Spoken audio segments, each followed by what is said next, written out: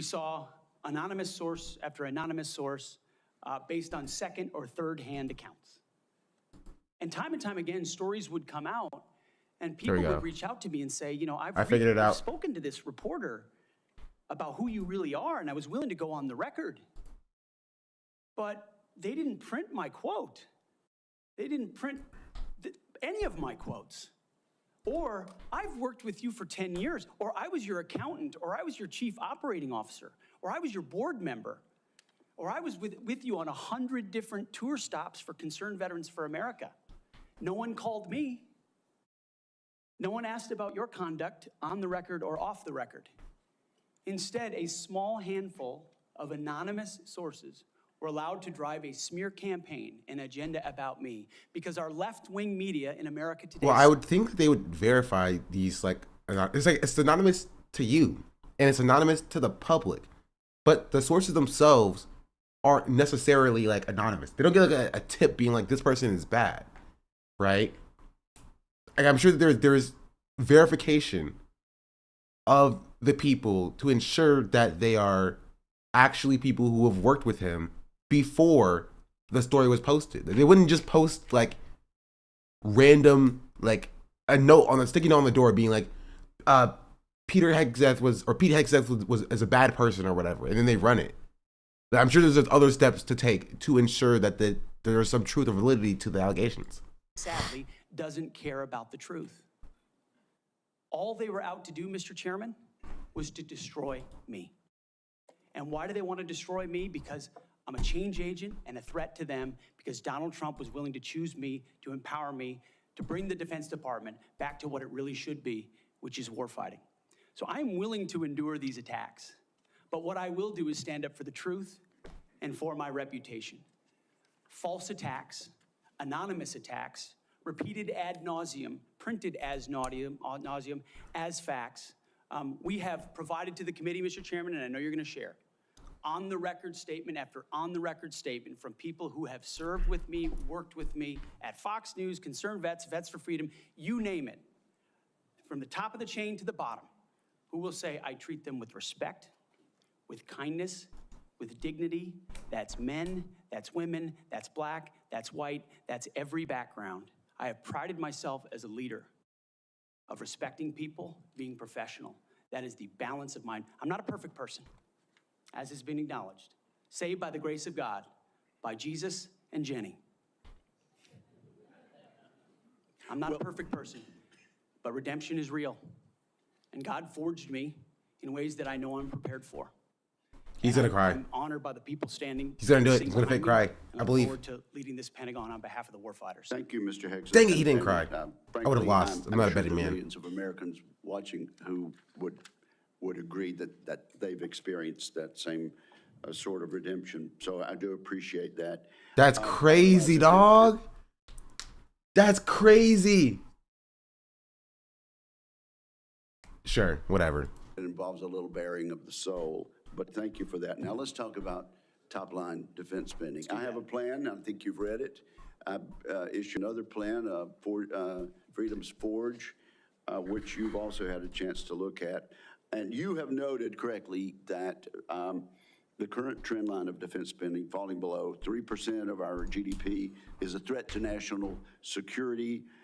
You also said building the strongest and most powerful military in the world must be done responsibly, but it cannot be done on the cheap. You still agree with that, do you not? Yes, sir, I do. Tell us what you think about, particularly about my plan to make the Defense Department less bureaucratic, less top-heavy, cut out some of the bureaucracy and layers, make it more friendly to startups and to new ideas, contained in my 20 or so page white paper, Defending Freedom's Forge. Who said everyone Senator, deserves a second chance? Hi. Forged Act, that paper. Those are precisely the kinds of ideas that need to be pursued. And I look forward to one of the highest offices in Canada, U.S. government. To ensure we cut the red tape, we incentivize innovation, we rebuild the defense industrial base, cut out the bureaucracy, all the things that are preventing the platforms and the tools from getting rapidly from our great defense companies here that should, and those that want to compete, into the hands of warfighters. But past his prologue on this, sir, and I would just look at what President Trump did after the drawdowns of lead from behind under President Obama. President Trump rebuilt our military. He didn't start wars, he ended them, and he didn't allow wars to start on his watch. We've had the same kind of defense cuts under the Biden administration. And so, look, I would present to the committee the reputation of President Donald Trump and me coming alongside him to ensure we have peace through strength by rebuilding our military, investing as necessary. Going under 3%, Mr. Chairman, is very dangerous. Okay, we've got 45 seconds. Tell us, in that point, get us started at least talking about deterring China and the Indo-Pacific. It starts with priorities. Ban TikTok, say it. 2017 National Defense Strategy was the first step in reorienting away from simply entanglement in the Middle East, which our generation knows a lot about, and reorienting the behemoth that is the Pentagon toward new priorities, specifically the Indo-Pacific. So that strategy has started. It was barely followed through on under the Biden administration. So we're going to start by ensuring the institution understands that as far as threats abroad, the CCP is front and center, also obviously defending our homeland as well. Thank you very much. Senator Reid, you're recognized. Well, thank you very much, Mr. Chairman. Before I begin my questioning, I would... Trump really dethroned Obama as drone king at halftime. Yeah, the funniest part is that Obama still did a lot of drone strikes, but Trump did surpass him as in the amount of drone strikes that he did. The reason why he's not known as the drone striking and it's still Obama is because Trump just had so much other things that people can point to that are also bad. While Obama relatively, in comparison, just there's not as much to call out. So the drone strikes are just definitely higher up there for Obama. And that's why he's the drone strike king. Would like a second round. That has been the custom. Senator Hagel was afforded 3 rounds. Senator Ash Carter, 2 rounds. I'm going live. And that was for the chair and the ranking member to see the report. And so that is my intention as chair of this committee. Is this a Nazi? I mean, he's in the Trump administration, so kind of. I have several letters that I would include for the record. One from County Studying the Department of DP was Obama, though. He's going back for round 2, Chachki. 4-star generals and former... That's why he's back. He's like, I need to get my numbers up. Purge panels. One from an organization for... Did he end the war in Afghanistan? Technically Biden ended the war in Afghanistan. Relations, and also, several letters that raise questions. I would ask they be submitted for the record. Without objection, they will be submitted. And Mr. Reid, your time has now expired. Just kidding. Yeah. You're recognized for 7 minutes. Thank you. You're a very understanding chairman. I like that.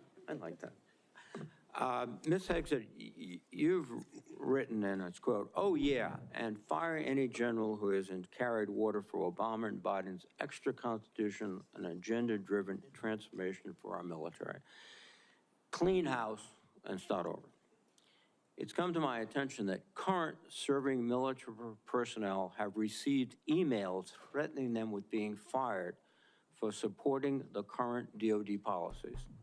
One mail that was sent to a military officer with the subject line, "Clean house," reminiscent of your specific comment, states, and I quote, "With the incoming administration looking to remove disloyal, corrupt, traitorous, liberal officers such as yourself, we will certainly be putting your name into the list of those personnel to be removed.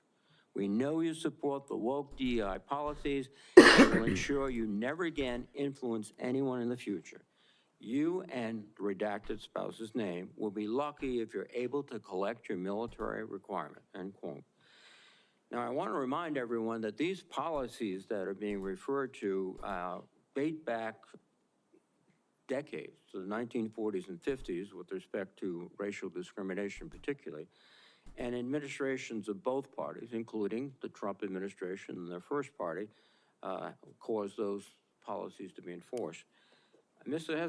Hegseth, are you aware of these emails being sent to officers? Senator, you mentioned the word accountability. Accountability. which is something we have not had for the last 4 years. Are you aware of these messages being sent to officers? Certainly, I'm not aware of that. It's not one of my efforts, but there's been no accountability for Excuse the me. disaster of the withdrawal in Afghanistan. And that's precisely why we're here today. Excuse me. Is that leadership has No. been unwilling to take accountability. It's the time to restore that to our most senior ranks. You've written publicly that DI policy is distraction and have military personnel walking on eggshells.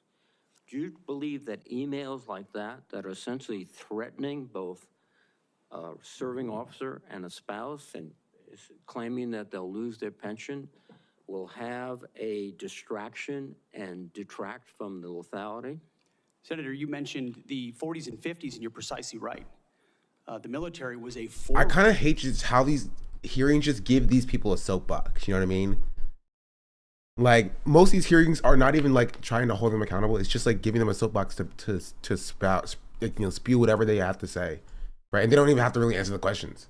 Mr. incredibly Hickson, important. please, do you mean- However, please, the do you- DEI policies of today are not the same as what happened back then. They're dividing troops inside formations, causing commanders to walk on eggshells, not putting meritocracy first. That's the indictment that's made by those serving right now. Excuse me. And why we're having Like, this like, conversation. dog, black people weren't even allowed in the military. Like, trans people weren't allowed in the military. Like, women weren't allowed in the military for an extended period of time. How can you call that like meritocracy? You feel me? But whatever. All of your public comments don't talk about meritocracy. They talk about liberal democratic efforts that are destroying the military, that those people are our enemies. That's not meritocracy. That's a political view. And your goal, as I see emerging, is to politicize the military in favor of your particular positions, which you've outlined extensively, which would be the worst blow to the professionalism of the United States military and would undercut readiness, undercut retention, because I can see officers receiving these emails beginning to wonder very seriously if they should continue. Let me change subject for a moment here. You've been instrumental in securing pardons for several convicted war criminals. In at least 2 of these cases, the military personnel who served in combat with these convicted service members were not supportive of the pardons. They did their duty as soldiers to report war crimes. Your definition of lethality seems to embrace those people who do commit war crimes, Who? rather than those who stand up and say, this is not right. So what's the response to your service members who personally witnessed these and Blackwater is good. courageously reported? That's my response. Say it.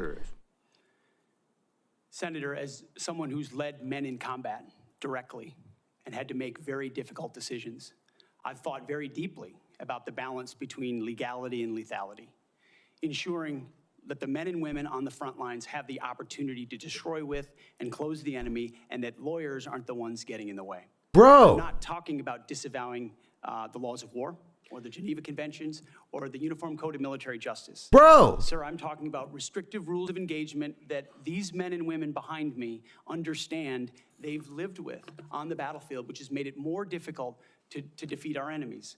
In many of the cases you're talking about in particular, sir, there was evidence withheld. There was prosecution. He's defending the war crimes.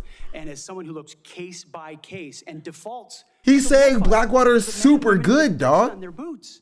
Not the second guessers in air-conditioned offices in Washington, D.C. Excuse me, I those- look case those by dis- case and was proud to work with President Trump to understand those cases and ensure that our warriors are always looked out for. Those cases were adjudicated by who? People in Washington or fellow non-commissioned officers who had also served, sacrificed, and believed in the ethic of the military? Who were the court-martial? Senator, in multiple cases, they were actually acquitted, In but some charges cases, lingered. yes, Regardless but of where those some were convening committed. authorities were, yes, sir. Some were, but others were convicted, and you asked for pardon. That's the only reason you asked for pardon, because they were convicted.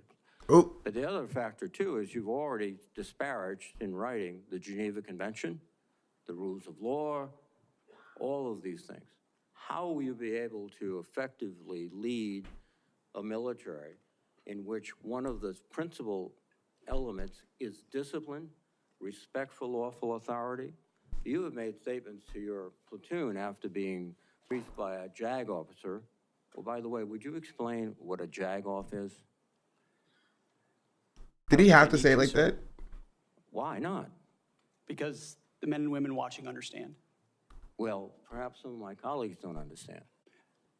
It would be a JAG officer who puts his or her own priorities in front of the warfighters. Their promotions, their medals, in front of having the backs of those who are making the tough calls on the front lines. Thank you, Senator Reed. Interesting. Thank you, Senator Thank Reed. you very much. Senator Fisher. Thank you, Mr. Chairman, and welcome, Mr. Hegseth, to you and to your family. Thank you for the meeting that we had. We talked about a number of things. First and foremost was that nuclear weapons are foundational to our national defense, and having a safe, effective, and credible nuclear deterrent underpins our alliances, and as you know, it deters our Pause is such a adversaries. joke. What do you mean? What do you mean it's a joke? He just said, can you explain what a JAG off is? It makes sense to me. Nuclear deterrence has been. Mr. Hegseth, and can you and explain what a JAG off is? Actually, can you demonstrate right now? Can you demonstrate what the JAG off is? Hey, please, in front of the commission. I believe, agreed on this. It must continue to be unequivocally the highest priority mission of the Department of Defense. But deterrence only works if our adversaries believe our nuclear forces are effective and credible. Oh, God. All three legs of our triad are undergoing that generational recapitalization programs, and we cannot afford She's a war any more hawk. delays in those programs. She's a war hawk, chat. Sir, do you believe and agree with President Trump's 2018 nuclear posture review that preventing adversary nuclear attacks is, quote, the highest priority of the United States? Senator, yes, I do. If confirmed, will you commit to supporting all three legs of the nuclear triad and to using every tool available to deliver these systems on schedule? Senator, yes, I do, because ultimately our deterrence, our survival is reliant upon the capability, the perception, and the reality. Also, I want to point out that there's no evidence, like genuinely no evidence, like specifically like China, is a nuclear threat to like American hegemony outside of America egging on foreign nations like China as well. You know what I mean? It's like the USSR, like the Cold War, right? Where like, oh no, there are nukes in our backyard in Cuba, while we first placed nukes in Turkey. You feel me? Like this idea that like America is always being attacked from all sides, which is the idea that we have exported to other nations, some of which are occupying Palestinian territories, right? But in reality, it's America who eggs on these conflicts in the first place.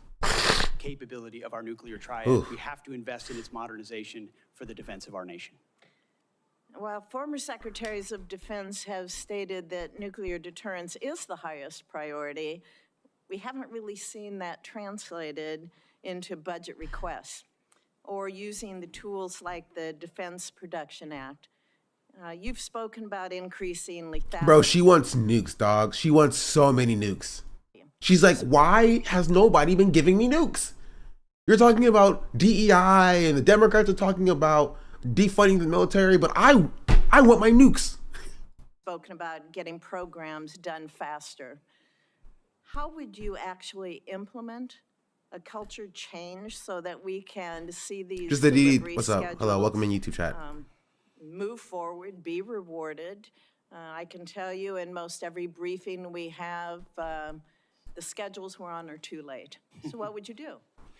Well, ultimately focused first on the things that are most important, as we have discussed, Senator, the nuclear triad, understanding whether it's the B-21 or the Minuteman to the Sentinel, all aspects, or the Columbia-class submarines, ballistic missiles. What are the priorities that need to be focused on and ensure that in those particular cases, you mentioned it, Senator, the Defense Production Act, emergency powers. If we're at a place where our nuclear capabilities are perceived to not be what they are, that is an emergency. And we have an ally in our incoming commander-in-chief, in President Donald Trump, who has spoken about these things, understands the power and strength of nuclear deterrence, will not allow them to be It's the existential deprioritized. threat. It's the existential threat to this nation. How do you change the culture? It's not just the Production Act that's going to be able to do it. How are you going to move forward faster? Competition, Senator, is important, critically important. The Death Valley that was talked about, leveraging the innovation of Silicon Valley, which for the first time in generations has shown a willingness, desire, and capability. Oh God, they're gonna get tech bros in the military. It's like we're gonna go further than freaking what's it called? Raytheon. We need X in the military. To bring the everything best out. technologies to bear at the Pentagon, a Pentagon that has become too insular, tries to block new technologies from coming in. So we have to embrace that, there's some great Office of Strategic Capital, DIU initiatives that provide loans to companies to participate, because you have to invest in the defense industrial base for the longer term projects. We have the capability, the missiles and the munitions, but also to rapidly field emerging technologies that we need on the battlefield right now. So as we learn things, say in the war in Ukraine, those technologies, as we look at threats we're gonna face, find ways to rapidly field those using off-the-shelf technologies or standard designs, modular designs. Another easy one, Senator, that became evident in the process is digital designs. Make sure to follow me on Red Note. It's just Sean the Black on Red Note as well. You feel me? Or, as we call it in the business, Zhao Hong Shu. The Pentagon often builds entire systems without first using a digital design. Okay. Which means you build prototypes and then scrap them and start over again. No private sector business could survive doing business that way. So there's a lot of innovation, and I'm gonna hire a lot of smart people already have to help with that.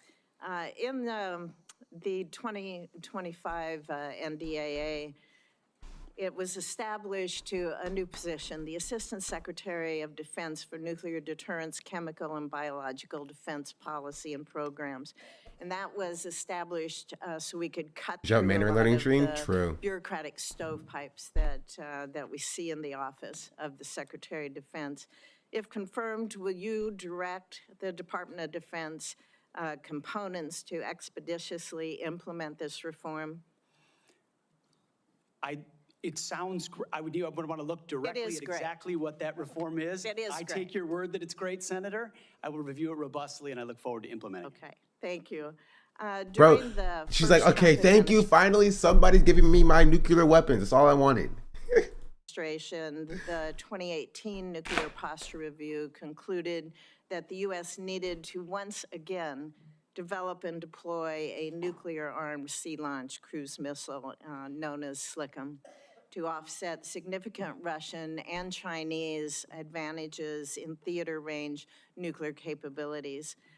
Since then, Congress, on a strong bipartisan basis, has directed the Navy and the National Nuclear Security Administration to continue this effort. Do you support the SLICM program?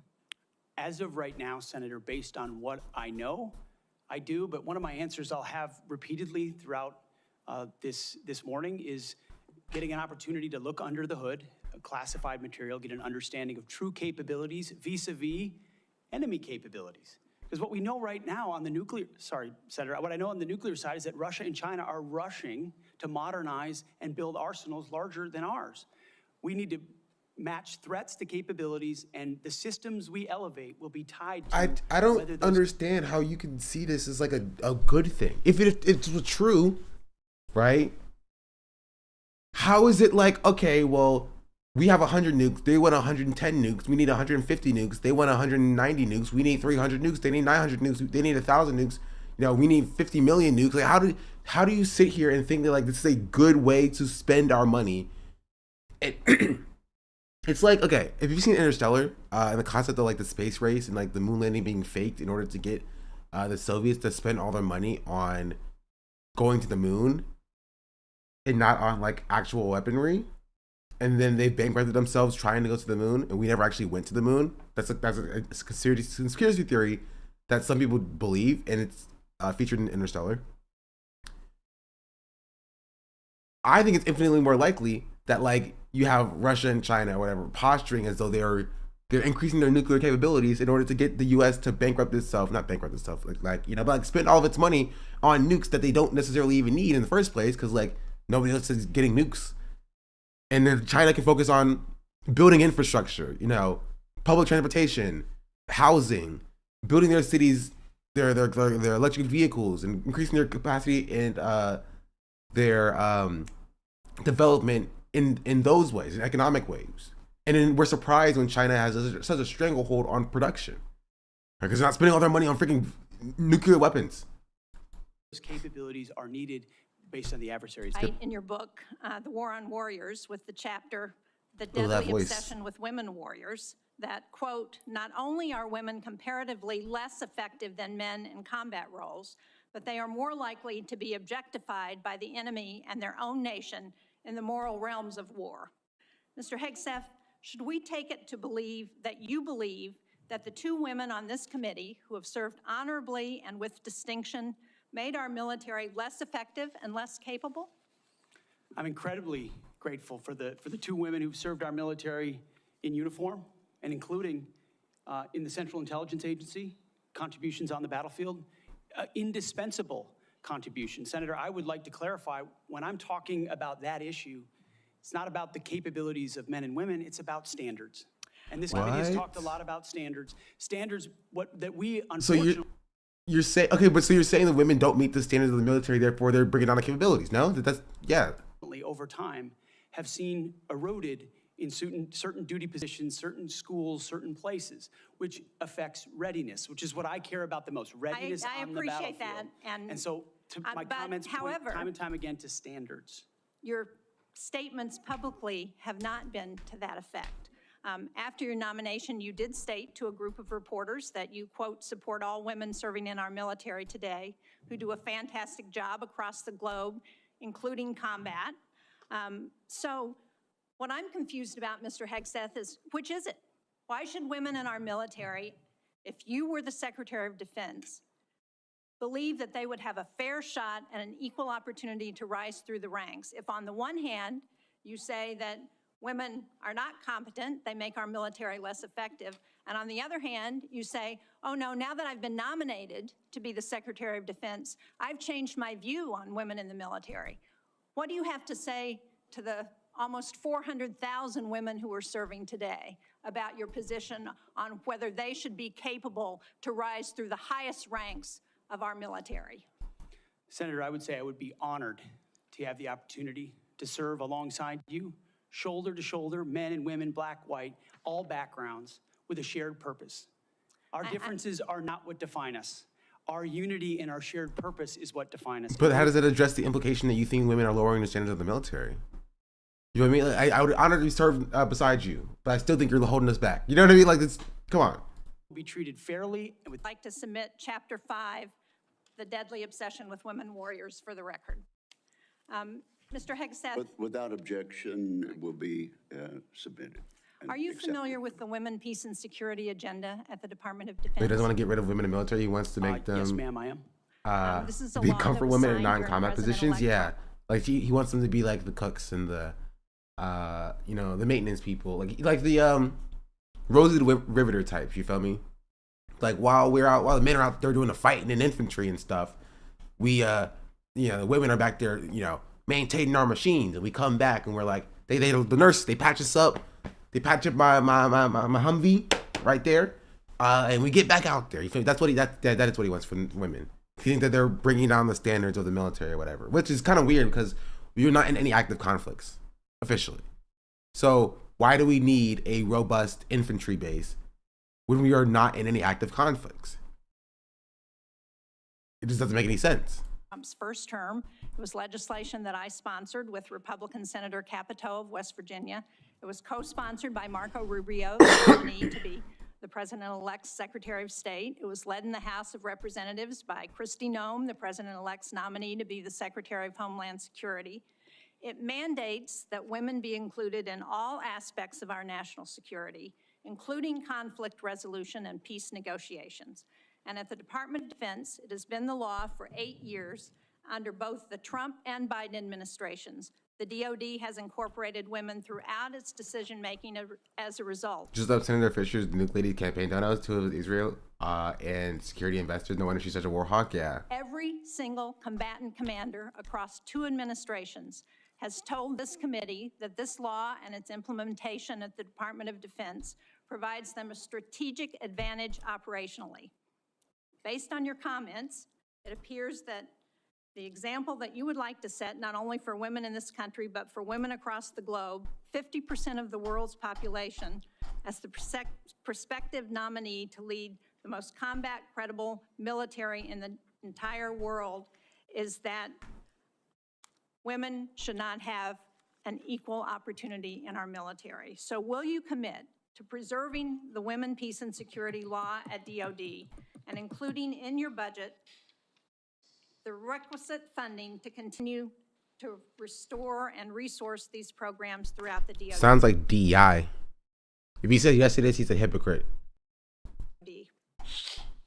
Senator, I will commit to reviewing that program and ensuring it aligns with America First national security priorities, meritocracy, lethality, and readiness. And if it advances American interests, it's something we would advance. If it doesn't, it's something we would look at. Since former President Trump signed the law, I hope that he agrees with you. Thank you, Senator Shaheen. At this point, I would ask unanimous consent to enter into the record 5 letters of support from female service members and combat veterans who support Mr. Hegseth's nomination. These women represent diverse viewpoints, from a retired colonel with over 25 years of service to an active duty Navy surface warfare commander to a senior airman.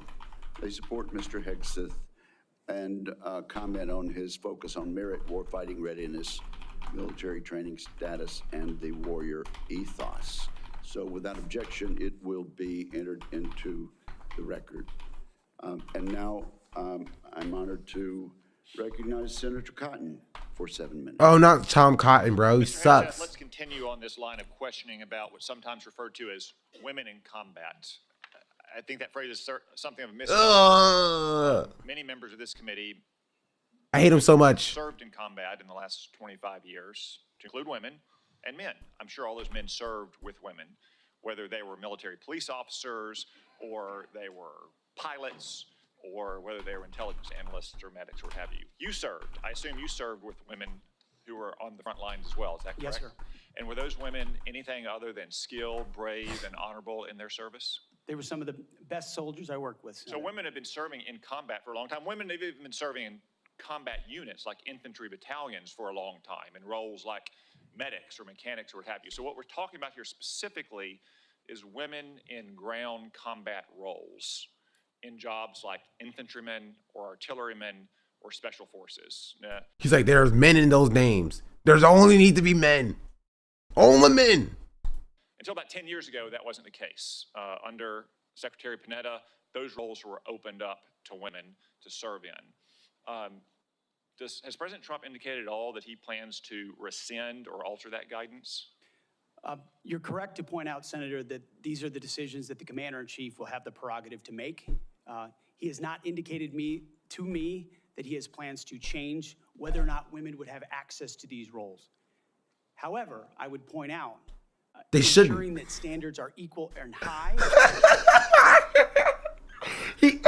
He's literally like, they shouldn't. However, they shouldn't have access to these roles, actually. Okay, bro. Is of importance to him and great importance to me.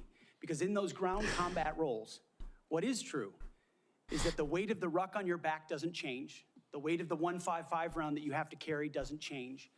The weight of the 240 Bravo machine gun you might have to carry doesn't change. And so whether... Okay, so did you see when you were in combat, women not be able to meet those standards? You feel me?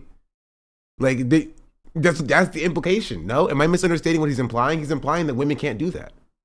Man or a woman, they have to meet the same high standards. And Senator, in any place where those things have been eroded or in courses, criteria have been changed in order to meet quotas, racial quotas or gender quotas. Whoa. Now you say black people can't do it either? Okay. On something other than readiness, standards, meritocracy. And Like, that. that's not even true. Like, if you want to say women or whatever, like, there are different standards in the military for what women and men have to reach. And so if he's saying that, that's one thing. But like, there's no difference in like the racial, like what the racial standards are. Like, if you are a black dude, you have to meet the same standards as like your white counterpart. You just do. There's no like separate branch for like, okay, you're black. Well, you don't have to pass the swim test, I guess. That's not a thing. Kevin, right? Thank you for the 20-month resubscription. Much appreciated. But yeah, that's not a thing. It's not like, oh, you're black, you don't have to pass the swim test. You know, different standards for you. So what is he talking about? So that's the kind of review I'm talking about, not whether women have access to ground combat. Okay, so thank you. So you expect no change to that guidance, but as you point out, in these specific jobs, there are irreducible physical demands. We expect our intelligence analysts and our mechanics to be physically fit in the military, but it's different when you're in the infantry or the artillery. You just mentioned a few things. Let me point it out.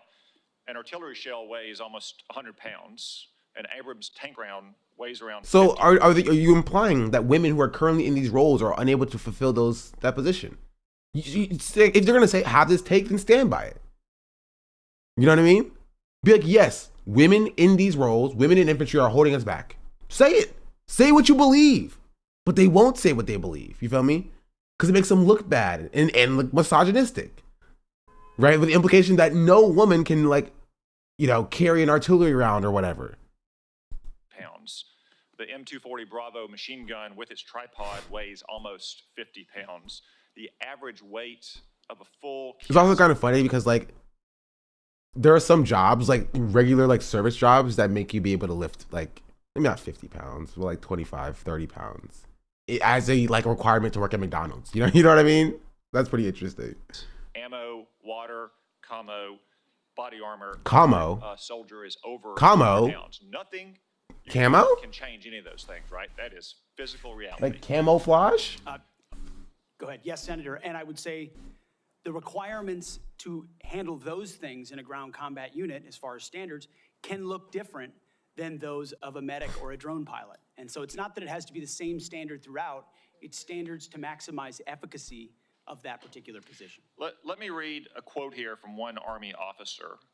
While it may be difficult... The women are holding us back. No more DEI. For a 120-pound woman to lift or drag 250 pounds, the Army cannot artificially absolve women of that responsibility. It may still exist on the battlefield. The entire purpose of creating a gender-neutral test was to acknowledge the reality that each job has objective physical standards to which all soldiers should be held, regardless in the military, of there was a different general PT standard, but that's generally across all jobs. They had to give special standards for certain jobs. I never heard of those standards being different for women. Yeah. So I don't know is particularly what they're talking about. You feel me? The intent was... Also, I don't think there's like a massive like amount of women who are in special forces. I don't know how many women there are at all or have ever been in special forces. You know what I mean? Because like there is a higher standard for it set for a certain way. So like, what are they trying to like? This is literally the conversation about trans people. They're trying to legislate something that just is not happening. Like, they're not allowing somebody who fails like general PT standards into special forces for DEI purposes. It's literally not happening. And they're trying to, in their attempt to like legislate that away, they're going to limit women's capacity in the military wholesale. And again, I don't necessarily really care about like how, you know, the capacity of the military or whatever, but like it's obviously dishonest. You should do the test for joining the military, the physical PT test. Yeah, you have to be tested for it in our RTC routinely. You say, you know, women in those in roles like that either, yeah, because they have something to prove. Like, if you've been in the military and you've or been in basic training specifically, you know that like women drill sergeants have a reputation of being a lot harder on you than like men drill sergeants are, and they're not cool on you. You know what I mean? They're not vibing with you. But like, oftentimes when somebody has something to prove in a role, because they believe that they believe that other people don't think that they belong there, they will go above and beyond in that role, very often than not. And so, like, if they get to that position, they get to that role, they're not playing around. You feel me? As RTC, you have to do it stuff annually for inspection. Yeah. Not to ensure that women and men will have an equal likelihood of meeting those standards. I assume, based on your testimony, you agree with that Army officer? Absolutely. The standards need to be the same, and they need to be high. And they need to be set by the people closest to the problem set, closest to the understanding of what is required by them. But funny, because, like, I don't think he was in Special Forces. So, like, it wouldn't be him. His body's a little low. Jeez Louise, I'll turn it up. That job. Commanders, commanding officers, and COCOMs and It's not even my fault. It's the fault of the hearing. It's pretty low. Who understand the reality of what they face. That's the feedback we should get. That's what should be enshrined and enforced, and no other set of political prerogatives. When I talk about removing politics, ideological or political prerogatives should contribute to those determinations. Nothing other than the execution of the mission. Thank you. For the record, that Army officer was Captain Kristen Griest, the Army's first female infantry officer and one of its first female Ranger School graduates. One final point, you said they need to be objective, gender neutral, and high. That's because the demands are, in fact, very high. The current physical fitness test for the Army has a minimum 2-mile run of 22 miles. Run. 22 minutes? I want the reporter to note that I'm putting run in air quotes because 22 miles at 2 miles is not minutes. Running. It may be jogging. It's probably walking fast. Let's move on.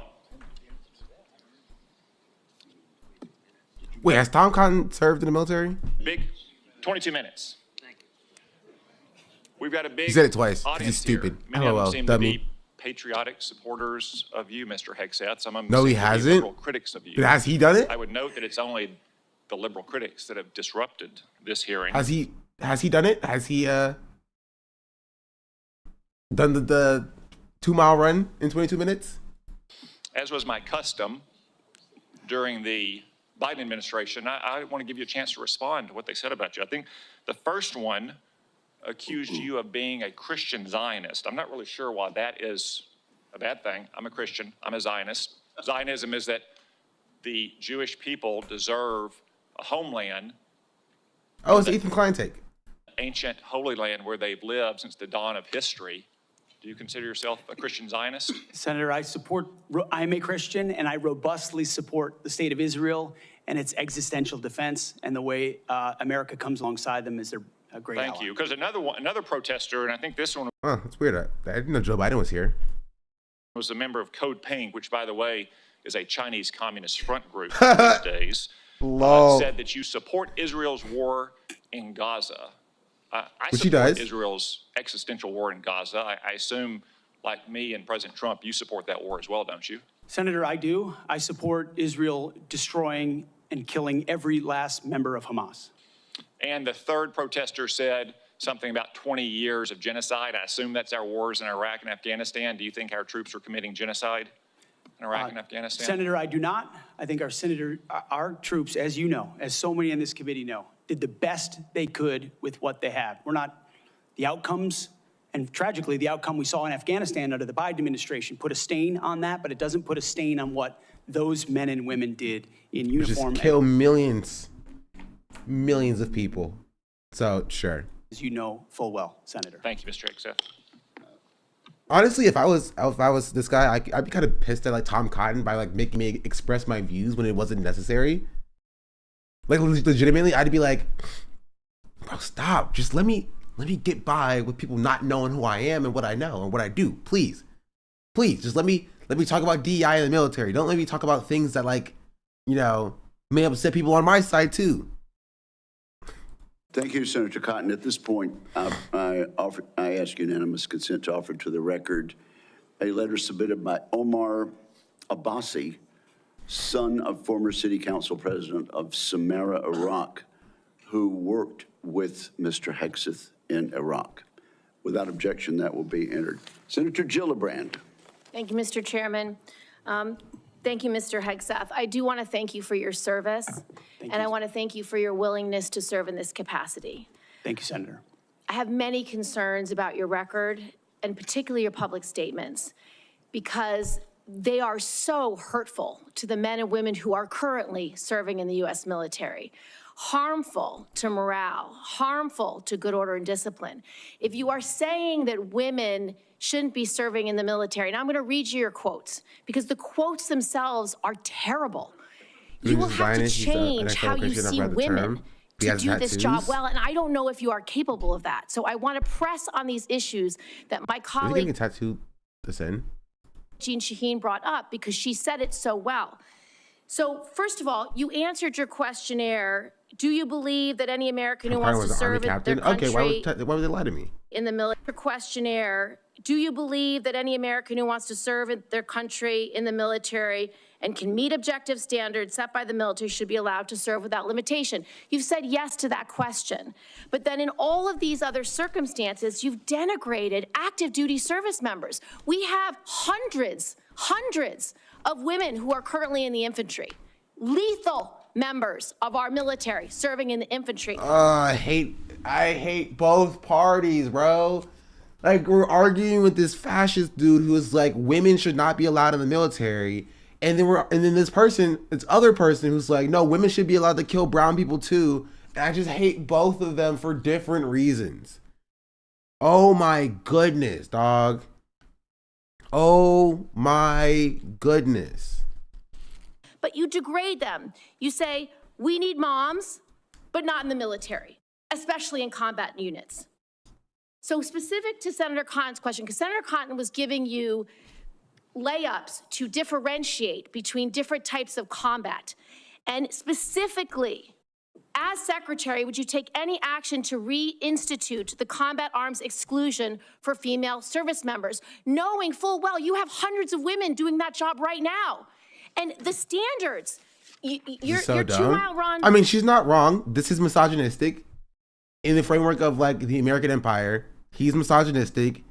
He hates women, very clearly sexist, right? And he does not want women serving alongside men. Yes, that is not good. That is bad. Boo. But separate from American Empire, they're both, complicit in war crimes.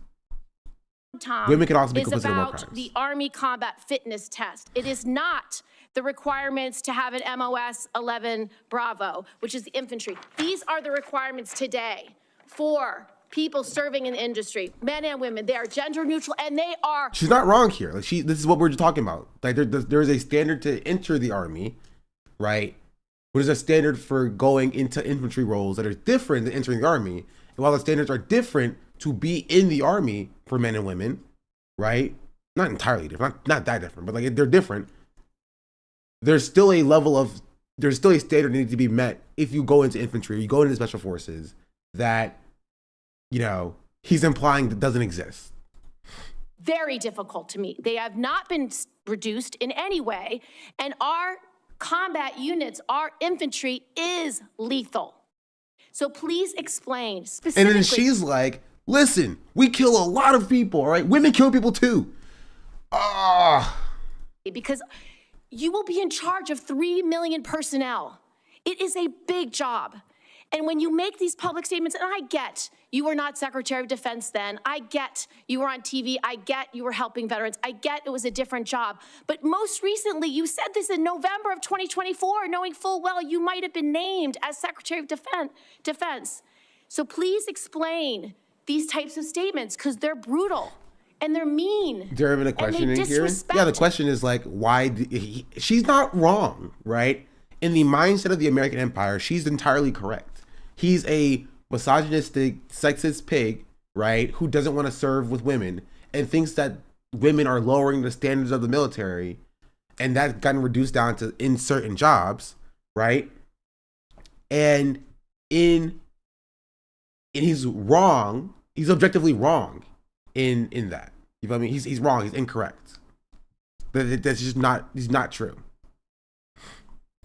Men and women who are willing to die for this country. Well, Senator, I appreciate your comments, and I would point out I have never disparaged women serving in the military. I respect every single female service member that has put on the uniform, past and present. I wonder if he respects trans service members. Nobody's gonna ask that question, but that's what I believe. My critiques, Senator, recently and in the past, and from personal experience, have been instances where I've seen standards lowered, and you mentioned 11 Alpha, 11 Bravo, MOS, places in units, and the book Tina that has Senator been, Gibbons should also having Israel as a top donor make you this so performative. I wouldn't even say performative, right? I think she's genuine in doing this, right? But like, I think it's actually not performative. It's the opposite of performance. It's totally in line with how she is, right? Her getting money from Israel and being so staunch in wanting women to serve in the military is based in the same thing, and that is American exceptionalism, right? It's the furtherance of American imperialism. She's like, listen, I want to put boots on the ground in Gaza to kill Palestinians, but I want those boots to also be women. And you want those boots to only be men. You know what I mean? So I don't think it's necessarily performative per se. It's just more that like, it's like radical behavior. Not even like radical, it's not radical. It's like, it's just liberal behavior. It's straight up neoliberal behavior, if you will. Yes, military good, sexism bad, and military needs no sexism. Therefore, women can serve in the military and kill brown people too. multiple times here, the war on warriors. I spent months talking to active duty service members, men and women, low ranks, high ranks, combat arms and not combat arms. And what each and every one of them told me. And I think it's more effective because this is a woman, and woman ggets emotional and or passionate, and it's seen as emotional, right? Therefore, people who see this, who hate women, are going to be like, maybe women shouldn't serve in the military, because like if this is what they're doing, if they get so emotional over basically nothing, then, or common sense and logic, then they shouldn't be here. Like that, like that's what people are going to believe, because like you're appealing to the base of people who are very clearly misogynistic. Is that in ways direct, indirect, overt, and subtle, standards have been changed inside infantry training units, ranger school, infantry battalions, to ensure that Give me one example. Please give me an example. I get you're making these generalized meet statements. Quotas to have a certain number of. But that's not changing of the standards, right?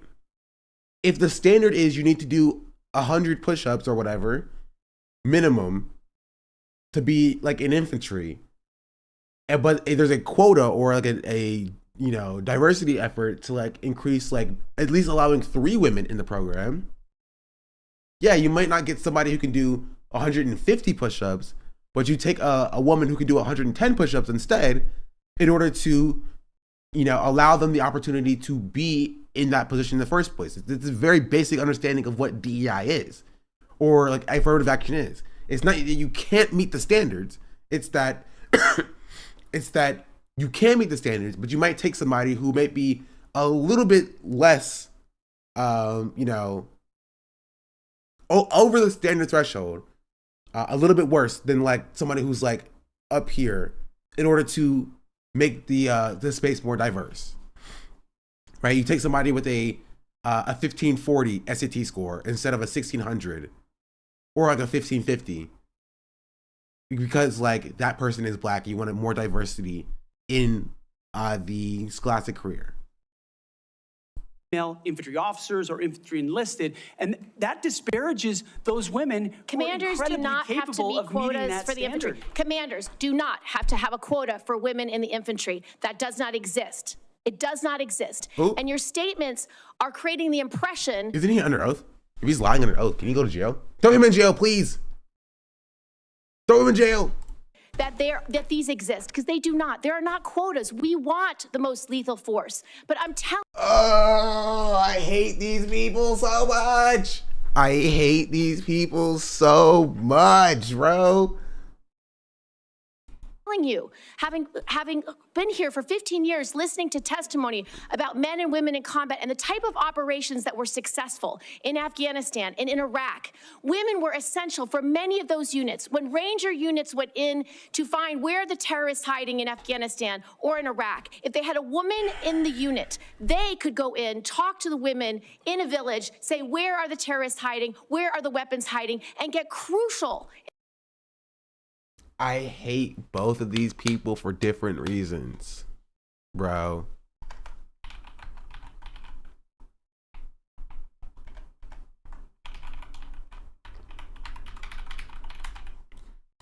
Sorry, I'm making a blast off tweet.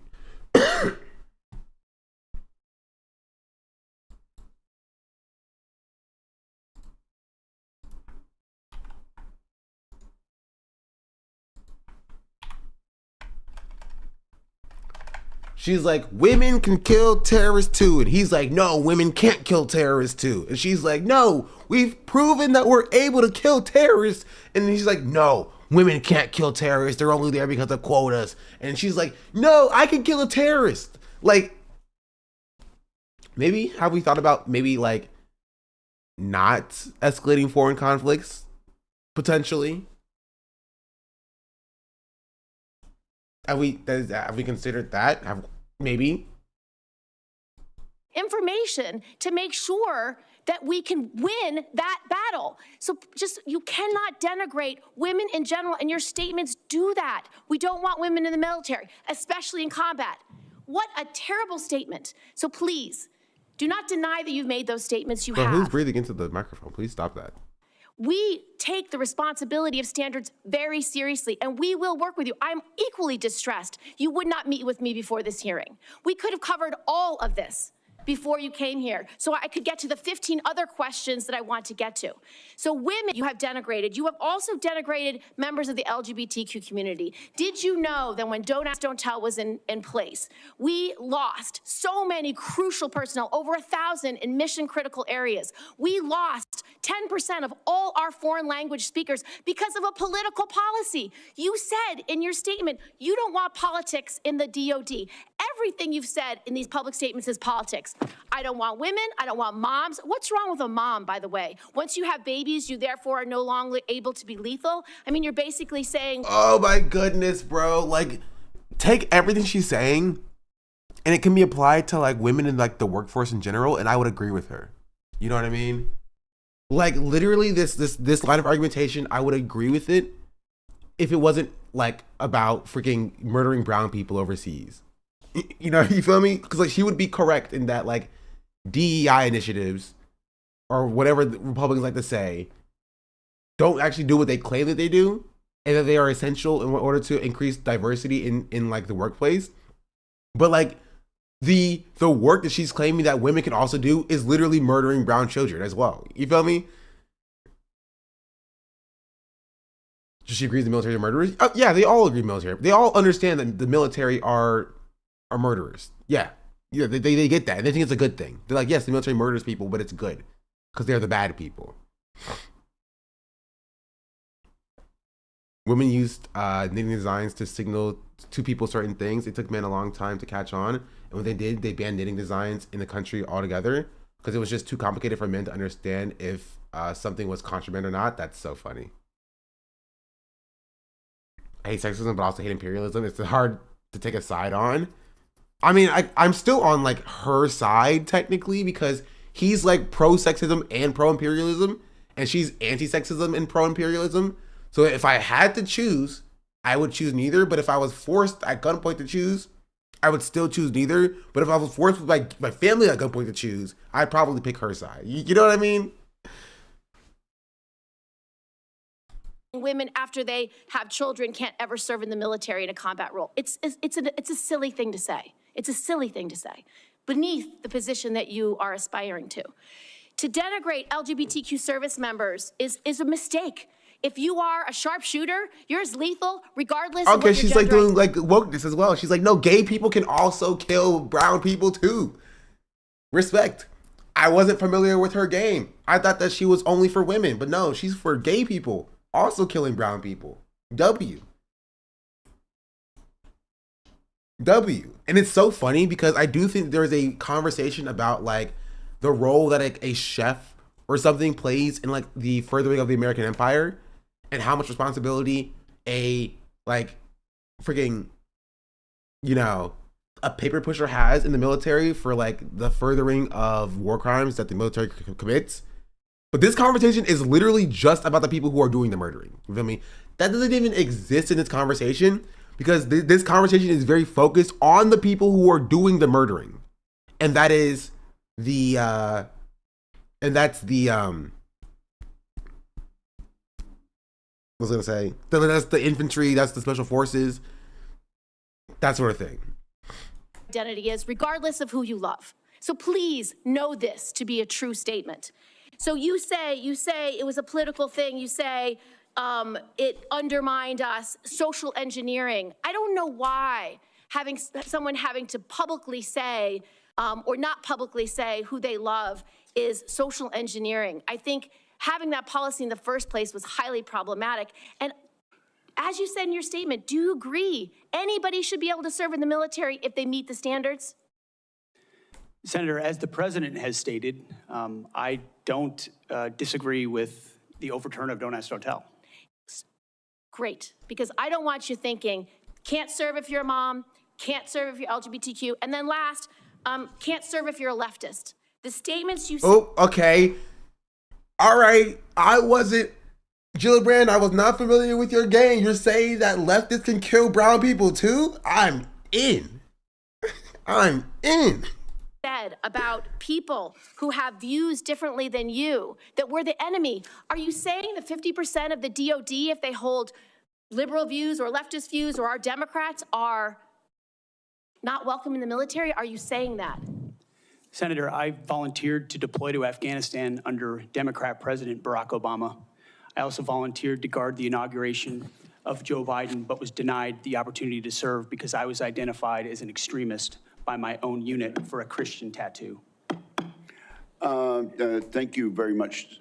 Senator Gillibrand, you... I don't necessarily understand the points that were being made with the leftist thing, but like, it's kind of funny.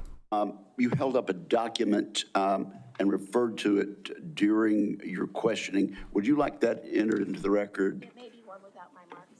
Okay, yeah, okay, we'll delete. We'll submit a clean it up. copy. Without objection, that will be admitted at the point of your question. And I would like to enter into the record at this point a letter of support from retired Air Force Colonel Melissa Cunningham. Colonel Cunningham supports Mr. Hegseth and mentions his warrior ethos, combat effectiveness, and maintaining military. Why? Okay, they're doing this on purpose.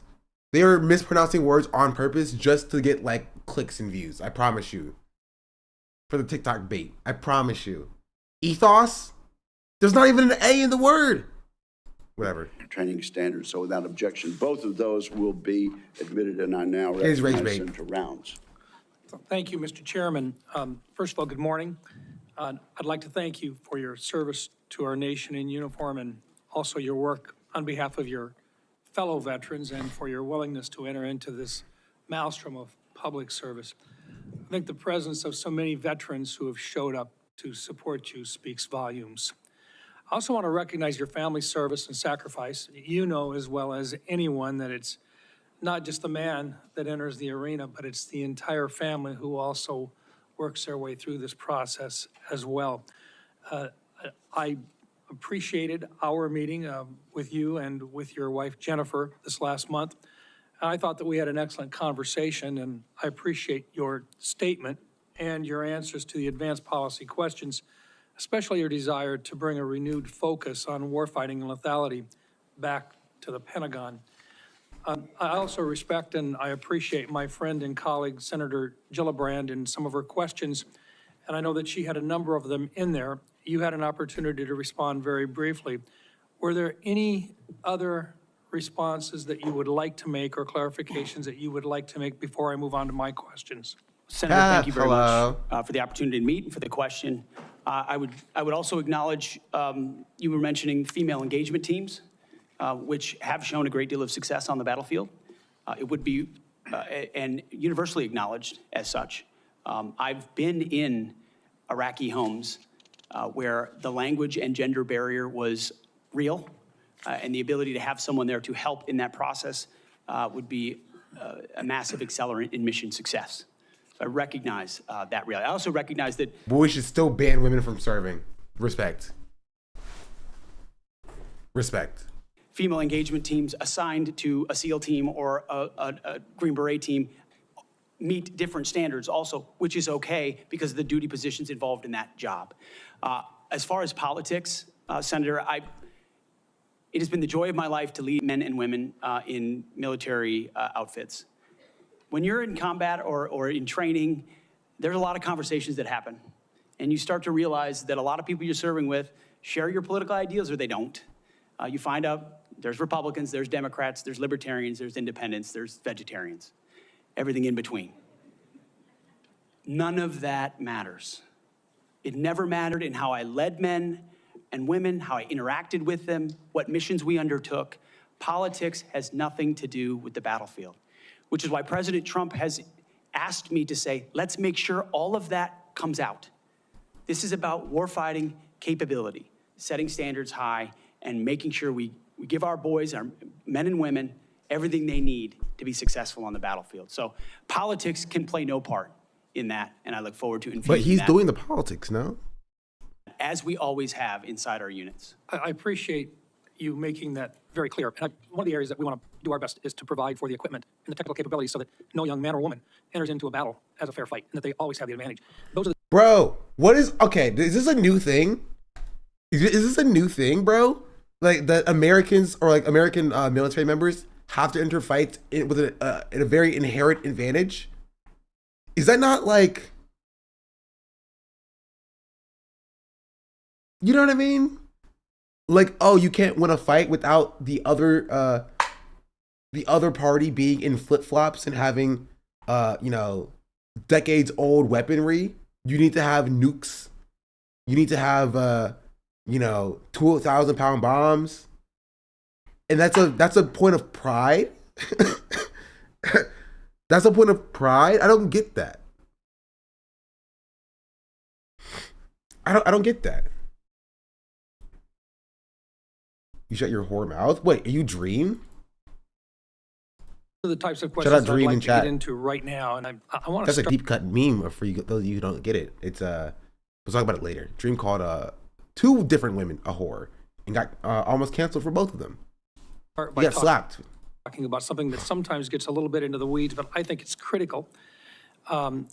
Hegseth, from what I've heard from 24 senior DOD officials in hearings over the last 2 years, including the Secretary of Defense, every service chief, and 8 combatant commanders, is that sharing the portion of the spectrum, and this is in the weeds, I know, but I'm going to ask you to get it on the record, the 3.1 to 3.5 gigahertz band would have extremely serious consequences and very costly consequences on our warfighting capabilities. In fact, the Department of the Navy alone has estimated that relocating their systems to a different part of the spectrum band would cost them $250 billion. That's just for the destroyers that defend our coasts with the radars that they have in them. If confirmed, what will you do to make sure that the Department of Defense can maintain its access to and the use and to be able to maneuver within the electromagnetic spectrum at home and abroad? And would you be willing to literally go to the mat with the interagency to protect warfare requirements for the use of the spectrum?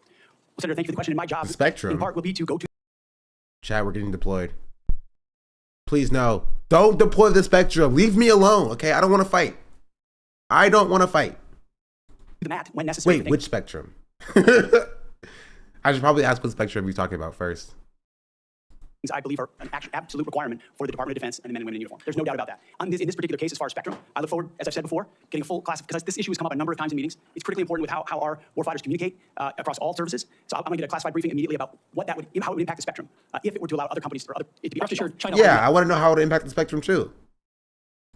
China would love to have our ability to use that part of the spectrum restricted. They would And love that. absolutely right. And so I will go in with eyes only toward So your ensuring we test have was the your score? capabilities we I haven't need taken to the disrupt test. when I take that brief. Thank you. You know what? Maybe we'll take the test today. How about that? We'll take the autism test today. I think I did take the test before. It was like 140 something. In your advanced policy questions, But- you recognize a cooperative approach by China, Russia, Iran, and North Korea to undermine U.S. influence around the world. As you point out, aggression by any one actor would be an opportunity for others to engage the U.S. on multiple fronts along the continuum of the conflict. As we discussed in my office, neither of us wants to send our troops into a fair fight. We want to make sure that they have every advantage that the United States can give them, and that requires resources and reforms. Given the growing potential of a multi-theater conflict involving near-peer adversaries, What steps would you take to prepare the Department of Defense to simultaneously execute and sustain operations across multiple regions while maintaining readiness and deterrence globally? And I just have to make note, and I want to make it clear, we have language in this year's fiscal year 2025 National Defense Authorization Act calling for a review of the department's operational plans. And I just want to make sure that you're aware of that, and that we will have, if we have a fight with one, chances are very good that we're going to have two different battlegrounds at the same time. Senator, which is why I believe our country's incredibly fortunate to have a new commander-in-chief in Donald Trump, who through the strategic approach he has taken with allies and against foes has prevented wars and is determined to do the same. That's our chief job, is deter and prevent wars. My job, should I be confirmed as Secretary of Defense, is to ensure we have the right prioritization of assets and strategy, and then the tools in the toolbox necessary, the pointiest possible spear for President Trump to wield if necessary as the last resort. So President Trump and I think will go a long way. Not to bad. make sure our enemies know there's a new sheriff in town. Thank you, Mr. Chairman. And thank you very much, Senator Blumenthal. Thanks, Mr. Chairman. Thank you for having this hearing. Thank you for being here, Mr. Hegseth. And I want to join in expressing appreciation. I feel like I recognize Senator Blumenthal's name from my Blackwater video. Let me check.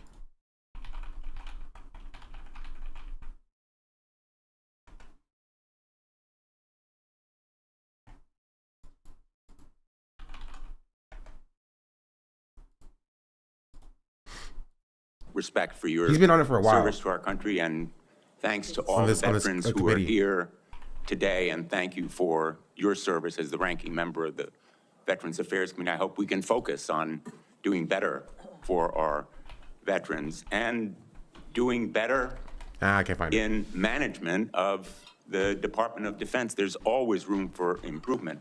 I think what we need in that position is not just better, but the best in financial management, because those decisions are life and death decisions affecting 3.4 million Americans who serve our national security and our national defense and put their lives on the line. I want to talk about financial mismanagement at the two organizations that you headed, which are the only test of your financial management that we have before this committee, the Veterans for Freedom and Concerned Veterans for America. You took over the Veterans for Freedom in 2007.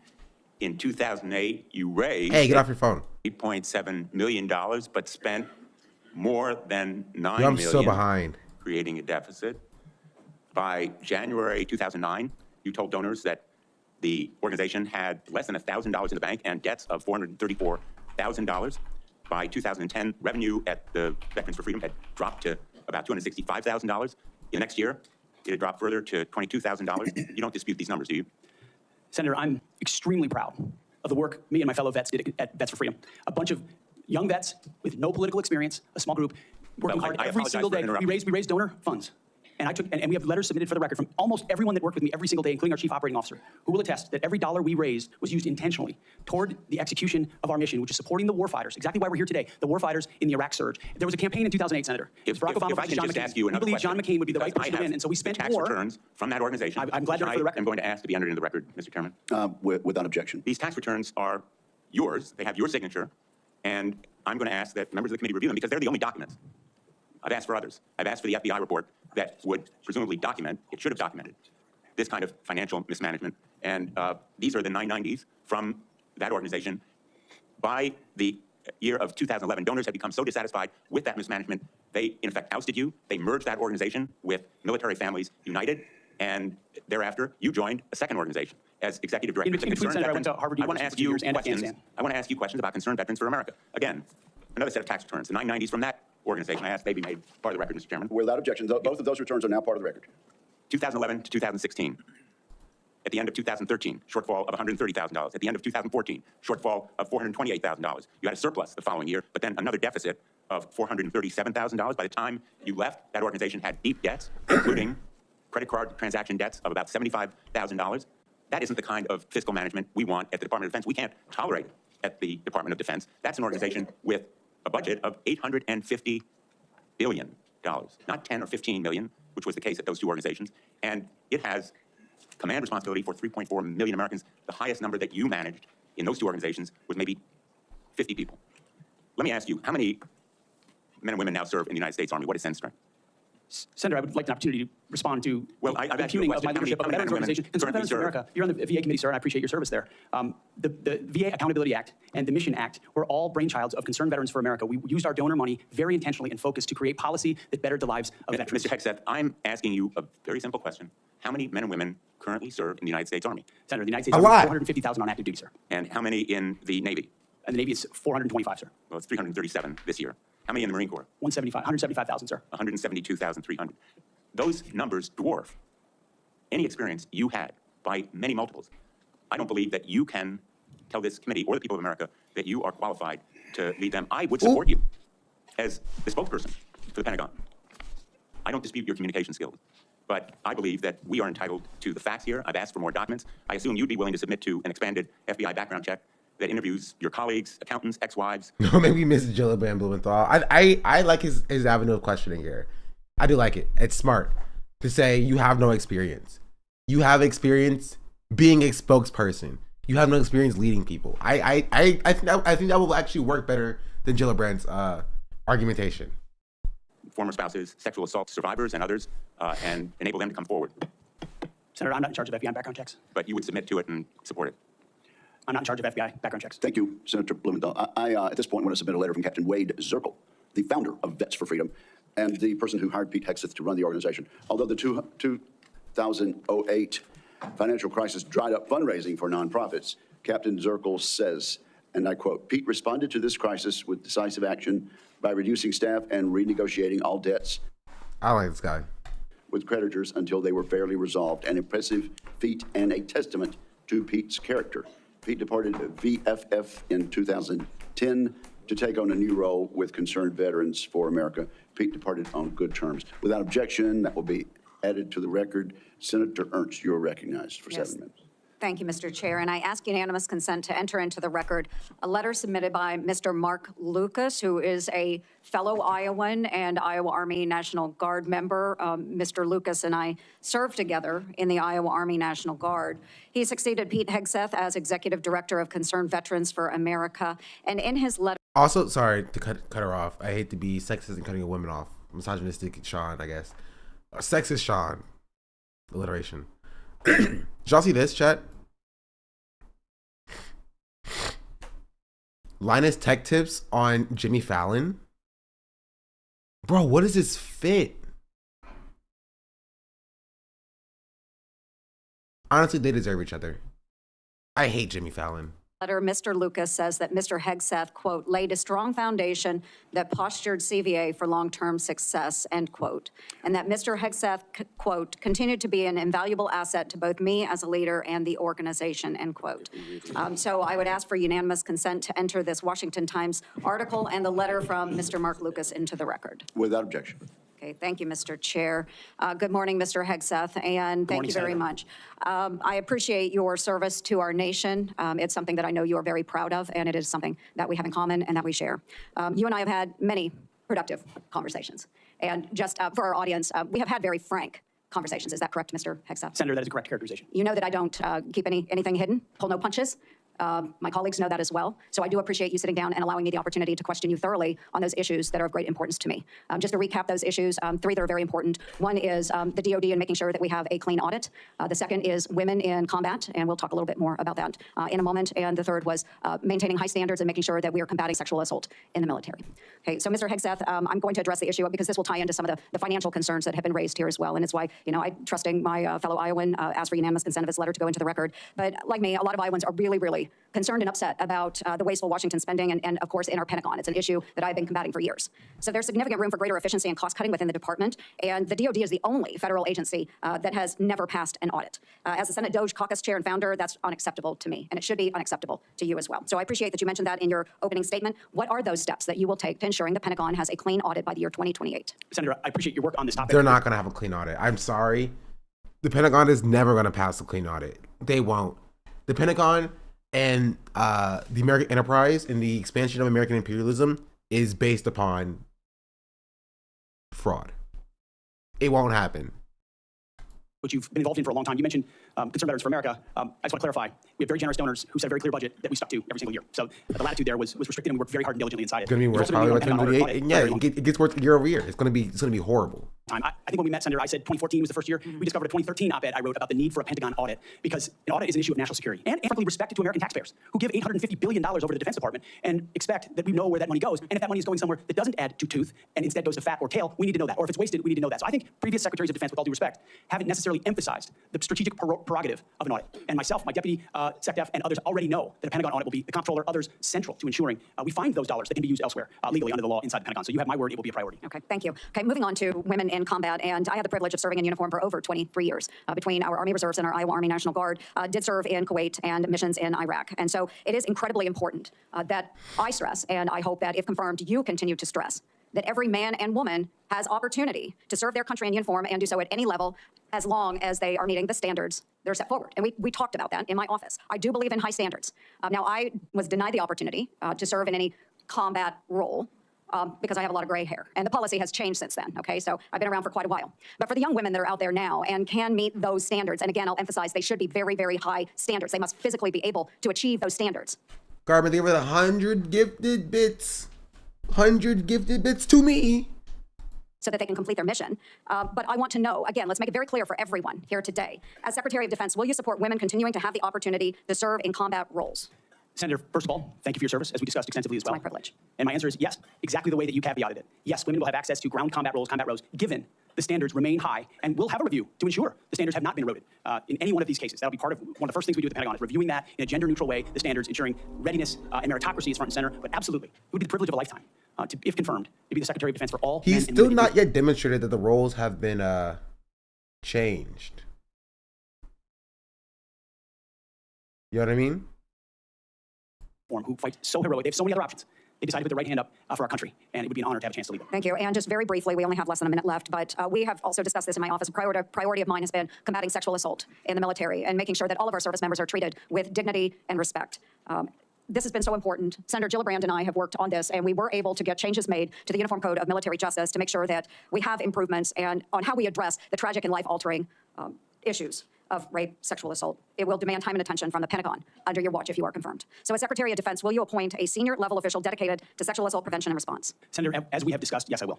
Okay, and my time has expired. Thank you for your answers. Thank you, Mr. Chairman. Mr. Hegseth, welcome. Thank you. I am focused on your fitness to serve, including your character and temperament and your overall qualifications to do the job. And I do appreciate the comments of Ranking Member Reed with his concerns regarding your nomination, because I share those concerns. As part of my responsibility as a member of this committee to ensure the fitness of all nominees to come before any of the committees on which I sit, I ask the following two initial questions. First, since you became a legal adult, have you ever made unwanted requests for sexual favors or commitment? Okay, getting right into it. Honestly, I respect this person a lot more than I respect the other two ladies. No offense to the other two ladies. Not to pit women against each other. I'm a feminist. But like, they were going straight into like, why can't women kill brown people too? And she's going right into the, oh, you do sexual harassment. So like, explain. Mr. Hegseth, welcome. I think this is more, important and relevant to me than I am focused on your fitness to serve, including your character and temperament and your overall qualifications to do the job. And I do appreciate the comments of Ranking Member Reed with his concerns regarding your nomination, because I share those concerns. As part of my responsibility as a member of this committee to ensure the fitness of all nominees to come before any of the committees on which I sit, I ask the following two initial questions. First, since you became a legal adult, have you ever made unwanted requests for sexual favors or committed any verbal or physical harassment or assault of a sexual nature? No, Senator. Have you ever faced discipline or entered into a settlement relating to this kind of conduct? Senator, I was falsely accused in October of 2017. It was fully investigated, and I was completely cleared. I don't think completely cleared is accurate, but the fact is that your own lawyer said that you entered into an NDA and paid a person who accused you of raping her a sum of money to make sure that she did not file a complaint. Oop. Moving on. Oop. As Secretary. Oop. Finally, Sir, somebody's holding his feet to the fire and not just jag-offing him. Charge of Not just jagging him off, if you will. Order and discipline by enforcing the Uniform Code of Military Justice, UCMJ. In addition to the sexual assault allegations, and by the way, the answer to my second question should have been yes. I have read multiple reports of your regularly being drunk at work, including by people who worked with your Fox News. Do you know that being drunk at work is prohibited for service members under the UCMJ? Lying under oath? Oh, I mean, also Brett Kavanaugh also lied under the oath and he still got confirmed. So like, I don't hold that much. I don't think that's holding much weight, but like, she's kind of dunking on him. Senator, Those Yes are or no? multiple false anonymous reports peddled by NBC Do you News know that run directly drinking on the job contradictory to is the dozens of men and women at not Fox News contemplated Channel on- who I'm I not work hearing- with I'm who not came hearing on the the answer to my record question. and said they've In your never opening seen statement, that. Mr. Hegseth, you commit to holding leaders accountable at all levels. That includes you, of course. And frankly, as Secretary, you will be on the job 24/7. You recently promised some of my Republican colleagues that you stopped drinking and won't drink if confirmed, correct? Absolutely. Will you resign as Secretary of Defense if you drink on the job, which Ooh. is a 24/7 position? I've made this commitment. Ooh, okay. She said you go hard stop, baby. If you get caught a single time with a little bit of something in your cup, you gone. You out of here. You got 4 years of sobriety ahead of you. You better be prepared. On behalf of Will the you men and women I'm resign as serving. Secretary of Defense I've if made this you commitment drink on on the behalf of job? the men and women I'm serving. I'm not because hearing- it's Secretary of Defense can't drink at all. No. He said he's committed that he can't drink. And so if he does drink at any point, then he's gone. He's out of here. I don't know if it's like a you can't drink on a job thing for all Secretary of Defenses, right? But he has demonstrated. Here, I'll play it again. with I'm who not came hearing on the the answer to my record question. and said In they've your never opening seen statement, that. Mr. Hegseth, you commit to holding leaders accountable at all levels. That includes you, of course. And frankly, as Secretary, you will be on the job 24/7. You recently promised some of my Republican colleagues that you stopped drinking and won't drink if confirmed, correct? So he's promised that he won't drink if he's confirmed. Absolutely. Will you resign as Secretary of Defense if you drink on the job, which is a 24/7 position? I've made this commitment on behalf of Will the you men and women I'm resign as serving. Secretary of Defense I've if made you this drink commitment on on the behalf of job? the men and women I'm serving I'm not because it's the hearing- most important deployment I'm not of my hearing an life. answer to my Can you question, smoke so I'm going to Zod? move I on. don't know if he can smoke Zod. I'm gonna be real. Also, I don't know if it's legal in Washington D.C. So probably not. So yeah, no, so he can't ever drink. Essentially, While you have made that commitment, you will not commit to resigning if you drink on the job. As Secretary of Defense, you will swear an oath to the Constitution and not an oath to any man, woman, or president, correct? Senator, on multiple occasions, including as a young second lieutenant, I have sworn an oath to the Answer is Constitution, yes. and I'm proud to do so. Yes, ma'am. In June of 2020, then President Trump directed former Secretary of Defense Mark Esper to shoot protesters in the legs in downtown D.C., an order Secretary Esper refused to comply with. Would you carry out such an order from President Trump? Senator, I was in the Washington, D.C. National Guard unit that was in Lafayette Square during those Would you events carry out holding an a order riot to shield on shoot behalf of my protesters country. in the legs? I saw as 50 Secret directed Service agents to get injured Secretary by Esper? rioters trying to jump over the fence, set Again, the church on fire, and You destroy know a what, that sounds statue. to me that you will Yes. comply with such an order. You will shoot protesters in the leg. Moving on. President-elect has attacked our allies in recent this weeks. is what you should do. I'm gonna be real. This is what you should do, and I think it's a lot more effective than being like, women can kill brown people too. Will you support women killing brown people too? Right? And he's just like, no, I wouldn't support that. Okay, thank you. Like, no, hold his feet to the fire. Make him answer the questions. Even that with the yes or no questions, and him, I'm not really replying directly. It's one of the best questions I've heard in a while. Again, I don't think it really matters because like he's going to be confirmed regardless. I think, but I do like this. I'm glad I didn't accidentally skip it. Refusing to rule out using military force to take over Greenland and the Panama Canal, and threatening to take to make I mean, if you Canada think about it, maybe Greenland deserves to be taken out. No, I'm joking. It was a joke. the 51st state. Would you carry out an order from Wait, President Trump Greenland's the 51st state, not Canada? to seize Greenland, a territory of our NATO ally Denmark, by force, or would you comply with an order to take over the Panama Canal? Senator, I will emphasize that President Trump received 77 million votes to be the lawful commander We're not in chief of talking this about the country. election. My question is, would you use our military to take over Greenland or an ally of Denmark? Senator, one of the things that President Trump is so good at is never strategically tipping his hand. And so I would never in this public forum give one way or another direct what orders the president would give me in any context. That sounds to me that you would contemplate carrying out such an order to basically invade Greenland and take over the Panama Canal. Current DoD policy allows service members and eligible dependents to be reimbursed for travel associated with non-covered reproductive health care, including abortions. Will you maintain this common sense policy? Senator, I've always been personally pro-life. I know President Trump has as well, and we will review all policies. But our standard is whatever the president wants on this particular Okay, issue. so With my advice, I will take if a the look at. president But tells you that this I don't common believe sense the federal- policy will not be maintained, you will not enable our service members to seek reproductive care. So it sounds I don't like to believe the me. federal government I'm not should be hearing funding answers to my questions, travel for Mr. Chair. Wait, I missed it. Dependents to, sounds to me that you would contemplate carrying out such an order to basically invade Greenland and take over the Panama Canal. Current DoD policy allows service members and eligible dependents to be reimbursed for travel associated with non-covered reproductive health care, including abortions. Will you maintain this common sense policy? Senator, I've always been personally pro-life. I know President Trump has as well, and we will review all policies, but our standard is whatever the president wants on this particular Okay, issue. so With my advice, I will take a if the look at it. president But tells you that this I don't common believe sense the federal- policy will not be maintained, you will not enable our service members to seek reproductive care. So it sounds I don't like to believe me. the federal government I'm not should be hearing funding answers to my questions, travel for Mr. Chairman. abortion. I just want to note that the other area that of serious concern to me is President Trump saying that he wants to use the military to help with mass deportations, which will cost billions of dollars. And what that will do to readiness is very, very concerning. Mr. Hegseth, I have noticed a disturbing pattern. You previously have made a series of inflammatory statements about women in combat, LGBTQ service members, Muslim Americans, and Democrats. Since your nominations, however, you have walked those back on TV and interviews, and most recently in your opening statements. You are no longer on Fox and Friends, Mr. Hegseth. If confirmed, your words, actions, and decisions will have real impacts on national security and our service members' lives. There are close to 3 million personnel in the Department of Defense, $900 billion budget. I hardly think— Bro, it's 900 already? Bro, we're reaching $1 trillion, chat. We are reaching $1 trillion U.S. military budget. It was 700 like 2 years ago. It was 800 last year. Is it 900 for the 2025 fiscal year? Bro, by 2027, we are looking at $1 trillion U.S. military budget, bro. And we still don't have free healthcare.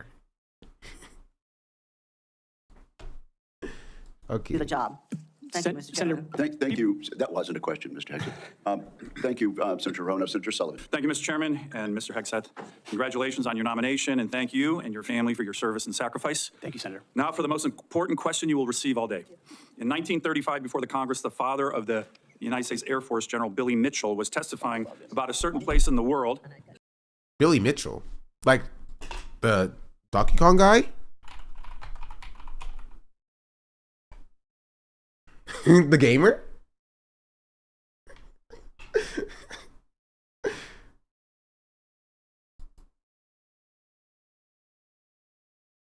All right, sure. Okay. He said, quote, "I believe that in the future, whoever holds this place will control the world. This location is the most strategic place in the world." What place was Billy Mitchell talking about? And let me give you a hint, it wasn't Greenland. I believe he was talking about the great state of Alaska. He was talking about the great state of Alaska. Great answer. If confirmed, will you commit to come with me to the great state of Alaska and meet our warriors who are on the front lines every day? Senator, I have, and as I mentioned to you in the past, I did a brief training exercise up at Fort Wainwright at a previous part of my military life. I look forward to returning. Great. And I will say, we are on the front lines with this new era of authoritarian aggression. In Alaska, the last 2 years, we've had Chinese and Russian naval task forces, joint strategic bomber task forces in our EEZ, in our ADIZ. And after his election, President Trump put out an extensive statement on Alaska, which included the following statement: "We will ensure Alaska gets even more defense investments as we fully rebuild our military, especially as Russia and China are making menacing moves in the Pacific." Mr. Hegseth, if confirmed, will you work with me, this committee, and the incoming Commander-in-Chief on continuing to build up our military assets and infrastructure in Alaska to reestablish deterrence in the Arctic and in the Indo-Pacific? If confirmed, Senator, it would be a pleasure to work alongside you and this entire committee to recognize the very real threat in the Indo-Pacific, the very real ways, even these past couple of weeks, that Russia has attempted to probe and push in and around Alaska, and also the very real strategic significance of Alaska vis-a-vis shipping lanes through the Arctic. Okay, but how we consider what Sarah Palin thinks? Because she can see Alaska from her house. She can see Russia from her house. I messed up the quote. Many, many ways in which Alaska is strategically significant, and with a necessary shift toward Indo-PACOM, Alaska, by necessity, will play an important role in that. Thank you, Mr. I forgot about her. I have no idea what she's doing at the moment. On lethality and warfighting, we desperately need it. I want to provide a few examples. Bro, can we stop with the lethality, please? What is this thing with lethality? We're not even at war. Why are we being lethal? Who are we being lethal to? I personally would like to spend money on the advancement of, U.S. civilization and not like murdering people overseas. I feel like that money can go towards, I don't know, healthcare, housing, something, please.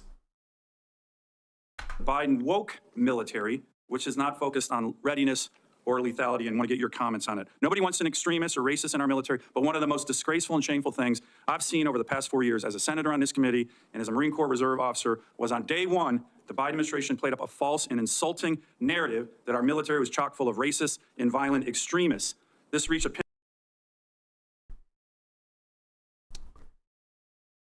Not just full of them. That's all I'll say.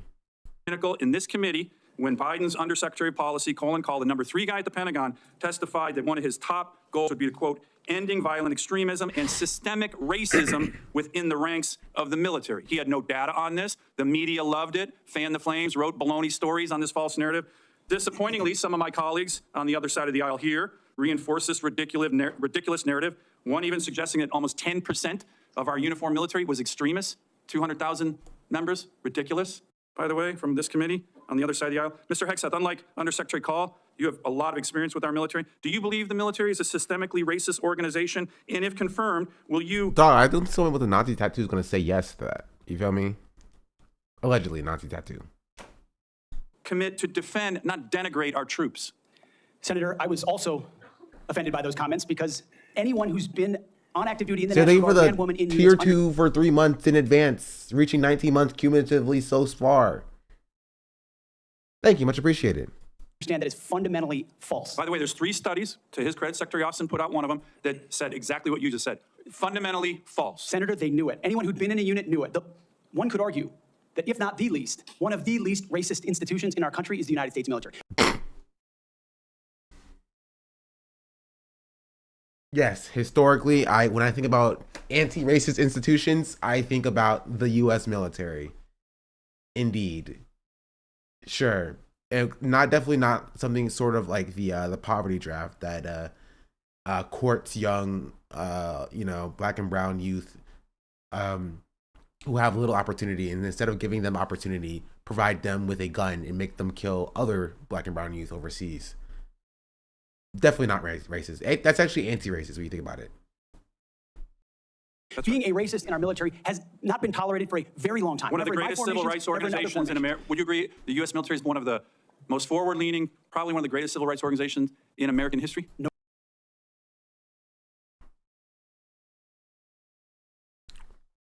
The U.S. military is one of the greatest civil rights organization in the U.S. military. Bro, why are 2 white men jacking themselves off? I'm sorry, I can't stop saying that. It's so funny, bro. Why did he say that? Why did he say jag off? Okay, why are 2 white men jacking themselves off about how not racist the military is? No doubt. Let me turn to another one.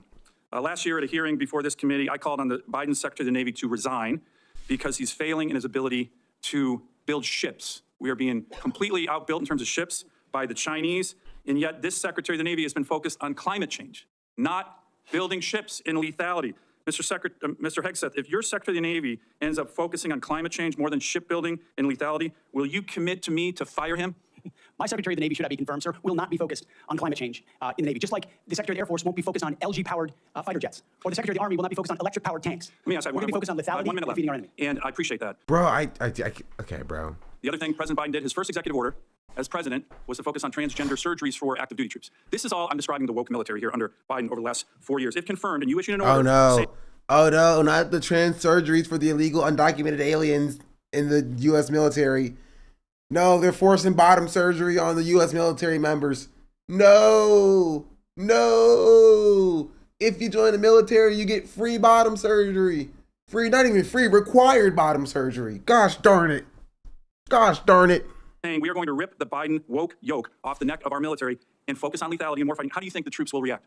Senator, I know the troops will rejoice. They will love it. They will love it. And we've already seen it in recruiting numbers. There's already been a surge since President Trump won the election of recruiting the Army. Do you think our military will follow that order? Our military will follow that order, Senator, gladly, because they want to focus on lethality and warfighting and get all the woke, political prerogative, politically correct, social justice, political stuff out of the military. Thank you, Senator Sullivan. Senator Kaine.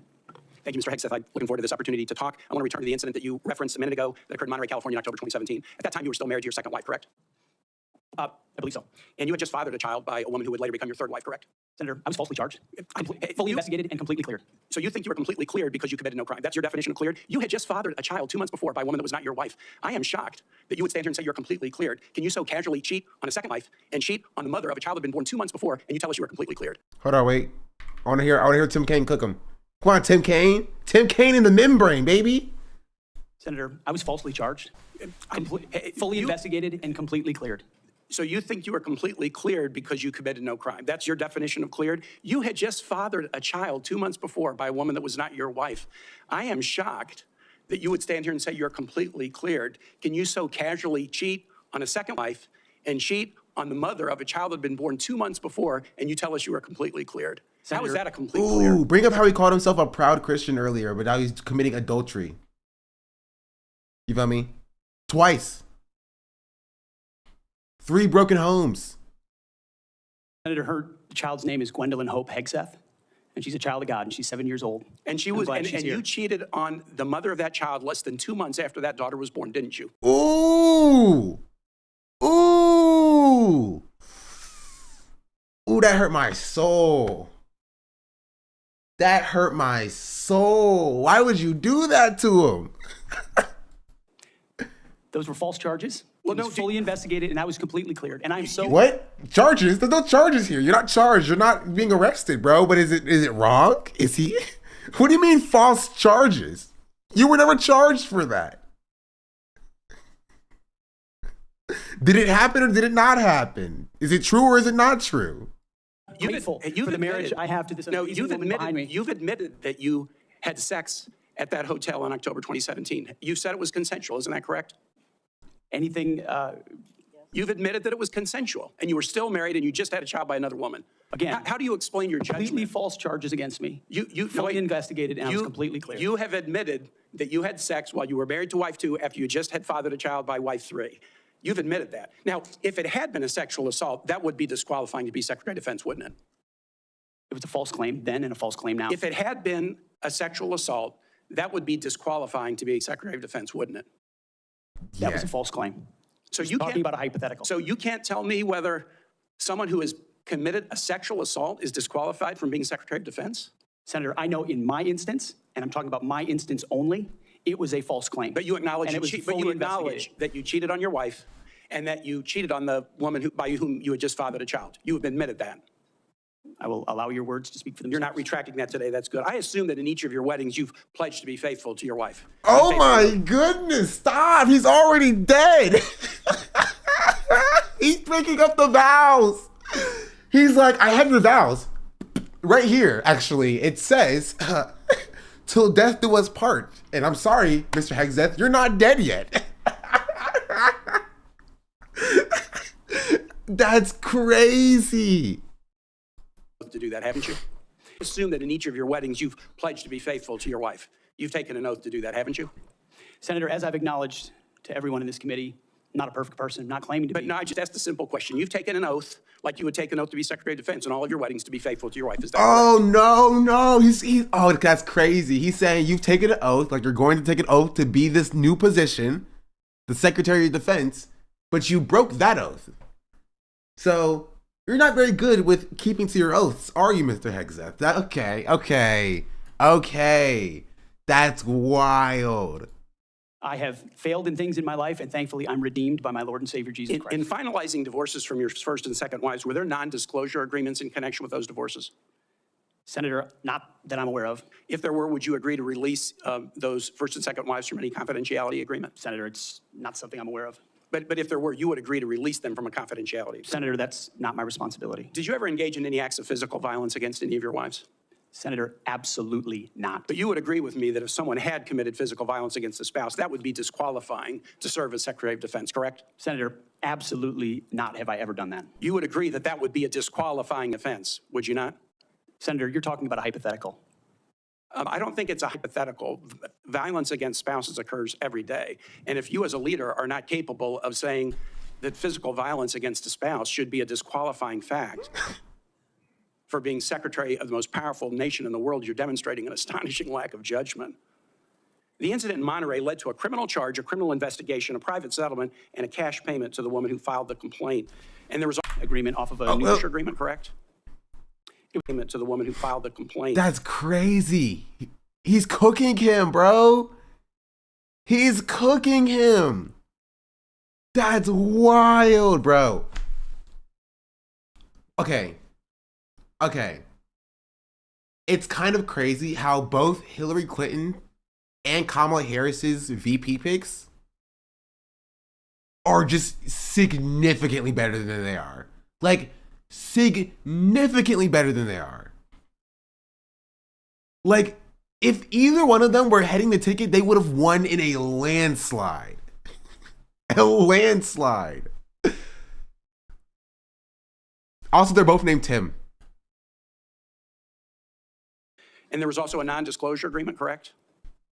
It was a confidential settlement agreement off of a new Investigation, a private settlement, and a cash payment to the woman who filed the complaint. And there was also a non-disclosure agreement, correct? It was a confidential settlement agreement off of a nuisance lawsuit. Right. That is non-disclosure. That is like the definition of non-disclosure. Come on, bro. During an interview, you claimed that you settled the matter because you were worried that if it became public, it might hurt your career. Do you maintain that you were blackmailed? Senator, I maintain that false claims were made against me. And ultimately, Your attorney those used false the claims, phrase, I have the opportunity to attest my innocence in those false claims. But you didn't reveal any of this to President Trump or the transition team as they were considering you to be nominated for Secretary of Defense. You didn't reveal the action. You didn't reveal the criminal complaint. You didn't reveal the criminal investigation. You didn't reveal the settlement. You didn't reveal the cash payment. Why didn't you inform the commander-in-chief and the transition team of this very relevant event? Senator, I've appreciated every part of it. Bro, okay, watching Tim Kaine's questioning makes me scoff at almost everybody that came before him. Why are you talking about how this guy says women can't be in the military when you have this much against him? Because Tim Kaine only has 5 minutes. He has 5 minutes to get his questioning through. Now imagine if Tim Kaine went, and then somebody else went, and then somebody else went, and then somebody else went, and then somebody else went, and they kept backing off of each other to push him to get answers that they need. But instead, you spend like your entire time being like, okay, but you said women are not good. Explain. He's like, I love women. And you're like, okay, that's fine. My questioning's done. Instead of like on the sexual assault allegations and the cheating allegations. The process with the transition. Very relevant event. Senator, I've appreciated every part of the process with the transition team. They have been open and honest with me. We've had great conversations between the two of us, and I appreciate the opportunity that President-elect Trump has given me. You chose not to reveal this, right? Because you knew it would hurt your chances. So you chose not to reveal this really important thing to the commander-in-chief and the transition team because you were worried about your chances rather than trying to be candid with the future president of the United States. Oop. Are there any other important facts that you chose not to reveal to the president-elect and his team as they were considering you to be Secretary of Defense? Senator, I sit here before you an open book, as everyone who's watched this process. With multiple You've answered no question so far. And confidentiality agreements tying the hands of many people who would like to comment to us. Much has been made of your workplace behavior as a leader of nonprofit veterans organizations and as a Fox News contributor. Were you fired from either of the leadership positions with the nonprofits? I was the leader. I was the CEO of Concerned Veterans for America, and those executive two, director of Vets for Freedom. Were you fired from either and I of was them? never fired from a veterans organization. Do you have non-disclosure agreements with either of those organizations? Not that I'm aware of, Senator.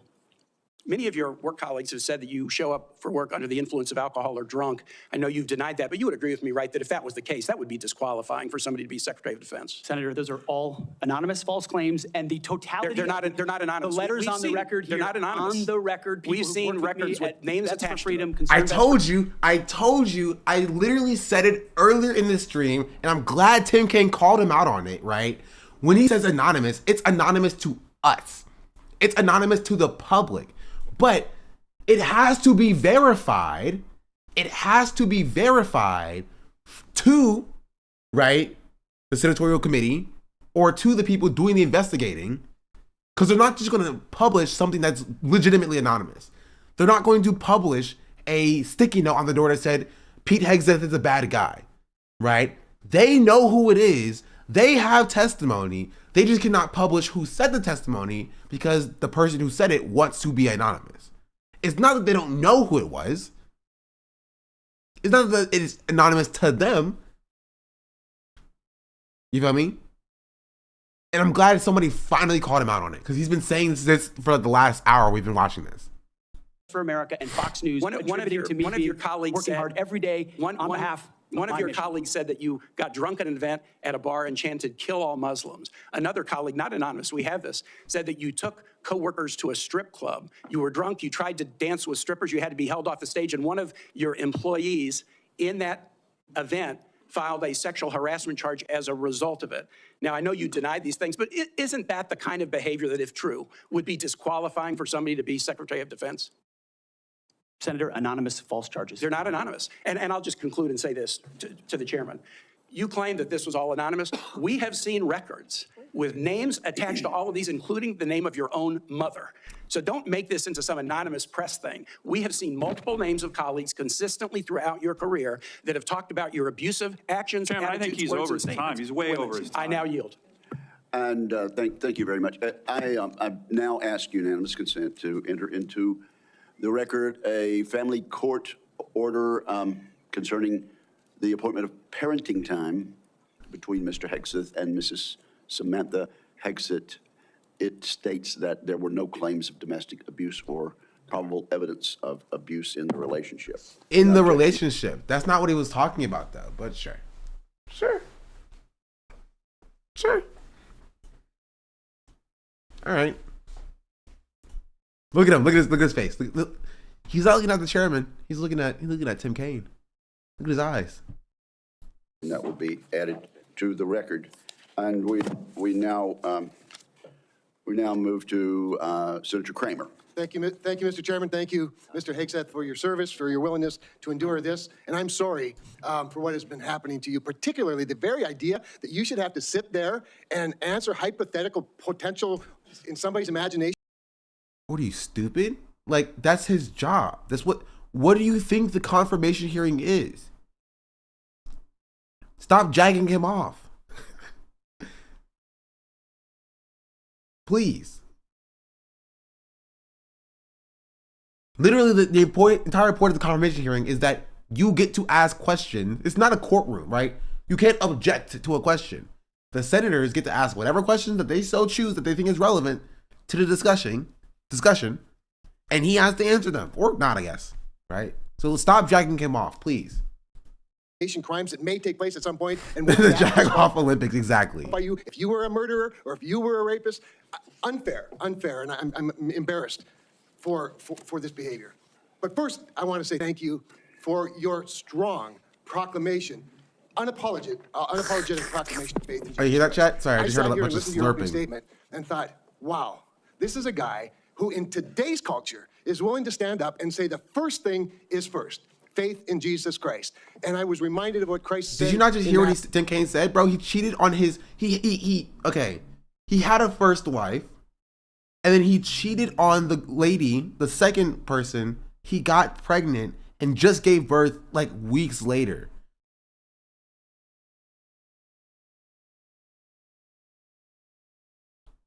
Did we forget about this?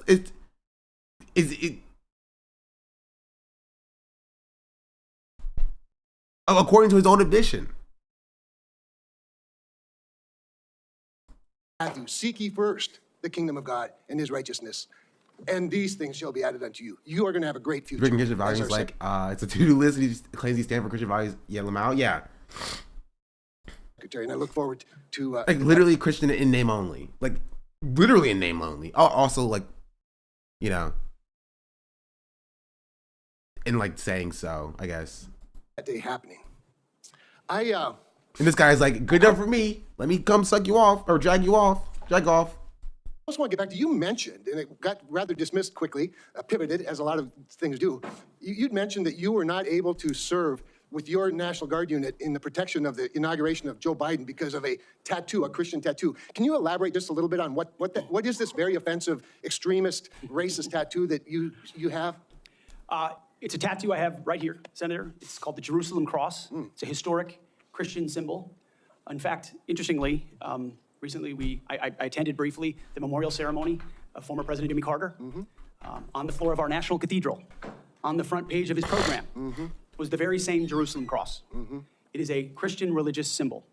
And when the events happened before preceding the Biden inauguration, I was a part of the mobilization to defend that inauguration as someone who'd been a proud supporter of Donald Trump, but also a member of the military. Had orders to come to Washington, D.C. to guard that inauguration. And at the last minute, those orders— It's kind of funny because he hasn't mentioned that, like, according to this AP article, he was flagged by his own fellow service members as a threat. Pete Hegseth said that Army National Guard veteran and he's a National Guard veteran. He's not even like active duty service member. And Fox News host nominated by Donald Trump to lead the Department of Defense was flagged as a possible insider threat by fellow service members due to a tattoo on his bicep that is associated with white supremacist groups. So, yeah, maybe that's the one that people are like drawing the most issues with. Hegseth, who has downplayed his role with military members and veterans in the January 6th attack, has and railed against the Pentagon's subsequent efforts to address extremists in its ranks, has said he was pulled by his District of Columbia National Guard unit from guarding Joe Biden's 2021 inauguration. He said he was unfairly identified as an extremist due to the cross tattoo on his chest. This week, however, a fellow guard member who was in his unit's security manager on the anti-terrorism team at the time shared the Associated Press an email he sent to the unit's leadership flagging a different tattoo, Deuce Volt, that has been used by white supremacists concerned as an indication of an insider threat. So I think that's the one that people are talking about. Why doesn't he show his other tattoo? This one, that his own unit identified as a threat. Just saying. Here, I'll be back. I have to let this play while I'm gone. If you're underage, close your eyes. There's a lot of jack-offing going on here. Were revoked. I never had orders revoked before. I'd been on orders to a lot of places to do a lot of difficult and dangerous things. They were revoked, and I was not told why. Later, when I wrote my book, I was able to get information that was because I had been identified. Someone who'd served in Iraq, in Afghanistan, in Guantanamo Bay, holding a riot shield outside the White House. I'd been identified as an extremist, as someone unworthy of guarding the inauguration of an incoming American president. And if that's happening to me, Senator, how many other men and women, how many other patriots, how many other people of conscience? We haven't even talked about COVID and the tens of thousands of service members who were kicked out because of an experimental vaccine. In President Trump's Defense Department, they will be apologized to, they will be reinstituted with pay and rank. Things like focusing on extremism, Senator, have created a climate inside our ranks that feel political when it hasn't ever been political. Those are the types of things that are going to change. And Senator Sullivan, you mentioned that study. After a whole study was held, extremism working group study, 100 extremists were identified in the ranks of 3 million. And most of those were gang-related. So it was a made-up boogeyman to begin with. You, Mr. Hegseth, are not the extremist. The people who would deny you your expression of faith are the extremists. They're the racists. They're the bigots. You're the one that is protecting their right to be one. Thank you for that. I want to go to another point in your opening statement. And it's summarized in this beautiful one-sentence paragraph. You said, quote, leaders at all levels will be held accountable. And warfighting and lethality and the readiness of the troops and their families will be our only focus. At that moment, in my mind's eye, I heard soldiers, airmen, Marines, sailors, guardians, from the Pentagon to the Pacific and everywhere in between applaud. And they're thinking, it's about time. I can get on board with that idea. And quite honestly, and I want to get to this because I think it's so important. I would say, I don't know, just about maybe everyone, I'm trying to think of an exception to this, that wears the uniform that has ever come before this committee or that I've met with privately, publicly, that I've been on tours with, that I've traveled with, that wear the uniform, whether it's with 4 stars or no stars, agrees with that statement. And I just want to caution you, and I'd be interested in your feedback on this. You know, there's been a lot of talk about firing woke generals and creating the purge group and all those things you and I have talked about. I would say give those men and women a chance under new leadership. You know, my favorite painting in the Rotunda is of George Washington retiring his commission, establishing on day one, a man who could have been king, chose to be a civilian leader of this country. And I just would encourage you to trust them first. I'm sorry, I'm back. What did I miss, chat? Should I go back? And look forward to them saluting the civilian leadership of this country. So just maybe if you could spend a minute just elaborating a little bit about the wokeness, where it comes from, and who will be held accountable. The wokeness comes not from the uniform ranked, Senator, but from A the lot of political glaze. class. Well, On day one, on January 20th, when President Trump is sworn in, he will issue a new set of lawful orders. And the leadership of our services will have an opportunity to follow those lawful orders or not. Those lawful orders will not be based on politics. They will be based this is so graphic. I have to buy yo, that's so many tricks on it. Yeah. on readiness, accountability standards, and lethality. That is the process by which leaders will be judged. And accountability is coming because everybody in this room knows if you're a rifleman and you lose your rifle, they're throwing the book at you. But if you're a general who loses a war, you get a promotion. That's not going to happen in Donald Trump's Pentagon. What war? We're not at war. Haven't been at war for years.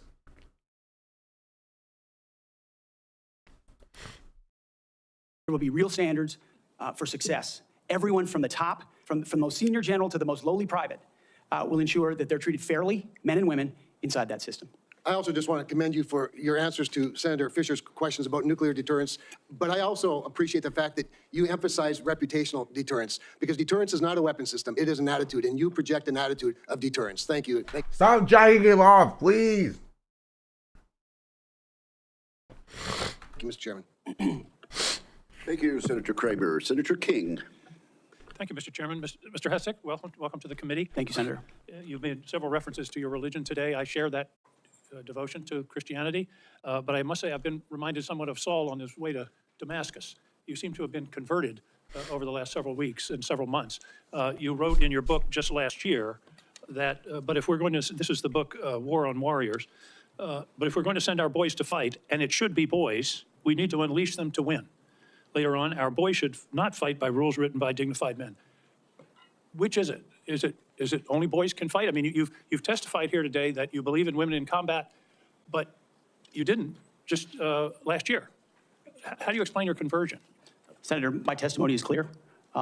Writing a book is different than being Secretary of Defense, and I look forward to leading the men and women of our military. And my comment there, Senator, was about the burdensome rules of engagement that members of our generation, men and women, have seen on the battlefield. And one thing President Trump changed in meaningful ways that led to meaningful developments on the battlefield. When President Trump took control in the first term, ISIS was raging across Iraq. And as someone who spent a lot of time there with other men and women who invested in that mission, it was a very difficult moment to see the black flag of ISIS fly. And what President Trump did was untie the hands of warfighters. He changed the rules of engagement, untied the hands of warfighters, and allowed them to complete their mission and crush ISIS. It has not just tactical implications, operational and strategic implications, how you allow warfighters to go about winning and fighting their wars. President Trump understands that, and within the laws of war and the uniform code... Let me jump back in, bro. Tim like, tap me in, bro, tap me in. Let me get back in him. Let me get back at him. Round two. He's ready, bro. Tim Kaine is ready. Tim Kaine is in the membrane. Tim Kaine in the brain. I'm gonna get another piece of apple pie. The apple pie is delicious, chat. I'm a huge fan of apple pie. Military justice, we are gonna unleash warfighters to win wars so that wars don't drag on forever, as our generation has seen. So are you rejecting Title 18 and Title 42, I think, also has provisions that incorporate the Geneva Convention and the laws of armed combat? Are you saying that those laws should be repealed? That is the law of the land right now. Senator, we have laws on the books from the Geneva Conventions into the Uniform Code of Military Justice, and then underneath that you have layers in which standard or temporary rules of engagement are put into place. We fight enemies also, Senator, as our generation understands, that play by no rules. They use civilians as human shields. So are you saying they target that women and children? The Geneva Convention should not be observed? We follow rules. We follow rules, but we don't need burdensome rules of engagement that make it impossible for us to win these wars. You're saying two different things. You're saying we follow rules, but we don't have to follow the rules in all cases. Is that correct? Senator, I'm making an important tactical distinction that warfighters will understand that there are the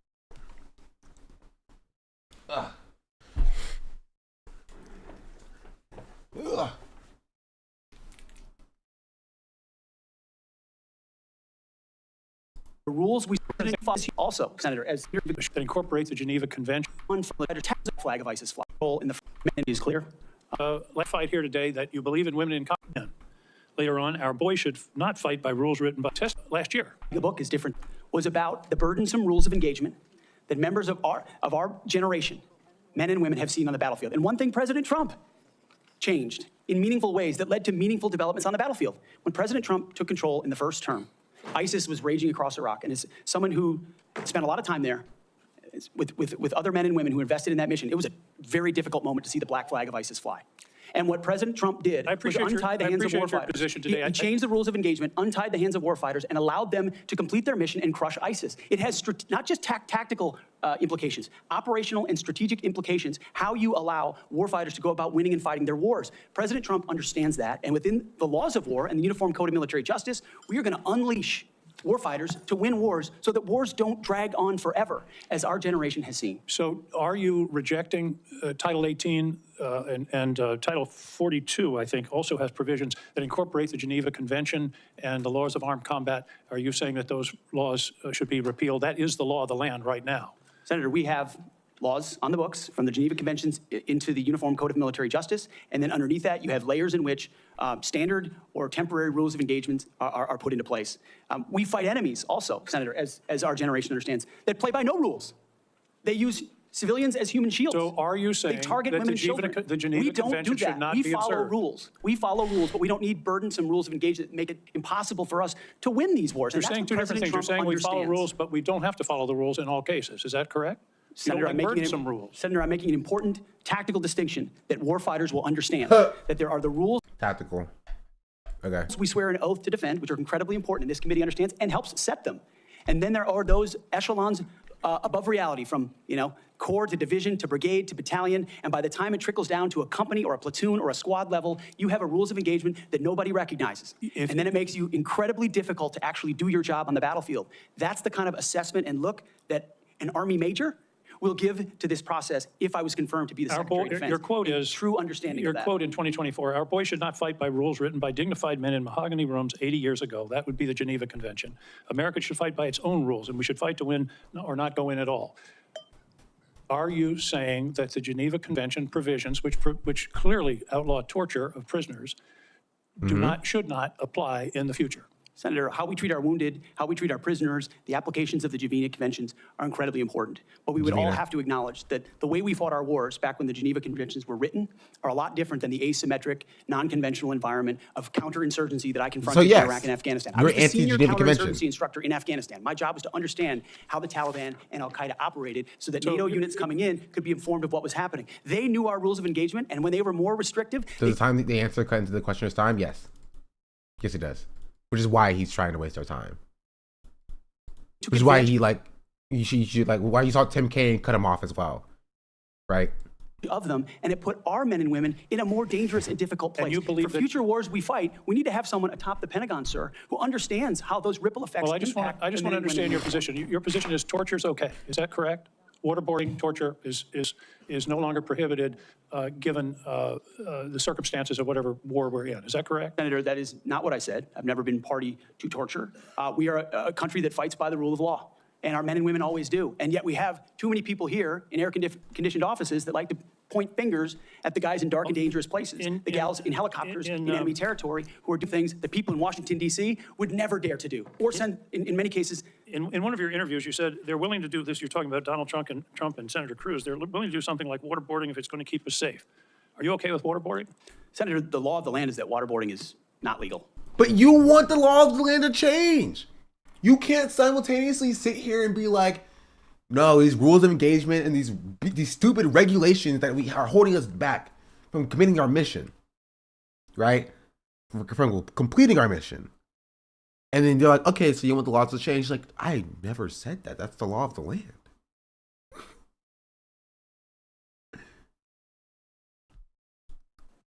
So the statement that you made, you now recant. Is that correct? They are willing to do something like waterboarding if it's going to keep us safe. You expressed that with approval. Senator, I'm very familiar with that as a concept, having spent a year at Guantanamo Bay, Cuba, guarding 700 of those that attacked us on 9/11. I just want to be clear. Are we going to abide by the Geneva Convention and the prohibitions on torture, or are we not? Is it going to depend on the circumstances? As I've stated multiple times, the Geneva Conventions are what we base ours. But what an American first national security policy is not going to do is hand its prerogatives over to international bodies. So no. So the answer is no. You are anti-Geneva Convention. decisions about how our men and women make decisions on So the did that battlefield. attack us on 9/11? No, he said 900. I thought. Did he say 700? I thought he said 900. But yes, he said the 700 people that attacked us on 9/11. America First understands we send Americans for a clear mission and a TK really wants to jump in. Like, look at him. Look at him. He knows he can't, but he wants to so bad.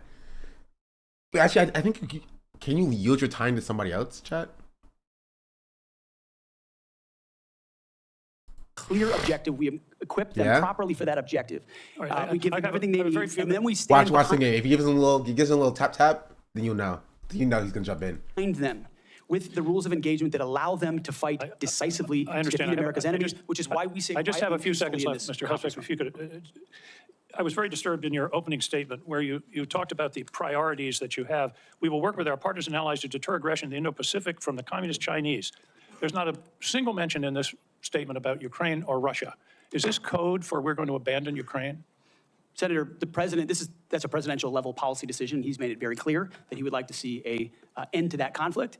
We know who the aggressor is. We know who the good guy is. We'd like to see it as advantageous for the Ukrainians as possible, but that war needs to come You to talk an a end. lot about deterrence of China. I would submit that Xi Jinping is watching what we do very carefully. If we abandon Ukraine, that would be the strongest signal possible to Xi Jinping that he can take Taiwan without significant resistance from this country. Thank you, Senator King. Senator Scott of Florida.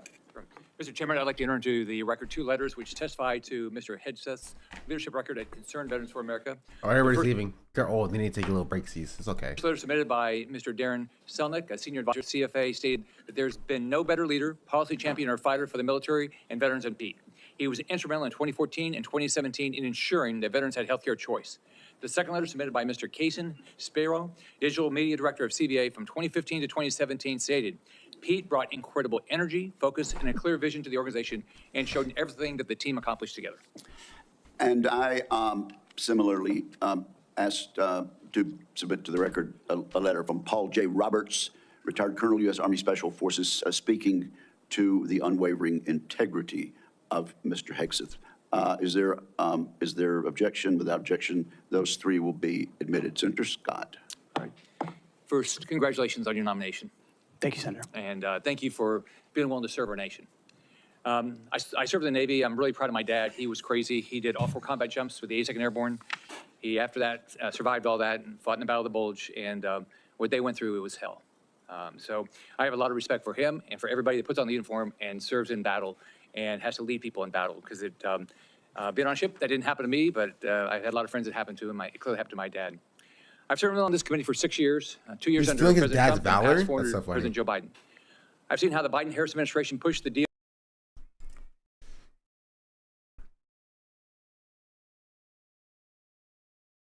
People, kids, thank you for the 9-month resubscription. Much appreciated. Much appreciated.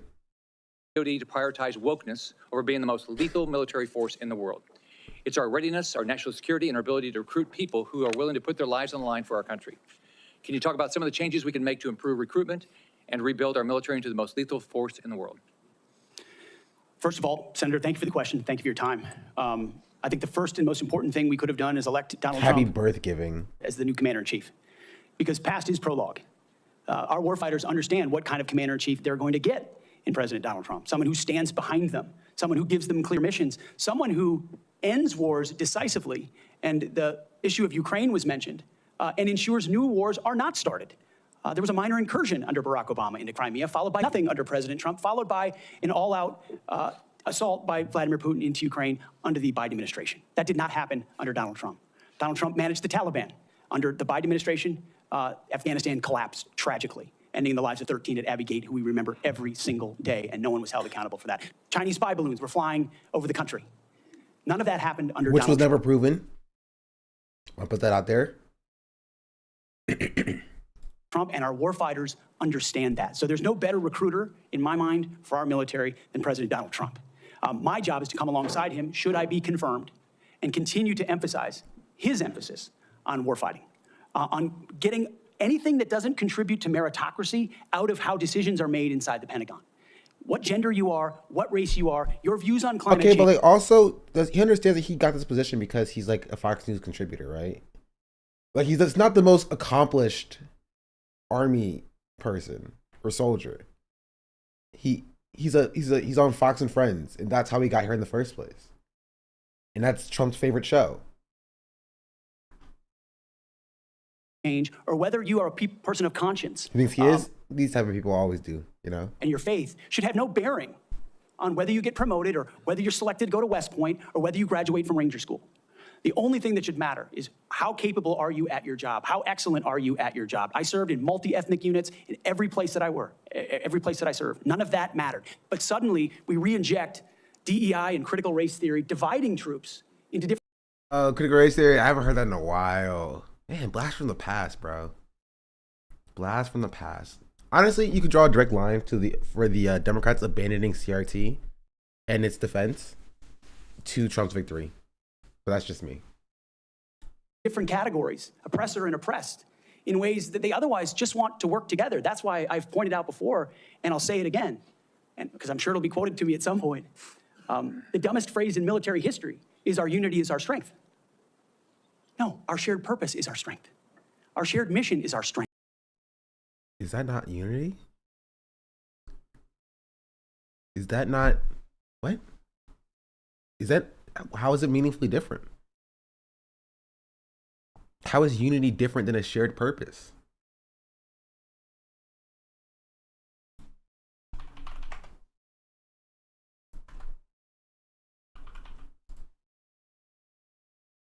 The state of being united or joined as a whole. I don't see how that's different than what we're talking about here. Strength. We are one DoD community of all committed to the same mission. Has nothing to do with your background. Has to do with what your commitment is to the country. And that is my solemn pledge to every single person that would put the uniform on and reflects President Trump's priorities as well. Senator. Thank you. You know, we talked a little bit about the fact the Pentagon can't do an audit, all right? Can you talk about, and I mean, to me, I've run big businesses. It's all about accountability. If you want to get an audit done, you can get an audit done.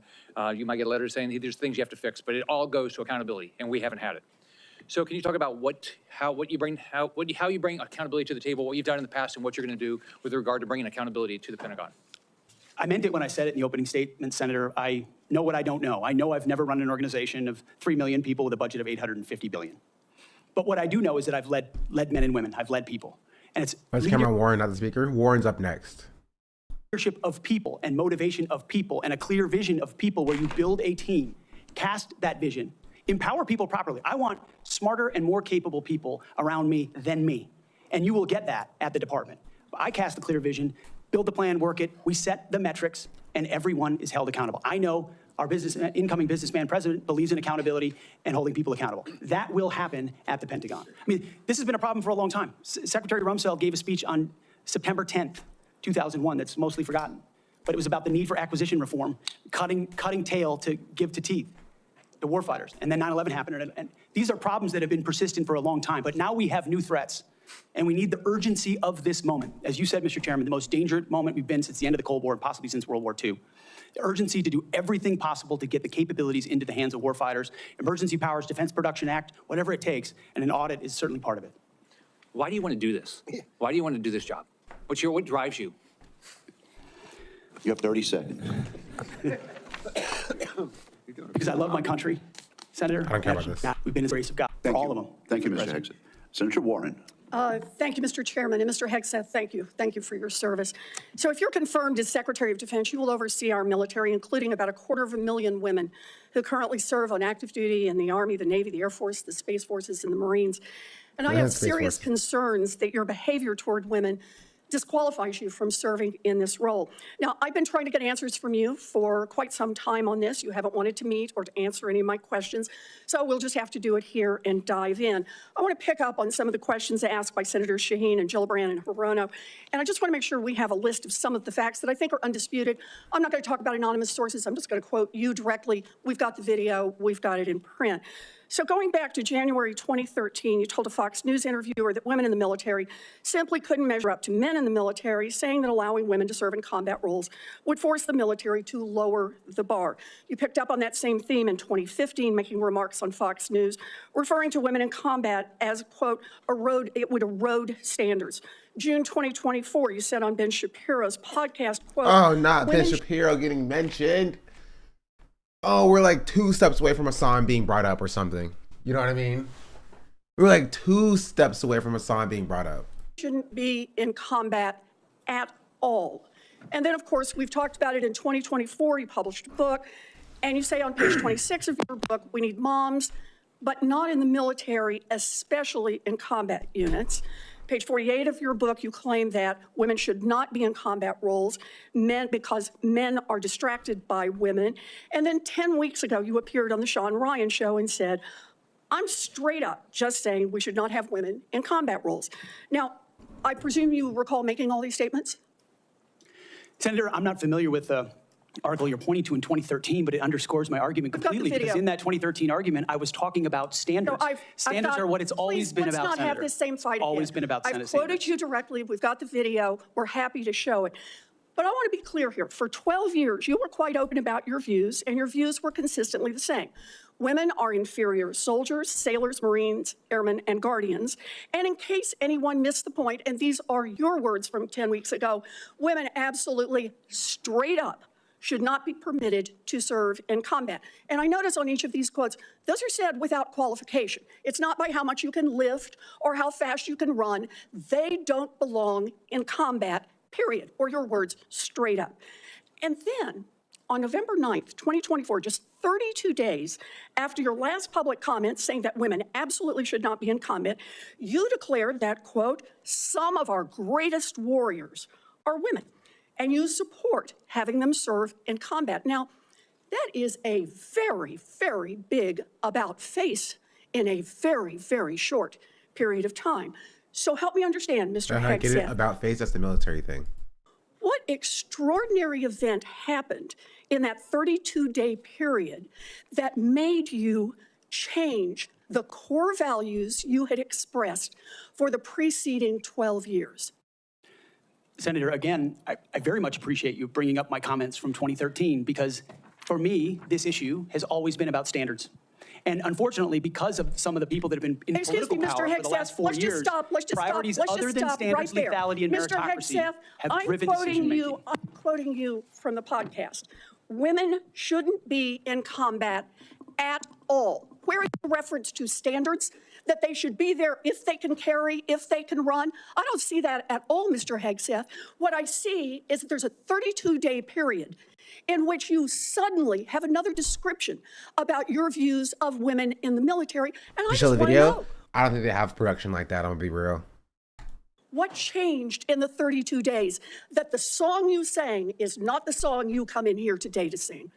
Senator, the concerns I have and the concerns that many have had, especially in ground combat units, is that in pursuit of certain percentages or quotas, standards have been changed. And that makes the combat more difficult Let me make a for everybody suggestion involved. about what happened. And he's in that never 32 demonstrated where standards have been changed. This is just not a thing he's done. days. You got a nomination from President Trump. Now, I've heard of deathbed conversions, but this is the first time I've heard of a nomination conversion. And I hope you understand that many women serving in the military right This now is acting like he's the Bernie nominee. Nomination is crazy. might True. think that if you can convert so rapidly your long-held and aggressively pursued views in just 32 days, that 32 days after you get confirmed, maybe you'll just reverse those views and go back to the old guy who said straight up, women do not belong in combat. Now, Mr. Hegseth, you have written that after they retire, generals should be banned from working for the defense industry for 10 years. You and I agree on the corrosive effects of the revolving door between the Pentagon and defense contractors. It's something I would have liked to talk with you about if you'd come and been willing to visit with me. But the question I have for you on this is, will you put your money where your mouth is and agree that when you leave this job, you will not work for the defense industry for 10 years?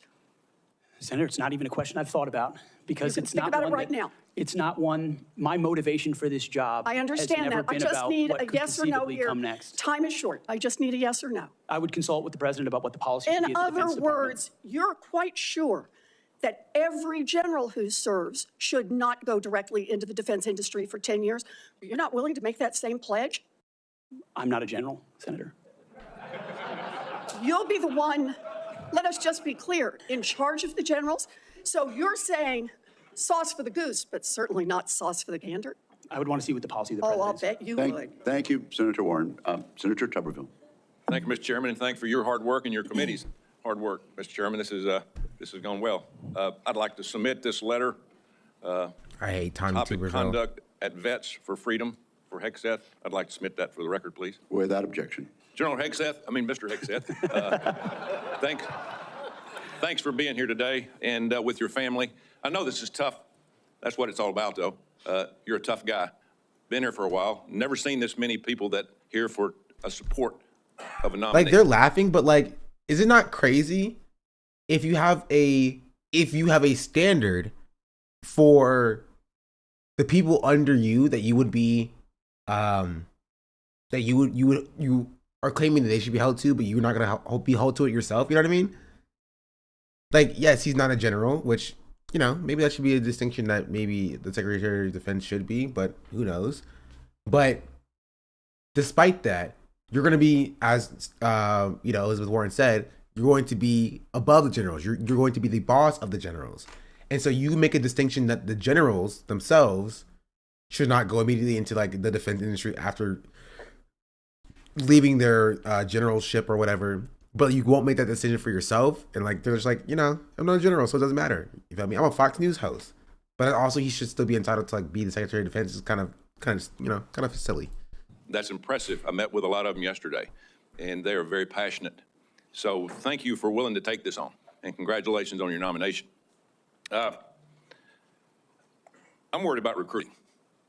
I mean, we can look at everything out there and talk about all these things, these narratives, but at the end of the day, I came from a team sport where the people, the players actually win the games. And that's what's going to happen here. You're not going to win the game. Now, you're going to set the precedent. You're going to get the blame or the credit. But there's going to be people that's going to be under you that's going to set the precedent for the future of our country. Now, the war games that we play on our computers with our adversaries right now, for us, it don't look good because our military, we're in trouble. Our whole country's in trouble. Thank God President Trump got elected November the 5th. We couldn't kept down the same path. That could not happen. I met with a couple of generals this summer. Coach, we're spending more money on transgender restrooms than we are coverings for $100 million airplanes. That's not acceptable. We can't do that. That's not what this is about. Met with a couple of Navy SEALs not too long ago. They just got back from crawling around in the mud and the muck, overseas, unknown places. Couldn't tell you where they've been, carrying a weapon, obviously protecting us and our allies. And the first week they're back. What'd they do? They had to go through a week of DEI training. Both are now out. They give it up. It was embarrassing to them of what they had to do. We've lost all sight of what we're doing. Where is Tuberville at, bro? This is not Tuberville. In our military. This is a different white guy. It starts with leadership, and it starts with recruiting. Well, I was a young man, used to, when I was growing up, if you couldn't afford to go to college, you had the opportunity to go to the military where you could learn a trade. That's not opportunity, dummy. That's not opportunity. That's coercion, smarty pants. All too often do people confuse opportunity with coercion. You feel me? You could learn, you could make a living for your family, and eventually possibly get an education. That was a good alternative. We've forgotten that. We've forgotten it. We can't give up on our young people. Young people are our number one commodity in this country, and they're the ones that's going to live. Are you not insane? Do you not understand how insane that sounds? You're calling human beings commodities. Like, he's just straight up saying it. He's like, young people, man, those are bodies that we can throw at any problem. And all too often are those problems being thrown towards college and liberalism and wokeness and not towards killing brown people. We need to start funneling young people to kill more brown people.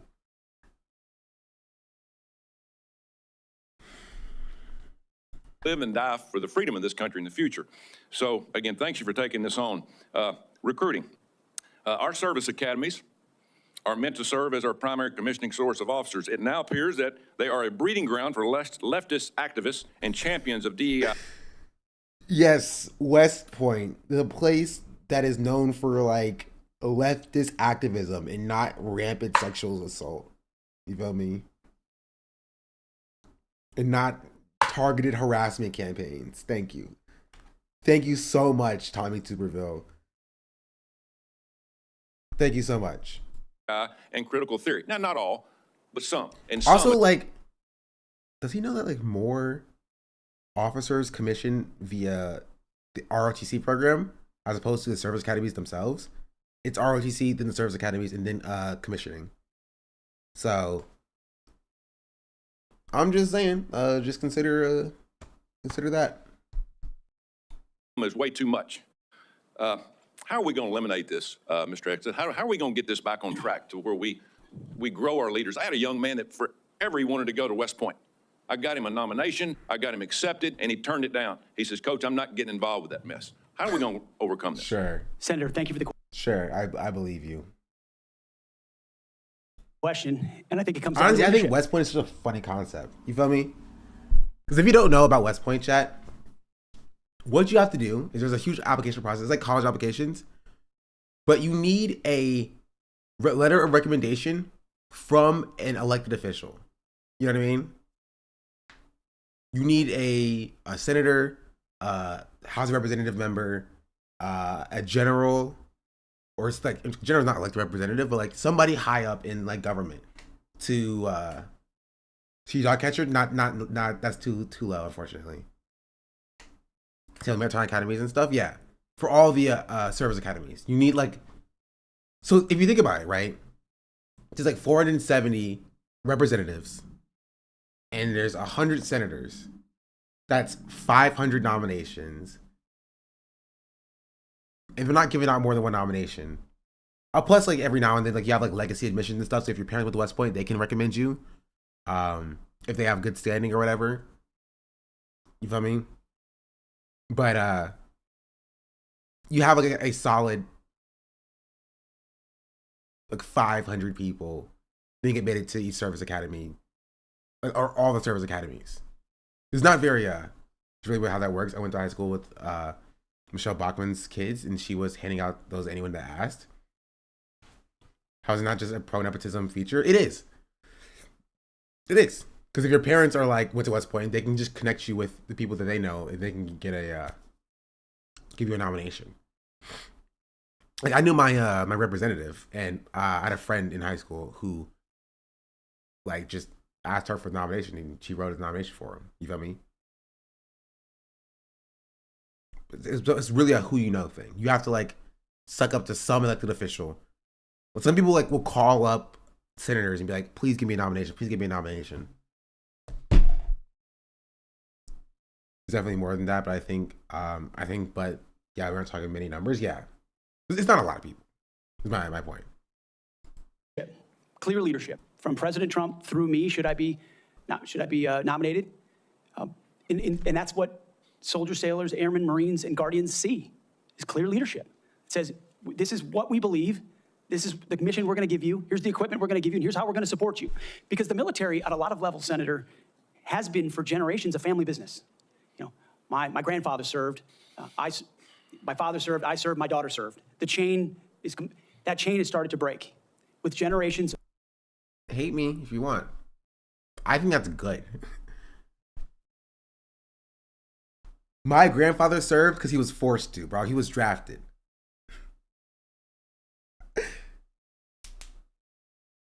You know what I mean? My uncle served because it's his family business, and then his daughters did not serve.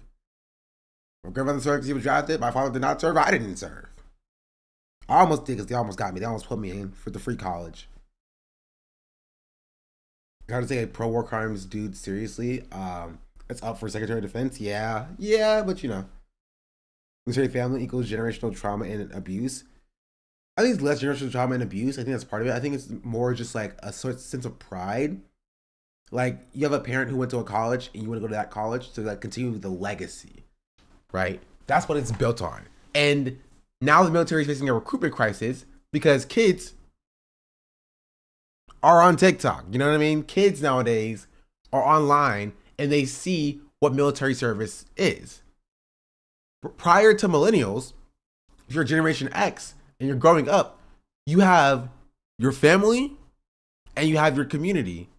And if that community is super pro-military, you're going to be pro-military. That's what propaganda is. But once the internet became a thing and people were able to get connected and learn stuff about people as it existed, as it really was growing up, and they got perspective of people who are in the military, tell them not to do it, they end up not joining, and that's how you get the recruitment crisis.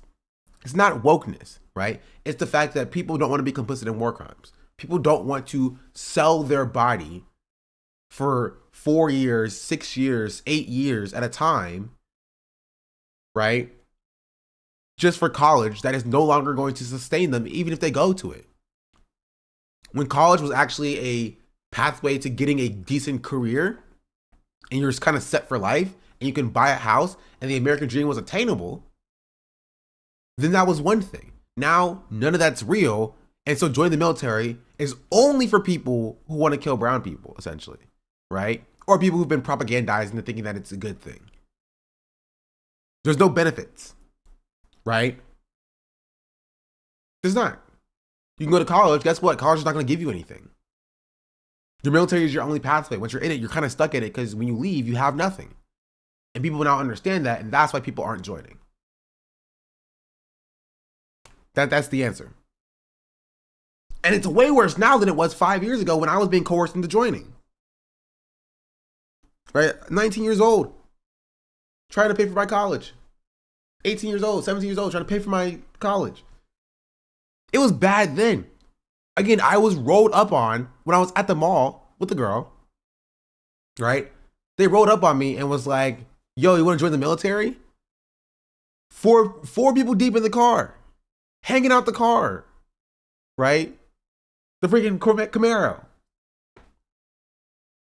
And it's worse now than it was then. Of people my age and older talking to their kids and grandkids, wondering, pondering, do I want them to serve? Will my country use them responsibly? When that kind of doubt is had, never did. They didn't do it when you were in there, bro. They didn't do it when you were in there. They didn't do it when your dad was in there. They didn't do it when his dad was in there. The country has never used its military members responsibly. They've always just thrown bodies at problems at the behest of capital. That's it. You get serious recruiting problems like we do right now. You get questions about whether I want my son or daughter to follow my path in West Point, which I've heard multiple times. Would I want my... And so you have to rip, root, and branch the politics and divisive policies out of these institutions and then focus them on creating and preparing actual future military leadership. West Point traditionally is focused on engineering, and rightfully so, because in our fighting forces across all services, we need the best and brightest minds in engineering, in addition to military studies. That's what I did at ROTC at Princeton, military science. That, and we need more. I'm sorry, ROTC. If you go to Princeton and you do ROTC, I can't help but laugh at you, bro. I'm sorry. I can't help but laugh at you. Uniformed members going back into West Point, the Air Force Academy, the Naval Academy, as a tour to teach with their wisdom of what they do. You're at Princeton. Instead of just more civilian professors that came from the same left-wing woke universities that they left, and then try to push that into service academies. When that changes, Senator, I truly believe under Donald Trump, we will have a recruiting renaissance. That sends signals to the world, to our enemies and our allies alike, that America's back. And thankfully, then we have the men and women of our country willing to want to serve. Thank you. And it's about attitude, too. And I love your attitude. You've got to be motivated. You've got to understand that people, they will hook up with you. They will understand and learn under their leaders. Why would you fight for a country that you don't love? That's what I keep hearing from a lot of our college kids that they're getting from these woke universities that they go to. Now, and I worked at a lot of them. That is one of the excuses I get from our kids. We've got to break that. Another one. What? What do you mean you got to break that? What do you mean by that? That they're correct. Why would you fight for a country you don't love? If you don't love this country, why would you fight for it? But maybe give them something to love about it. Does he know why they don't love the country? They probably don't care, honestly. Sorry, I can't hear you over my student loans. Yeah. But he's like, well, why is your student loans not wanting you to go fight for the country? You feel me? You get money to pay for college instead of having student loans. You're just like, well, I don't want to fight for a country that makes me have student loans in the first place. And they don't get that. They don't understand it. They don't understand it.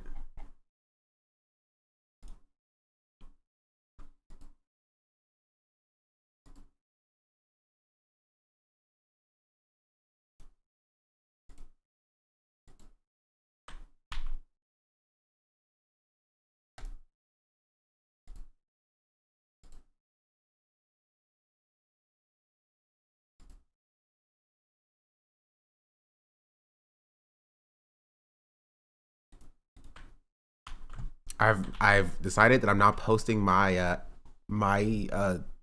video link under every liberal talking about why Kamala Harris lost. According to the Pentagon, between 2001 and 2024, the number of civilian employees in the Office of the Secretary of Defense has nearly doubled from 1,500 to 3,000. Civilians on Joint Chiefs has increased from 191 to almost 1,000. Our military end strength goes down, our staff numbers are exploding. What are you going to do about that? Senator, we're going to address that. We won World War II with 7 4-star generals. Today, we have 44 4-star generals. There's an inverse relationship between the size of staffs and victory on the battlefield. We don't. Okay, but we're not at a war. So, like, what does he mean? Also, I don't care. Fire every general. I don't freaking care what you do about the generals, dog. But, like, you know what? He's right. Downsize the military. He's 100% correct. Downsize the military. Downsize the military. Yeah, he's right. Shrink the military down to 7 generals only. You feel me? Cut the number of members in the military down to 1/7 of what it is now. I'd be happy about that. I'd be down with that. Who's with me, chat? One's in the chat if you're with me. One's in the chat if you're with me for downsizing the military. Defund the military. Pete Hegseth has said it himself. Pete Hegseth has said it himself.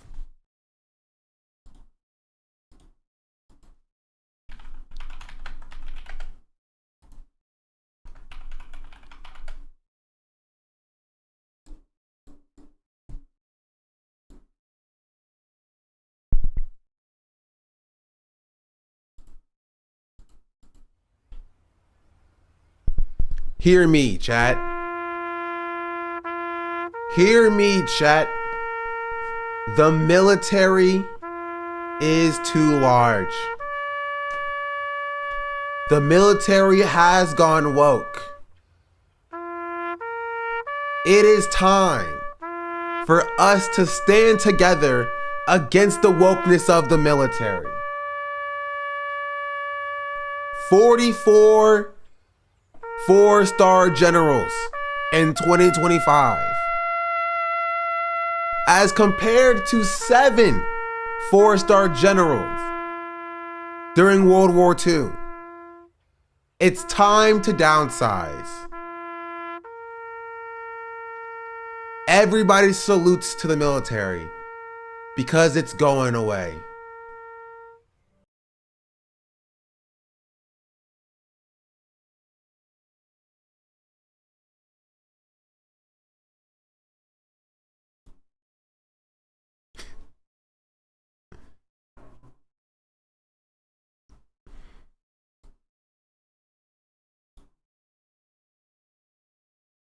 I can't remember what the other song I was doing as well.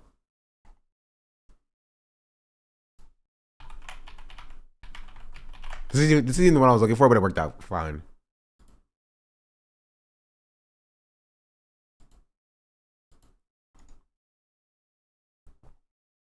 You know what song I'm thinking about, chat? It's the song I was playing during my Build the Wall section.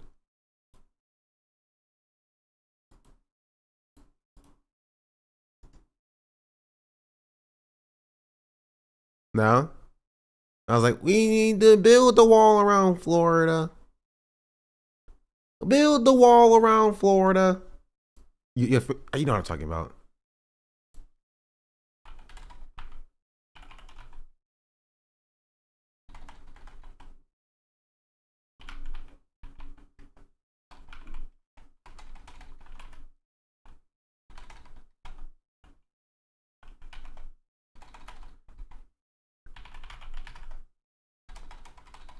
I don't remember what it was called.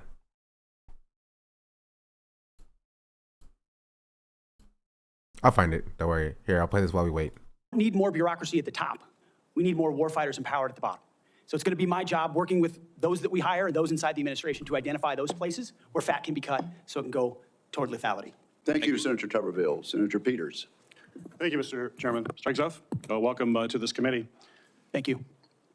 You know, we have far too much partisanship in our country right now. I think it's eating away at the fabric of what has always made this country great, about bringing people together from all sorts of backgrounds, all sorts of experiences, and We know that in our motto, together as one, we are strong. That's not it. And so we in this committee, and certainly I speak for myself, but I think I speak for many of my colleagues, want to take partisanship out of this proceeding as much as we can. I'm not naive. It's out there. I get it. But we've got to try to take that out. And I want you to know that as a member of this committee, I have voted in a bipartisan way for secretaries of defense. I voted for 2 secretaries of defense when Donald Trump was previously president. We had those 2. We had, I think, 5 total secretaries of defense during that 4-year period. So we want to keep that in mind as to what we might see in this coming administration. But I voted, and we voted by a big margin for those folks as well. But part of that was the process and having an opportunity to get to know the person and understand their qualifications and understand the standards. You know, I made repeated requests to meet with you prior to this meeting. I know many of my other colleagues also wanted to meet with you. I did that with the other nominees that I was happy to vote for. I thought they were highly qualified individuals and true professionals. And yet I could never get a meeting with you.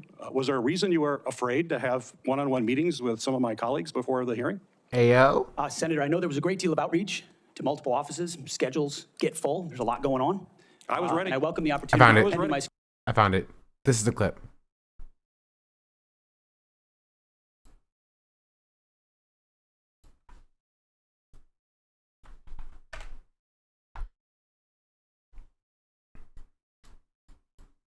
It's muted.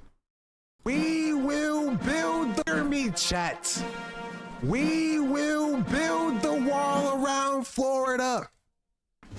We will build the wall around Florida. Make sure all Confederates, Confederate supporters, conservatives, Nazis, and pedophiles are shipped to the Florida penal colony, and we will fly everybody out from there to other states, and we will make Florida pay for it. That's right.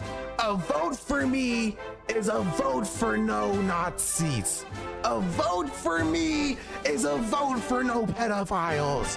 And a vote for me is a vote for no conservatives. That was it. That was the what I was looking for. Wait, pirate software not at fault. Okay, we'll save that for later. Scheduled to have an opportunity to sit down. I was ready. It would have been so much better to have that opportunity to talk beforehand. I think that's a big mistake, and it doesn't set us on a good course when you refuse to meet with people and have a professional there's so many conversation. people, Huge dog. challenges that How we long face does as this a go Department for, of Defense. chat? My colleagues, the folks who introduced you and others, the chairman has mentioned about the management of the DoD as a concern, cost overruns, delays on weapons systems. We need strong management at the Department of Defense, first and foremost. This is what hardcore. Wow. There's like pirate software. software drama where people are mad at pirate software for like doing a video with Asmongold. And pirate software came out and was like, cancel me, I guess. You guys just cancel me. You guys are gonna cancel me for anything. Just cancel me for this, I guess. And people were like, we're not trying to cancel you. We just think that you're not, you know, it's not, you know, okay, we'll cover that actually. We're gonna take a short break from the confirmation hearing, unless there's something interesting that I've missed. To talk about pirate software, and then we'll get back to the confirmation hearing in a second.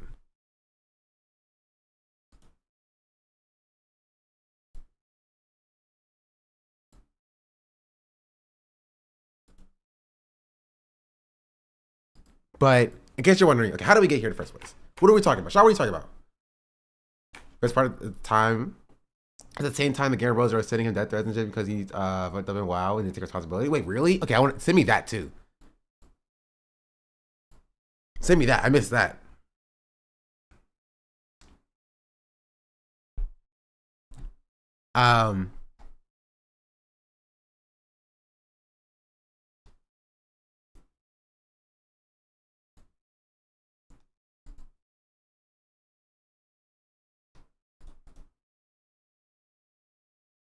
But listen, you guys don't want to know what I have to say about pirate software. I'm gonna be real. I've had my my takes about pirate software, and so much so that people were mad at me when I said what I had to say before. You feel me? But yeah, there was OnlyFans drama. What was the drama?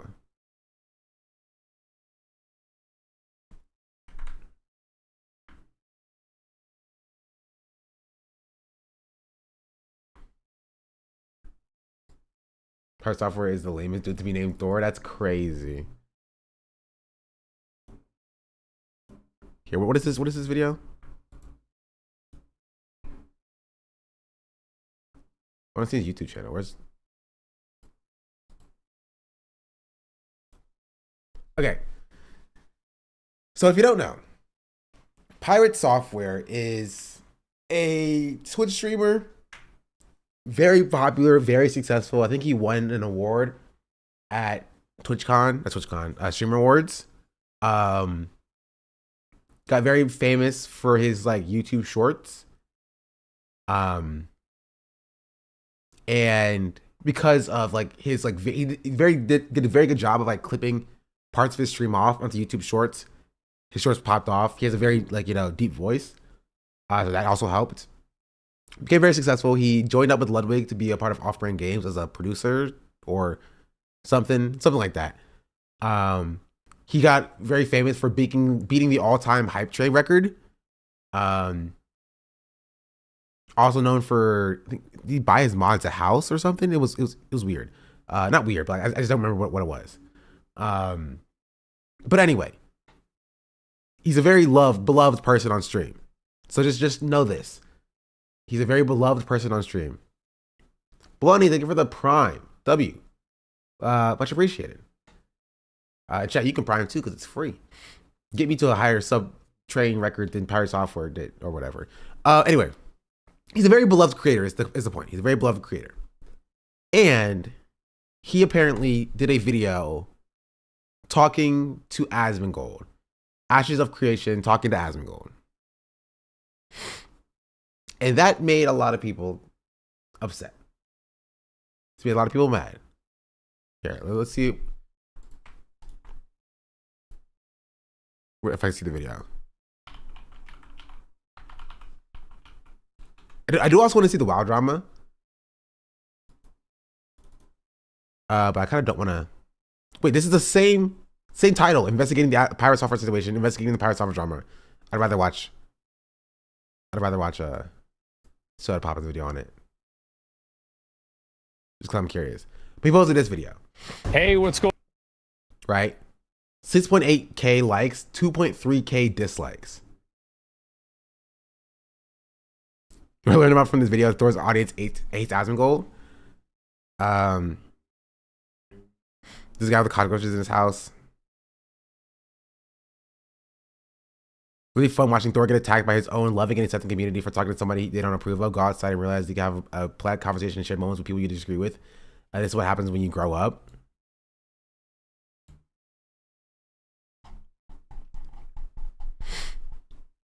Well, drama is a huge nothing burger. Okay, well, I want to know about that. But what? Just tell me what that is.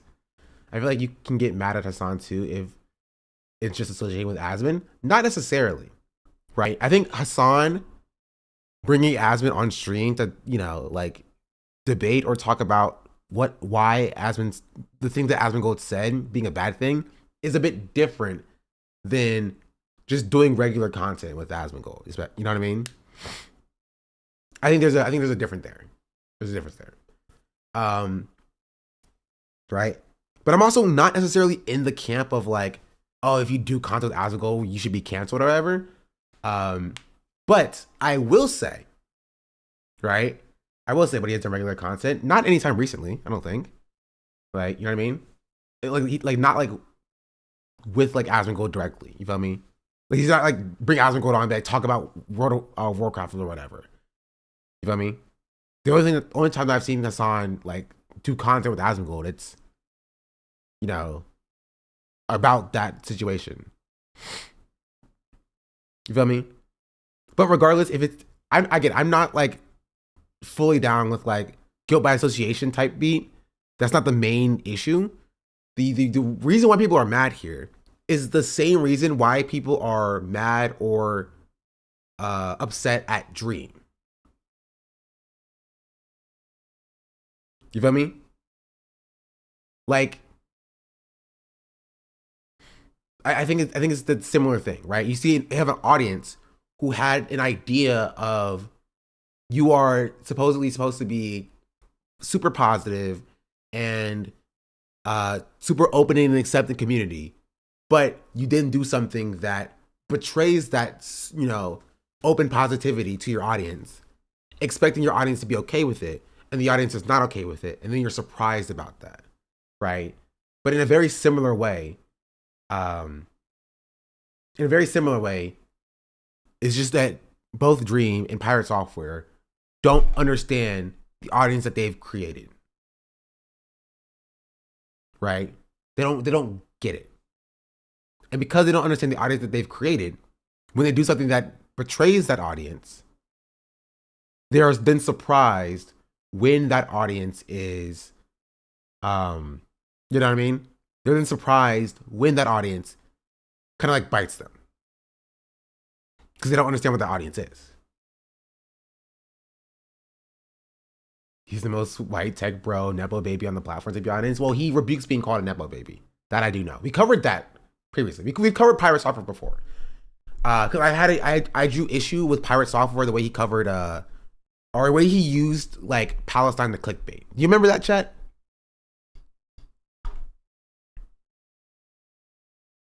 Do you remember that? Let me see if I can find it for those of you who aren't familiar. I'm gonna check my VOD channel.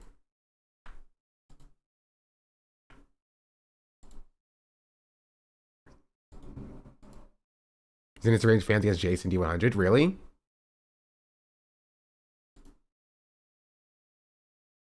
I didn't know he did that. I really follow the guy, to be honest. Let me see if I can find it.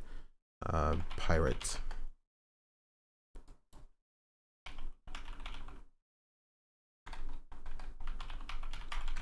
How old is my VOD? 8 months ago. When was my last VOD upload? Oh, my last VOD upload was 7 months ago? Wait, really? I thought I uploaded my... Oh, wait, they're probably private. Oh, they're probably private. That would make sense. Yeah, I upload my VODs privately. Yeah. December 14th was my last bulk upload. Let me check. Title, pirate. No, it's not here. What? Okay. Kate didn't even get the sub. Much appreciated. I could have sworn. Let me check my Twitch tracker. Cause I wish a way I could search my transcripts for all of my VODs. We'll go streams.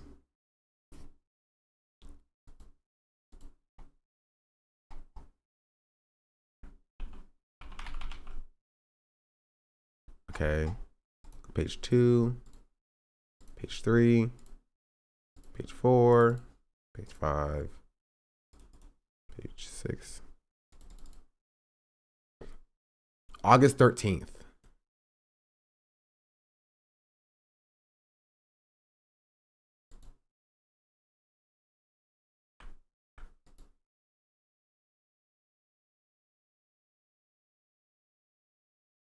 VOD has expired. Gosh darn it! VOD expired? That sucks. I knew it would happen at some point.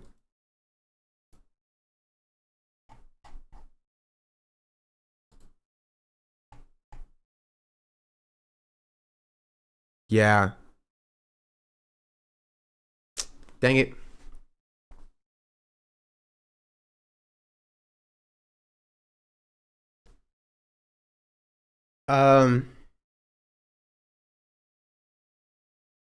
Anyway,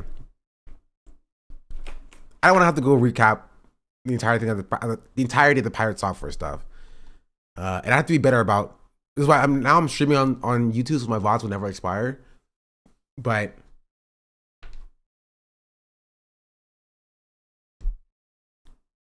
just keep cutting the time before the VOD expiry stuff too. It's fine. It's my own fault. But anyway, Pirate Software. What happened at that point was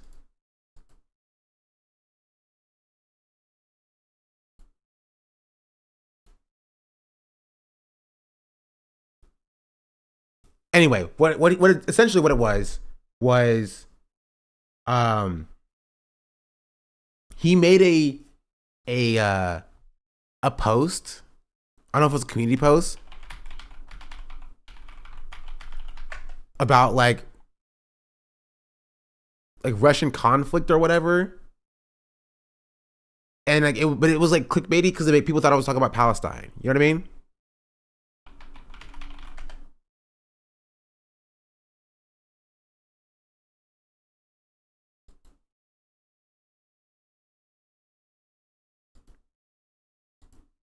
And he has like weird piracy takes as well. But that's what I remember. That was weird. It was Pirate Software. It had this weird take about, you know what I'm talking about. I remember you showed that clip. Let it play it on a loop for like 5 minutes last year. Yeah, and the VOD expired, so I don't have the clip anymore either.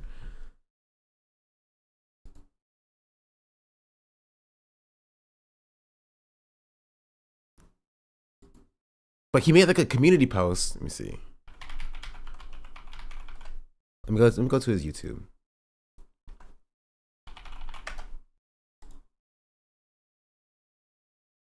I had to score for like 5 months, but here, I'll just play this while we wait. What's going on, man? Hey, what's up? Yeah, I was just wiping into a world boss in Ashes. Oh boy, yeah, in that dungeon? Oh yeah. Community posts are, he has no community posts anymore. Was it a short? I think it was probably a short. Yeah, it was a short. He made a YouTube short that was about like foreign countries or something. And then people were like, oh, this is about Palestine. He was like, haha, I got you. I purposefully didn't say the name that I was talking about, and you assumed it was about Palestine. It's not about that at all. It was actually about Russia. Haha, you have been fooled. That's what the take was. And like people were just like, that's kind of weird. That's kind of weird.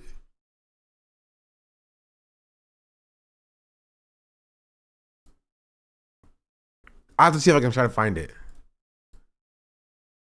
Okay, this was 5 months ago. That's about the right time frame. I don't know if it was deleted or not. It's so hard to find things on YouTube Shorts. What if I search? Bro, my computer is dying right now because YouTube is a terrible platform. Russia? Can you not search YouTube Shorts?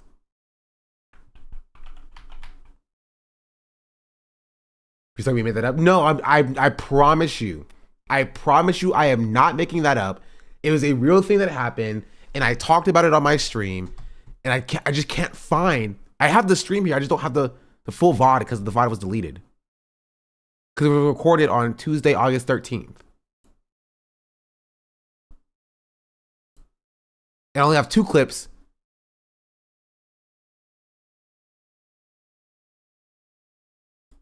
And one of the clips is about Jason. August 13th. I'm so mad. I'm so mad I don't have the freaking VOD, bro. I'm so freaking mad that I don't have the VOD.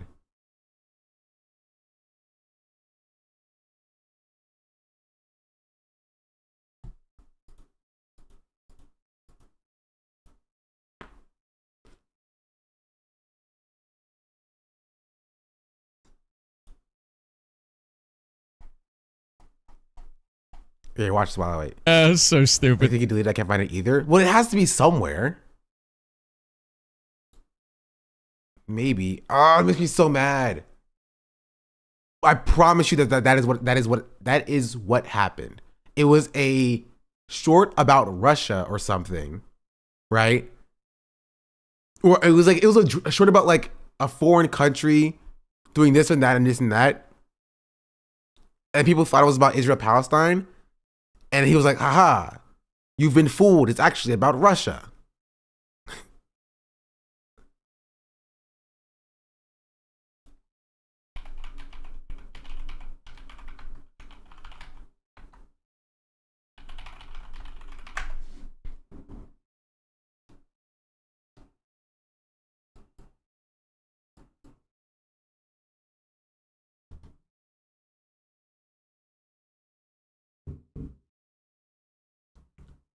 I don't know.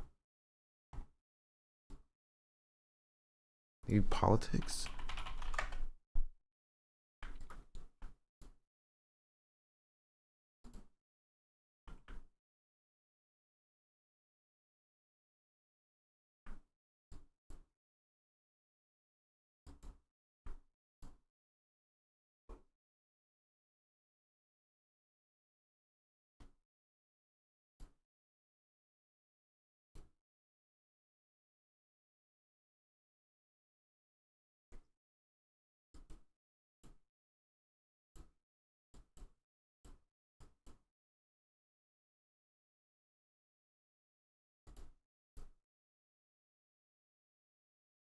Yeah, no, I just don't know where it is. Anyway. Yeah, it's him refusing to talk about Russians for bombing Ukraine, but clipped it in a way where he never identified who he was talking about, and he posted it in like March of last year. Yeah. And maybe you can find it, chat. YouTube Shorts is just such a stupid platform because it's so hard to find anything. Right here, I'm gonna move this over here.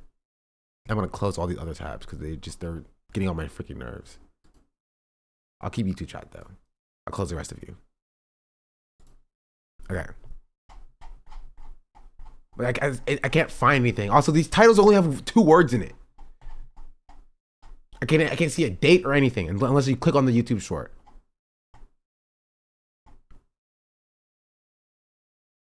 And it may have been deleted, so that's even worse. Cause like you don't know what it's. Here, if I do, this one's called personal projects. Projects count as. This one 1 year ago. I think that's a bit too far. Projects count. Projects count. Wait. Projects count. January 16, 2024. That's a bit far.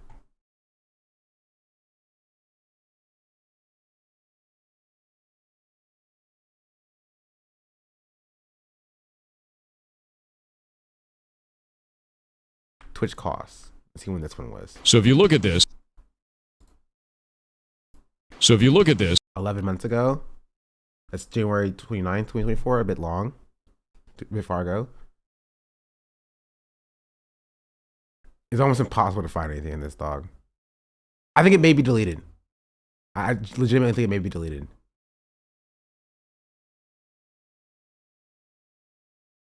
Let's try ring doorbell. I'll give you 9 months I'll give you a ago. really good example. It's always kind of a funny thing. April 3rd.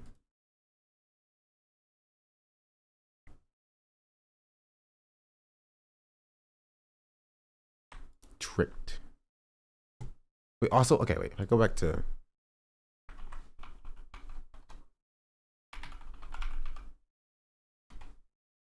Go back to my Twitch tracker for August 13th.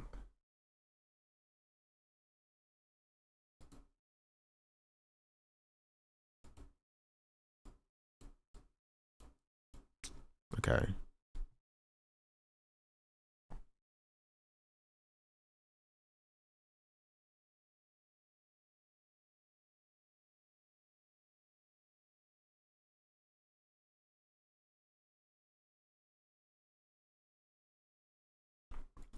Let's go to this one and see when this one was. Cart injection. 7 months ago. Cart injection. So effectively the way that this works. June 3rd.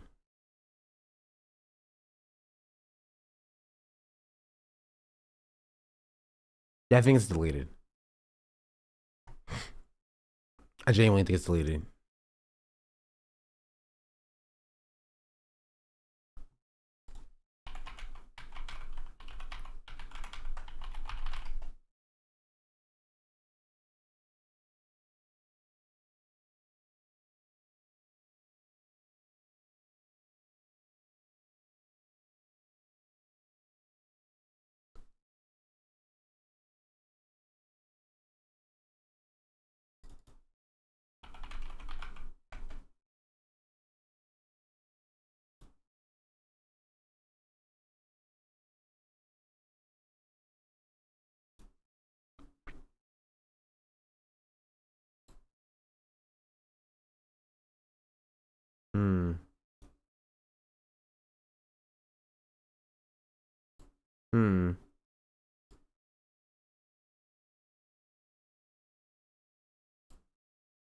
Hmm.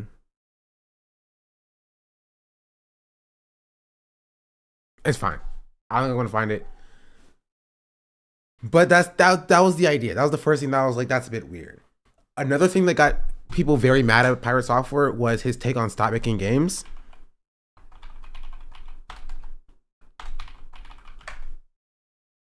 Or stop killing games. Right? This take made people very mad Hi, as well. my name is Jason Thor Hall, also known as Pirate Software Online. I've been in the gaming industry for about 20 years. I used to work at Did you Blizzard find out Pirate Software's Entertainment. voice changed so much as an adult that he came up with a second puberty excuse to excuse his voice tuning dramatically deeper or drastically deeper. Then Amazon Game Studios, and now I own my own studio, Pirate Software, by the same name, which is an indie studio, and I've been here for about 8 years now. I also run a massive community. We've got about 180,000 people in Discord, and most of what I do is try to teach other people how to make games, teach them that they can make games, show them the tools to do so, and try to do everything without any paywalls or bullshit in the way. It's incredibly important to me that we keep making games and that the next generation has the tools to do so that our medium doesn't die out. And it never will. And that's the whole intention of all of this. So with that in mind, that community brought... Honestly, you're not gonna be a large streamer without people somehow, some way, like,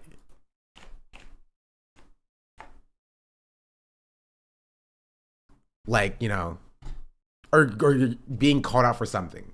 Here's a clip. Oh, you found it? Excuse me? Oh, I scrolled right past this, bro. I scrolled right past this one. I was almost clicked it too. I don't give a shit about the geo... Yes. Okay.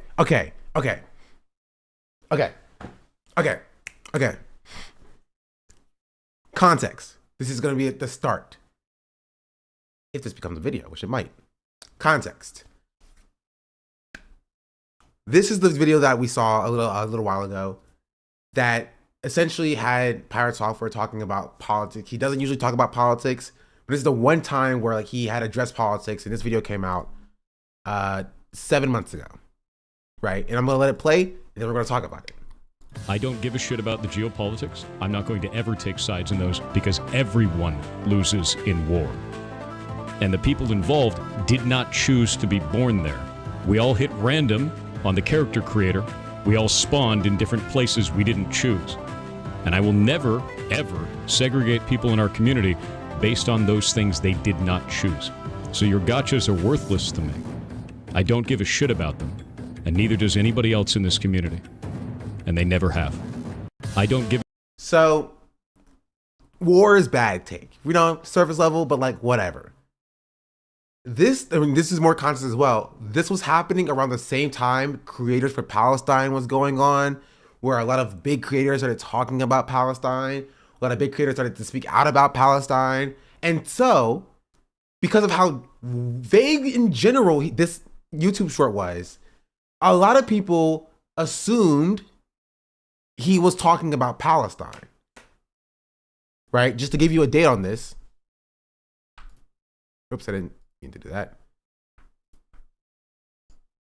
I don't give a shit about the geopolitics. I don't give... This is May 28, 2024. Okay, maybe this is a little bit before Creators for Palestine, but this is where like people were talking about Palestine a lot, right? The Creator for Palestine happened a few months later, like a month or two later, officially. But like it was a conversation where like you had a lot of big people online talking about Palestine, and so because of that, a lot of people thought that this was about Palestine. There's a clip from like 2 years earlier too. Yeah, there's a clip from like 2 years earlier. Dropping in this time, people are assuming that this is about Palestine. But Thor has assured us that it's not.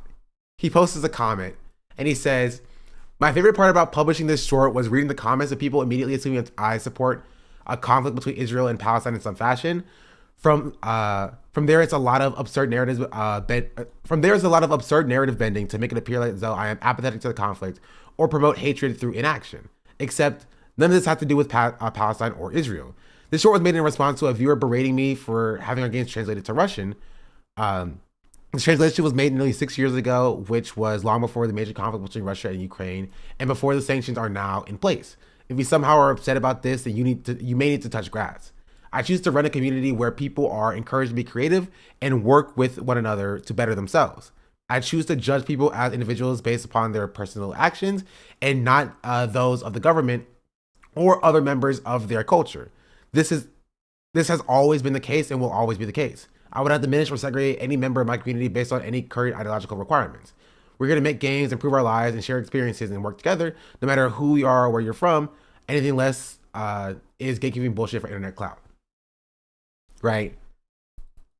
So, he said a lot of words here, but it's pretty much what I established. It's literally him baiting people in by a very vague YouTube short about geopolitics in a time where everybody is talking about Palestine and then being surprised that people thought you were talking about Palestine, right? It's the ahaha. You thought I was talking about Palestine. I was actually talking about Russia and Ukraine. Maybe this is a problem for you, or at least it's a you problem instead. Like, no, people are going to assume you're talking about Israel-Palestine when you posted this, when every creator was talking about Israel-Palestine, right, in the middle of the genocide of Palestinians, right? It is a short from 2 years ago. Like, why else would you post this at this moment? Doesn't make any sense. And so that's the first thing that I saw from this person. I'm like, that's kind of weird, right? Like, it's one thing to be like, I'm against, no politics in my space. We just want to make games. But it's another thing to be like, ha ha ha, I've tricked you. You care about the human rights of Palestinians? Well, maybe you should touch some grass because you're just assuming that I don't care. And no, I will not give my actual take. You know what I mean? No, I will not give my actual take about Palestinians. I'm just going to talk about how I've subverted your take about Palestinians or whatever. This is actually about Russia, Ukraine. I've gotten you. You've been fooled.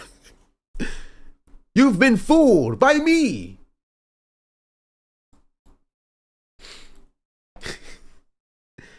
Yeah, he liked his own comment, which I get it. I'd do the same. That's how that read to me. And so that was the first thing I was like, that's weird. And then you apparently had, this is what Sarah said, that, oh wait, I literally already have this open, don't I? Yeah. This is happening with Jason as well, potentially. Me? Mashable, you can eat it. This is up, and that really pisses me off. He's not a Nepo baby? When I was 16 at Blizzard as a game tester for 6 months. I got that because my dad worked there for 23 years. My dad is a director of cinematic. He's a director? That's what a Nepo baby is. Are you kidding me? Like, I like this guy. Don't get me wrong. I like Pirate Software. That's what a Nepo baby is. Do you know how hard it is to get a first job in tech? It's so gatekept to women, black people, people of color. Like in that order. I mean that so seriously. How do you have the audacity to turn on the goddamn camera? How can you be so out of touch? Yeah, so Sarah was telling me that Jason had gotten death threats for this clip. He's not even wrong, right? He's not even wrong. He's not incorrect. But like he got, did you just send the same clip that I'm watching? No, okay. It's a different clip. I was confused for a second because I literally.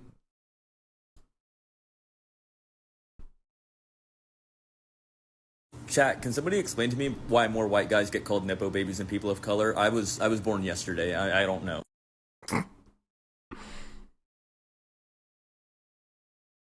So yeah. So there was that. There was the bait and switch thing. There was the Nepo baby thing. There was the stop killing games controversy thing. Hi, my name is Jay. Right? Where Pirate Software was like, oh, this reminds me of Pirate Software reminds me almost identically to Linus Tech Tips. Do you guys see that? Do y'all get the same vibe that I get from that? It's like they're identical. They're identical. Even down to like there being a grassroots initiative for a movement in the space that they're in, and them being like, I'm not gonna get involved in that. Actually, I think this is actually bad. You feel me? This is like Linus Tech Tips being like, I think that the Honey lawsuit, class action lawsuit, and class action lawsuits are there to enrich lawyers and stuff, right? And then like Pirate Software being like, stop killing games. I think this is actually a bad thing for games. Actually, you know what I mean? Like I think very, very similar in that way, right? Me this and tried to get me to sign it, and I don't want to. Number one, I can't because I don't live in Europe. But number two, I wouldn't sign it even if I could. And I'm going to kind of go through this and try to explain the reasoning as to why. Also, I'm sorry. I love the idea where people see like a very low barrier of entry, right? Like Salty One, thank you for the 9-month subscription. Happy day of birth. Right? They see like something that's such a low barrier of entry, and they're like, I can't even do this. I don't live in Europe. You feel me? Like, first of all, the petition ain't gonna know that. You could always just sign it anyway. But it kind of reminds me of, okay, there's gonna be a deep cut for those of you who don't know. It kind of reminds me of Oyemi a little bit, being like, I can't even advocate for people to, I can't even withhold my vote. I don't even, or I can't advocate for withholding my vote because I'm not even in America. I can't even vote or whatever. And I'm just like, you could just lie. It's still putting pressure on people for whatever reason. Like, it's an excuse for them not doing something that they already just don't want to do, right? I can't sign this. I'm not in Europe. Who cares? Sign it anyway. Like, I'm sorry, I'm not in Europe. I'll sign it. What? Like, what are we talking about here? Like, if you can't vote, you can still, withhold your vote or say you're withholding your vote. Because why not? Who cares? You feel me? What's the worst thing that could happen? Nothing, actually. Nothing could happen. Any lies on temporary migrants here in Montreal that were at the protest with me for the pro-immigrant protests? It is just a way for people to, it is a cop-out. It's a way for people who don't support your movement to not say they don't support your movement because they know that would be unpopular, but for them to just not support your movement. I don't have to lie. And nobody was asking her to. I'm not getting into it. I don't want to, I'm not starting any beef. I'm like Christian Divine. I'm just here. I'm not starting beef, okay? Last time I said something, people got mad at me. And I won't say anymore. I'm going to leave it at that. That would be the case without all of the internet hate machine that's grown up around it. So I do want to point out that I did bring it up with Christian on stream. So I thought that was really funny. Also, he was correct. Christian, Christian won't say it, I'll say it. He was correct. Actually, I'm closer to the beef than I actually thought I was, because the person he was talking about that is his mutual is my friend. So like we know like mutual people. And he was defending her, and then he got called anti-black women or whatever. I don't know how this works and why this is an issue to me. First things first, what is an initiative? So an initiative is actually not law. It is something that you put together so you can put it up in front of representatives and they can start the conversation. The reason why I have a problem with Stop Killing Games is specifically it starts the wrong conversation. If we're trying to kill off the practice of developers putting together a live service game, pitching it as a single player experience, and then taking away support in the future, this ain't it. And the reason why is specifically on this initiative, under its own description, it says, this initiative calls to require publishers that sell or license video games to consumers in the European Union or related features and assets sold for video games they operate to leave said video games in a functional playable state. Specifically, the initiative seeks to prevent the remote disabling of video games by the publishers before providing reasonable means to continue functioning of said video games without the involvement from the side of the publisher. This isn't all. This makes sense to me, right? He's claiming that this is the wrong conversation, but he's just against the conversation that is the one that this is having, which is why he won't sign it. And he won't say that because it makes him look bad. You know what I mean? He can't say that I'm actually against this as a game publisher or a game developer, right? Because this would require me to do more work, X, Y, or Z, or whatever his reasoning is, right? But if he can claim that like this addresses the wrong thing, that's why I don't support it, then he kind of gets like off scot-free. What the initiative is doing is not a bad thing. You feel me? It's not. It's saying if you make a video game that people have to purchase or license, when you end support for that game must be functional. It has to be functional. It cannot just be a bundle of code, right? A piece of software that does nothing. It has to be functional. You have to be able to open it up and go into training mode. You have to go into a single player mode. It has to be something that is functional if you make a game that people have to buy.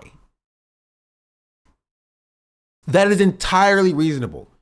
If I, as a consumer, enter into an agreement where I give you money and you give me an experience, a game, a piece of software, but then a year down the line, you can decide to brick my piece of software for whatever reason, that is theft, in my opinion. You have now stolen from me. In the same way, if I buy a car, right? And in the agreement is that I keep the car and a year down the road, you come and repossess my car without my knowledge, you have now broken the agreement. Right? It is still my car. I own that car. And you've just decided to come take it away because you no longer want to do maintenance on the car that I own. You know what I mean? It's objectively good because it requires companies to uphold their promise, not just to throw people away. He's probably got this weird, I want to have no competition mindset that's tainted his vision of having on a critic. Teslas, they are so not functional. True. I don't think he would make a live service game, but his view is probably tainted by the fact that he's worked at Blizzard, who has worked on the biggest live service game at WoW. Oh, no sabe. You don't know, Chatter. You don't know. He is working on a live service game. That is the thing that he's doing. At the moment he's recording this, he is working on his own live service game. He talks about it in this video. I'll play it. Always possible in all video games, and it doesn't call out the specific practice that this is supposedly trying to defeat. It is incredibly vague and will damage all live service games. How would you keep League of Legends in a functional, playable state? You'd have to... They have a practice mode. League of Legends wouldn't be affected by this. And shout out Riot, right? Because they actually made their practice mode functional. When I want to learn a new champion, I just go into the practice mode, I boot up with that champion with a team full of bots, 4 bots on my side, and then 5 bots on the enemy team, and I practice with the champion so I can practice using their abilities correctly. If I play support, I need to have somebody to support on, right? I go with an ADC to bottom lane against 2 other characters, and I practice, I see what's going on there. I test out the abilities just to see what's happening. If you want to practice jungling, that's a perfect example for that. You can practice your clears, practice your ganks. You feel me? Like, they've made a practice mode where you can play against AI, even if I don't know if you do it if your internet's down, but if they end server for the game, it's still a functional playable game. The code is still there. The characters are still there. You can play there. You can play the game, right? If the servers that Riot shuts down,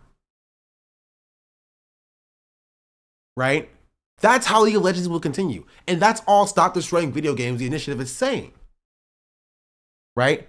All it's saying is that if you have, and again, League of Legends is free. It's not even covered under this because you are not selling or licensing it, right? Or you're not buying or licensing it. It's a free game. It's free. You don't have to pay any money for it. You're not buying it, right? So even then, it's not covered. But even in this free game, they still have tools that allow the game to exist in a playable state once service shuts down.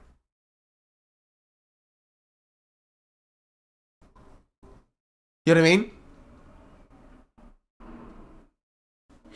I'm so tired of people who don't actually support the change that's needed, trying to latch onto and narrow the changes for their own profit. That's exactly what he's doing. That is exactly what he's doing, yeah.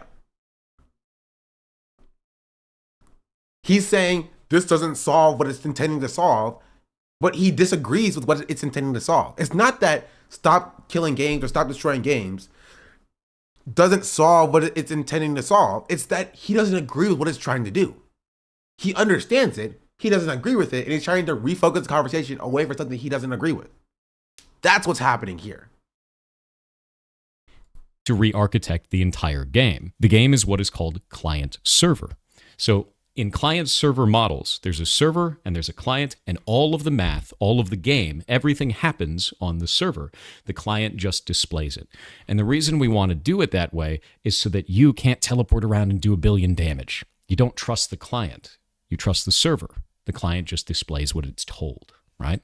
So if we wanted to re-architect this, we'd have to take all of that server logic, push it back out into the client, and somehow make that playable in a multiplayer-only video game. That doesn't make sense. Well, it's not multiplayer only. He's objectively wrong.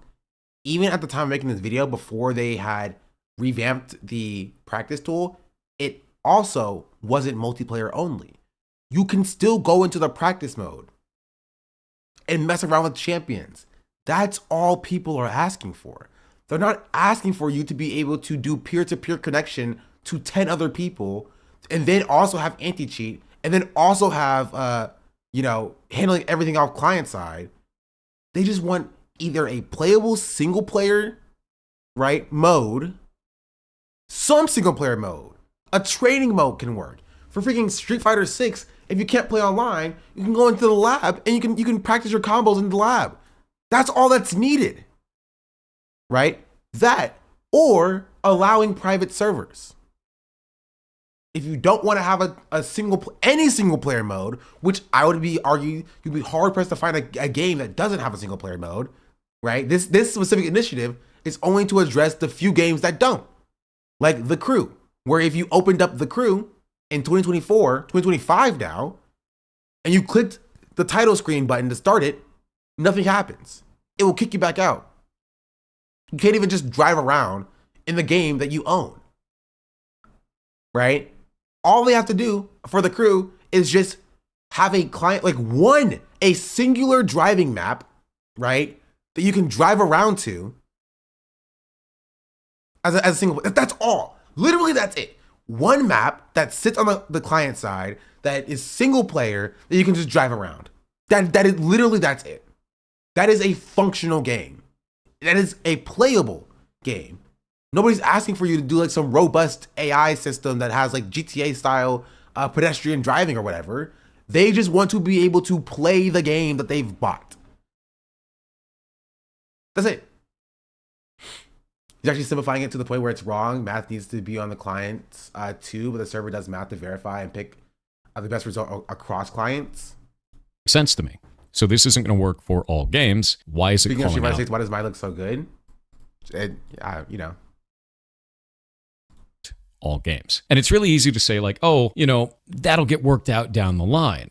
But we're dealing with government here. If we're going to be putting up these types of ideas specifically in front of government, we need to be calling out the right issues, especially if you don't have like okay, this is what makes me mad. He just disagrees with the issue. That's the problem. The problem is not that it's not calling out the right issue. He just disagrees with the issue that it's calling out.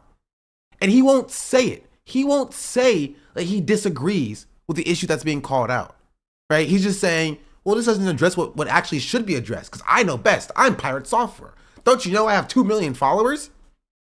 2 million subscribers on YouTube? People give me a bunch of money. I know best, right? That's what he's doing. He's literally doing, I know best, and because I know best, I know that this is not a good thing, or this is not the right issue to call out, therefore it's bad. But again, he won't say that he disagrees with the actual issue, right? Because it will make him look bad if he says what he actually believes, which is, I don't think games should be forced to make their game playable after, the server shutdown or after support ends. For whatever reason, it's too much work or whatever. There's an extreme example. This is an online car racing game where the physics and calculations for the player car only takes place on the player PC in most instances. Precedent set. Because now you're going to be setting precedent on something that doesn't make any sense with people that may not understand the nuance of our industry. All in the name of... Wait, chat, I have an idea. You guys gotta love this.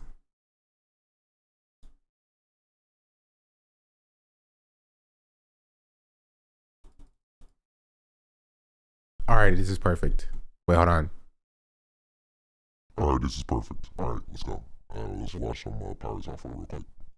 Saving games. I can't agree with that. So let's go into why this... I can't agree with that either. Is this mean?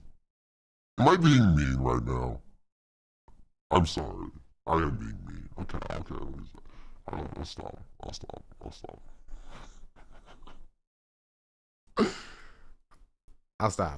I'll stop. Can you do my voice? I can't do my voice indeed. Yeah, I can do it my voice too. There we go. This is what we like to call, chat, in the business, dichotomy. You have a deep voice and you have a high voice. Hey, yo. Well, that you love to stream together? Nah, it's not like me. This is my real voice. And this is the best part when I wake up. Okay, let's listen to what Pirate Software has to say, okay?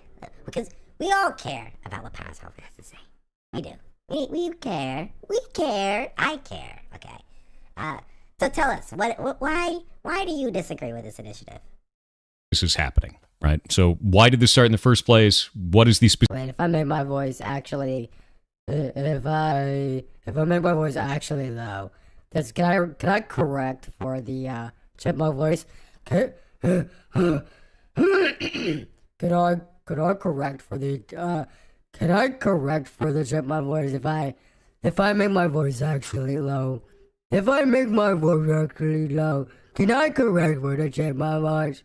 I can't. I tried. Okay. From your diaphragm? Can hey, do re mi fa do la di do, do re mi fa do la di do. Yo, what's up, guys? This is my voice. This is my It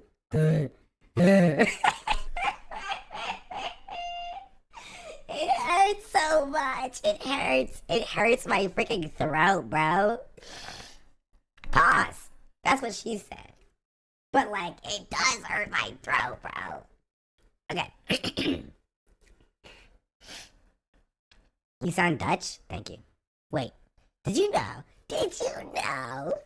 Chat, did you know that the Dutch were actually the first European country to own slaves and send ships to Africa to capture slaves? That's right. The first ships to ever touch down on the western side of Africa were the Dutch.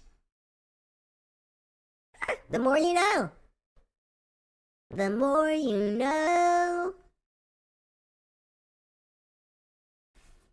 TikTok of this, exactly. specific cases they've called out that are egregious, and they have one. It's The Crew. So, action on The Crew. The video game The Crew, published by Ubisoft, was recently destroyed for all players and had a player base of at least 12 million people. Due to the game's size and France's strong consumer protection laws, this represents one of the best opportunities to hold a publisher accountable for this action. If we're successful in charging... Posting some red flag? Red flag? You mean red note? Ni hao, red note. Ni hao. Ni hao. Ni hao. Ni hao. This is my normal voice. Is being pressed against Ubisoft, this can have a ripple effect on the video games industry to prevent publishers from destroying more games. First off, I don't like the idea in this that it has a player base of 12 million people. That is not how... What? How? What? I don't like the idea of facts, actually. I don't like the idea of facts. Me neither, Pirate Software. Showing through his second puberty, now he sounds like a cartoon character. How long-running games work. There is a large number of people that buy the game, and that player base slowly dwindles off until nobody is playing it anymore. If there's any costs associated with keeping the game online, which this was an online video game, then eventually it costs more to keep it online than it does to keep running it, right? So the cost outweighs the amount of income for it. That's still 12 million people who have purchased the game that can no longer play the game. Like, I'm sorry, sometimes I reinstall an old game just to play it again. And you know what? It's my gosh darn right to do so as an American. It's my right. It's my right. I bought that gosh darn game with my hard-earned Chick-fil-A money. And if I want to play Dark Souls 3 again, you bet your bottom dollar I should have the ability to play Dark Souls 3 again. If I want to play Minecraft again, you bet your bottom dollar I should be allowed to play Minecraft again.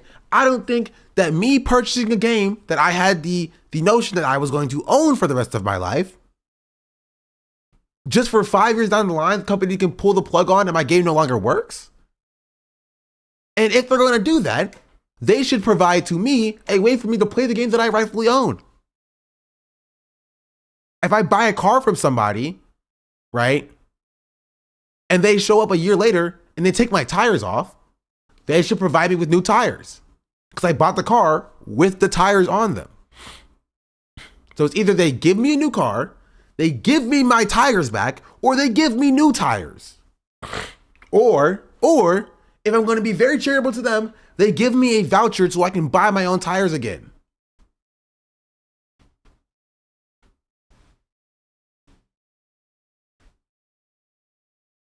That's it. But the tires are rightfully mine. I own them. And I have a right to to use my tires on the car that I bought. There are bad business practices that can occur in there. There are companies that will sell a online-only game as a single-player experience and kind of just put it into the TOS and hide it. But not all companies do that. When they do, it doesn't matter. That's my point. And this is what I don't think pirate software understands. This is what your mind does on capitalism, right? This is what capitalism does to your brain. That's inherently unethical. Not just selling a live service game as a single-player experience. A game that I purchase that I can no longer play for whatever reason is unethical. You selling me something and then not allowing that thing that I bought with the expectation that it would work to work in the future is unethical. Right? It is. That is an unethical system. I rightfully own that game. I have bought that game. And because I have bought that game and I rightfully own that game and that game is mine, I have a right to play that game. It is now my game. And you shutting down services without providing any alternatives, rendering my game inoperable, is immoral and should be illegal. That is what Stop Killing Games is about. That's it. That's the answer. That is what Stop Killing Games is about.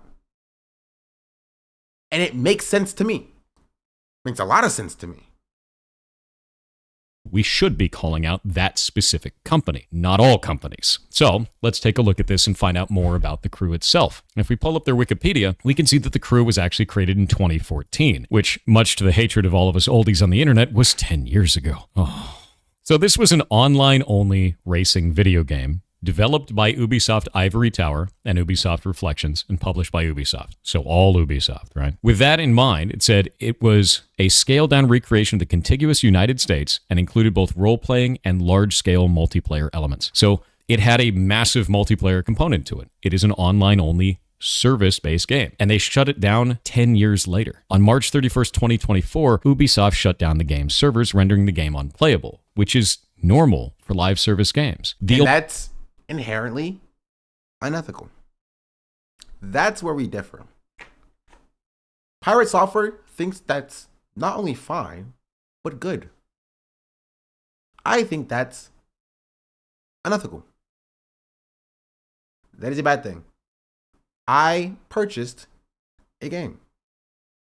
I have a right to play that game whenever I want, however I want, so long as it's not impeding on other people's gameplay experiences.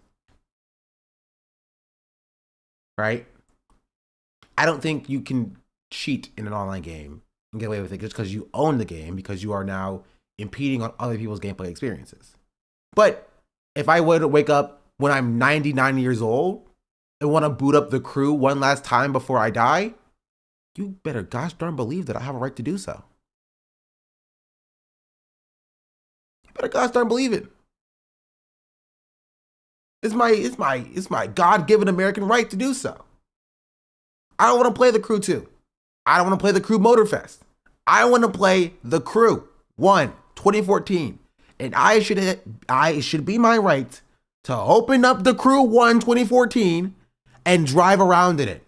It should be a game that is operable. I should be able to play the game in some way, in some fashion. I'm not saying, and nobody is saying, that you should have to recreate the entire multiplayer component for the single player world, right?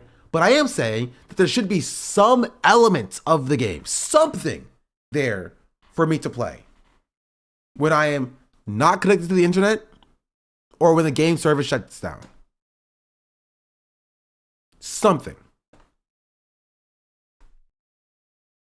The only thing that I can see in here that could be a problem is if they post it as not an online-only experience. But everything that I found online shows that the game was always marketed as online only. Doesn't if matter. you're going to be buying an online only game, Doesn't that matter. means Doesn't matter. Doesn't matter. I think the idea of online only is unethical as well. Right? But it doesn't matter. I don't care if I bought a game that says you can never play this game after 1 year. I should still be able to play it after 1 year. I bought it. It's mine. It's mine. It's my game. I don't care if it was marketed as this game will explode after 1 year. If it explodes after 1 year, I want my money back.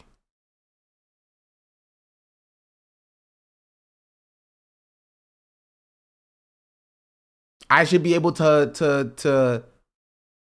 download the game that I have bought even after that 1 year, even if it's marketed as such. It's my game. I bought it. Give it to me. I paid money for it. If I'm buying the game. If I'm renting a game, that's different. Right? I think renting games is like a different thing. It's stupid. But like if I am buying or licensing a game, right? Because most games do not advertise itself as like this is a 1 year time limit or whatever. I should be able to play the game in some state.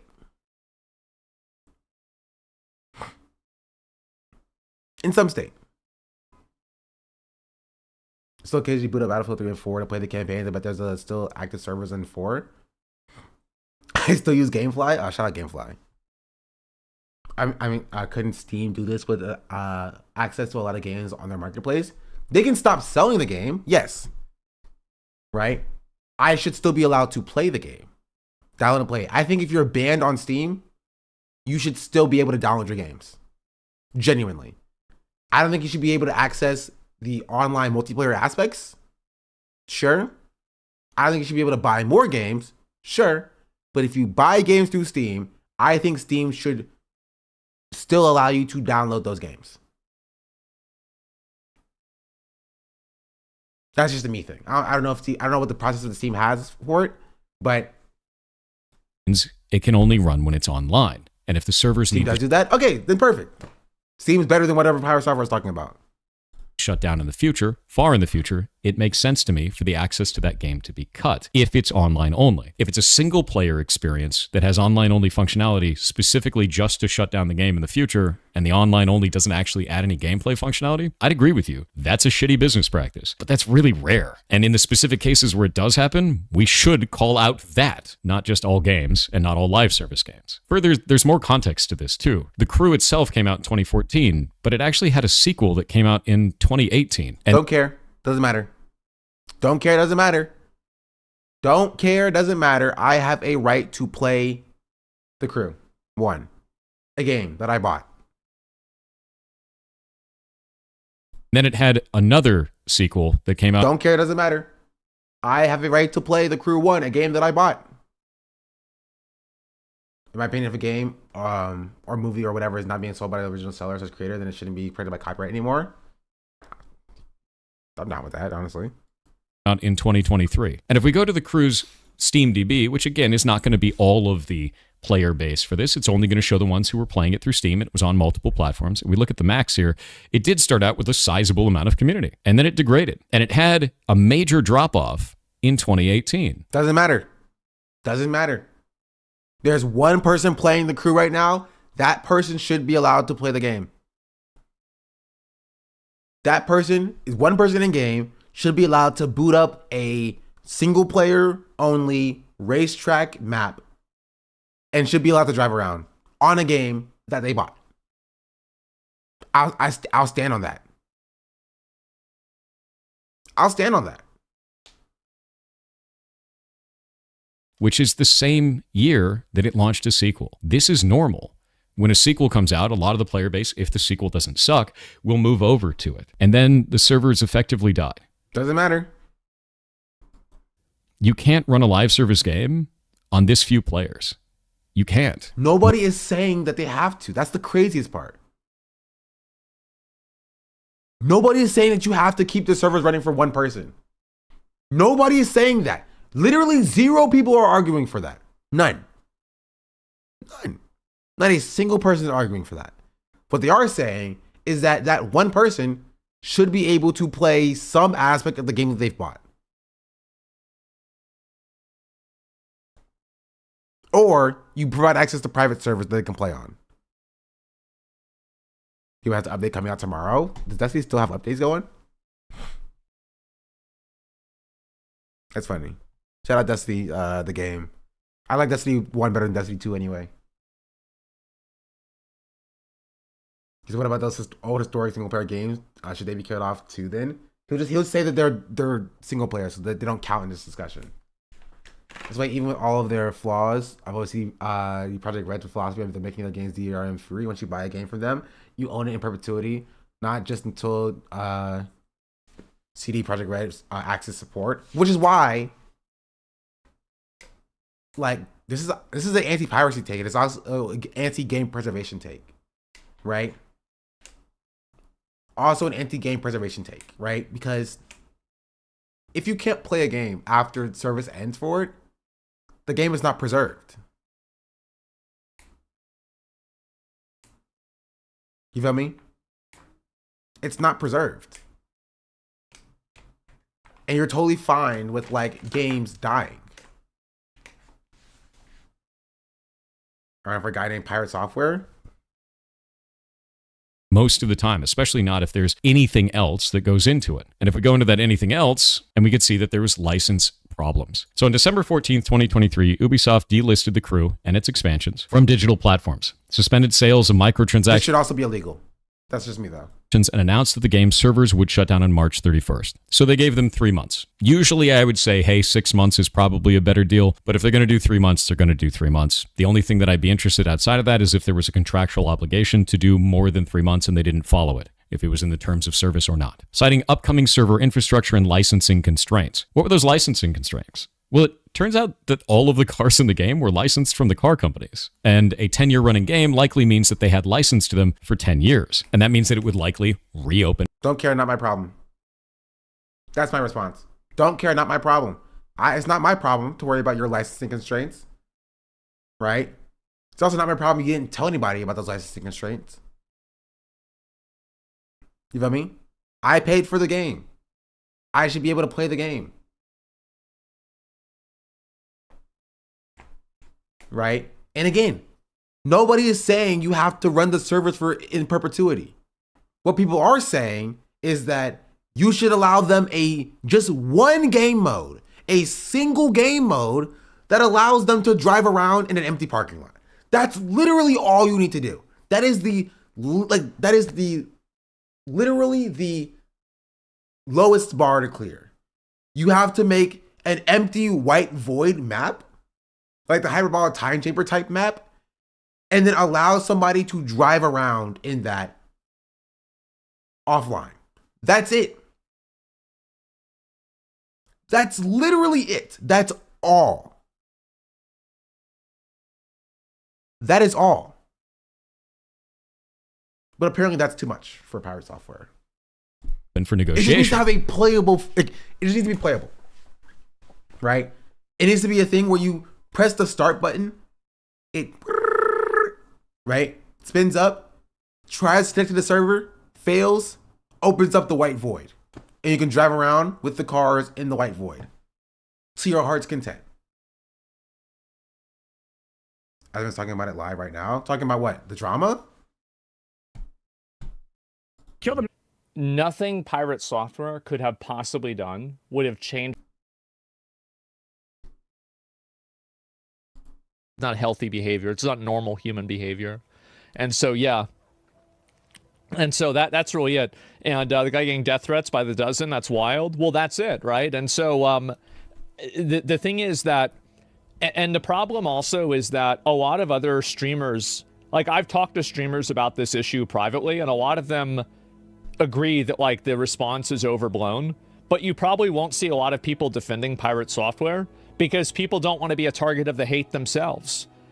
I'm in a very unique position myself because I have a very big community and there's a lot of people that watch me and I'm used to this stuff a lot. So I feel like I can say what I think should be said, even if it's something that would, maybe not make me look good, right? And so, but a lot of other people don't have a big community like that. They don't have a supportive fan group. like viewers like I do.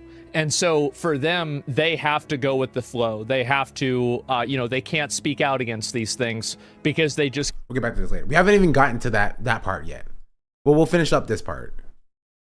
Now, understand that's speculation, but I've seen this type of a deal many times in the industry while I've been working in it. So it's not unlikely. If you're going to have to renegotiate on a game that has so few players and is not turning a profit anymore, you're probably just going to forego the renegotiation. And if those servers are aging, you're not going to want to recreate that infrastructure. And there are some people that'll say, well, just make it all single player. Well, I've explained that doesn't make any sense in the first place. If you're making it all single player, you'd have to carve off all of that, and it's developer time and money. When you already literally not even true. You just need one map that people can drive cars in.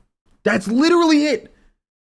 Yes, okay, you put 5 people on the development team to create a white void that has a ground plane that people can drive on. That's it. That's it. I don't understand how that's a crazy take.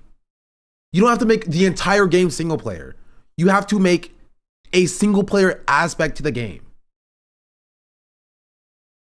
Like, Rockstar cannot sell GTA as a game itself. They could not. GTA Online.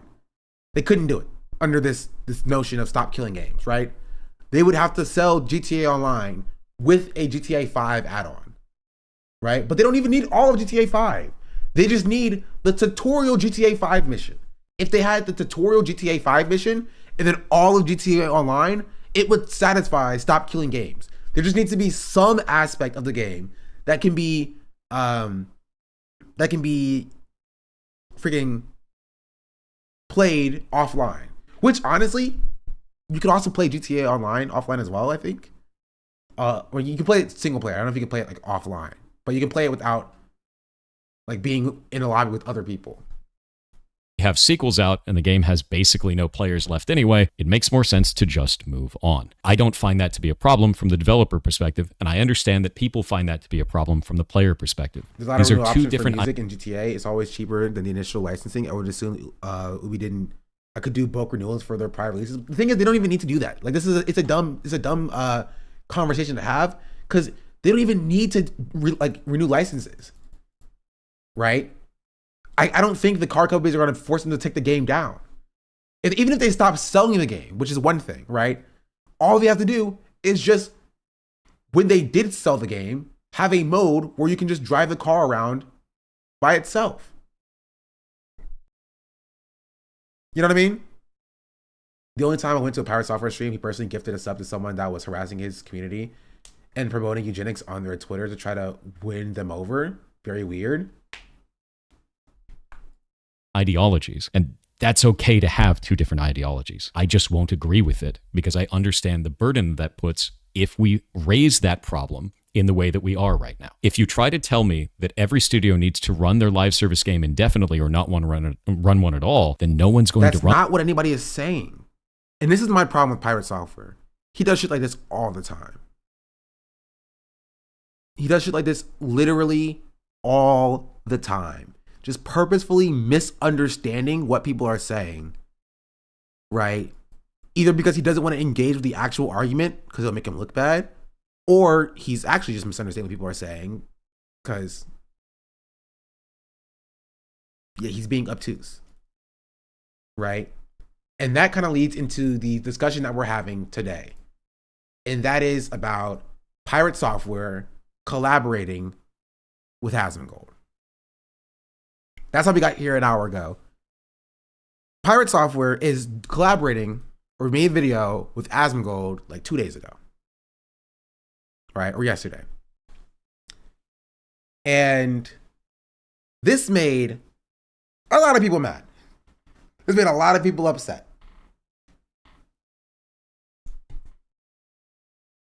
And in response to people being upset about this, he said, if you're upset over something political, then you should know by now that I don't allow political soapboxing or statements in our community. The video is about two people that play MMOs talking about an upcoming MMO. If you want to talk about it more than that, I don't know what to tell you. Right? So this person said, fuck off, you cowardly, amoral arsehole. No politics, please, is an excuse to be pals with somebody who expresses bigoted beliefs all the time, calling Palestinians an inferior race, and calls women he finds unattractive hogs. Women and minorities aren't safe in your community. And apparently Pirate Software blocked this person. Right? This person. Wait. Oh, before this. He then responded on Twitter, I think to this person as well. No, he blocked this person. He responded to somebody else. He's writing on Twitter saying, a lot of people are mad that I talked to @Asmongold recently about Ashes of Creation. I can see all of your comments, messages about this through YouTube and here on Twitter. In this instance, another creator has made a disparaging video about the game, and Asmon did not have enough game knowledge to talk about it because he didn't have a chance to play it. This immediately makes the audience have a negative opinion of something with nobody there to say otherwise. Oh, he's doing only one side of the story was allowed, so this is why you need Asmongold to talk about it or whatever. I were 500 hours in the game and refuted the video by making maybe the other creator. As Asmon's channel was the flashpoint for this, it made sense to talk to him about the situation. It was to clear the air of bullshit. We did this live on Twitch the same day it happened. In the internet of today, you don't say something and then the room is filled up with people who do. I choose to help set the record straight on this, and I'm glad to have done so. If you want to cancel me for talking to him, that's fine, but I would do this again given the chance. Developers don't deserve unwarranted hate.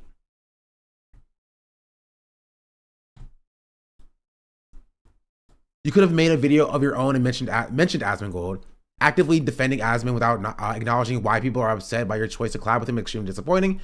This is what you're defending. This is not applicable from Palestinians or trans people. Yeah. I mean, all this in the context of defending a decision to make a video with him. If Hitler defends your favorite game developers, people would rightfully upset if you made a video with him. Also, I know we don't go further, you disagree with me, so you're evil and wrong. However, it hurts to see someone you look up to side with somebody so hateful. It hurts even more seeing it defended. Be this conversation because someone should at me if Piper responds, he won't, I'm coping. I know the Ashes Creation is that you can't fast travel and fucking again, which wastes my time. Power's not the wholesome person people think that he is, to be honest. Yeah, that's my take. I don't really care to take down Pirate Software or whatever. I've never been a fan of him. I've talked about it extensively why I wasn't a fan of him. For the bait and switch take about Palestinians. His denial of being a Nepo baby when he kind of very clearly is. I don't really care about that though. His stop killing games thing where he had a bad take on this. Right, there's a perception of him, and I think he got a lot of play because he got very successful, and the streaming ecosystem is built on a kingmaker system. So people think that when you are successful, you are therefore a good person deserving of defending or being defended. And because he grew so fastly or so quickly, so organically, separate from an adherence to a specific streaming, another big streamer, there's an organic audience that any other streamer could benefit from being a part of, right?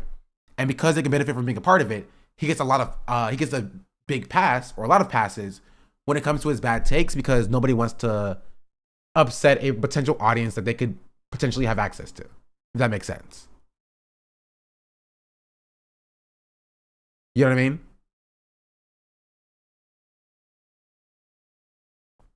He's just a big ego thing. He throws around the whole Blizzard job as his legitimacy. Annoying. How could you advocate for piracy and then defend billion-dollar corporations at every single step and chance you get? Does he advocate for piracy? I don't know if he does that.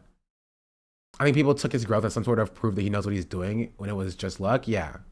I'm not saying he's I don't want to discount his success. He's very successful. He uses YouTube Shorts very well. He's very good at clipping out parts of his streams. But he does, and that's the reason why I think he gets a lot of passes. He gets a lot of passes because he's successful and because nobody wants to upset somebody who's on the come up, right? Imagine 4 years ago dissing Kai Cenat. You know what I mean? Imagine 4 years ago dissing Kai Cenat and getting on Kai Cenat's bad side.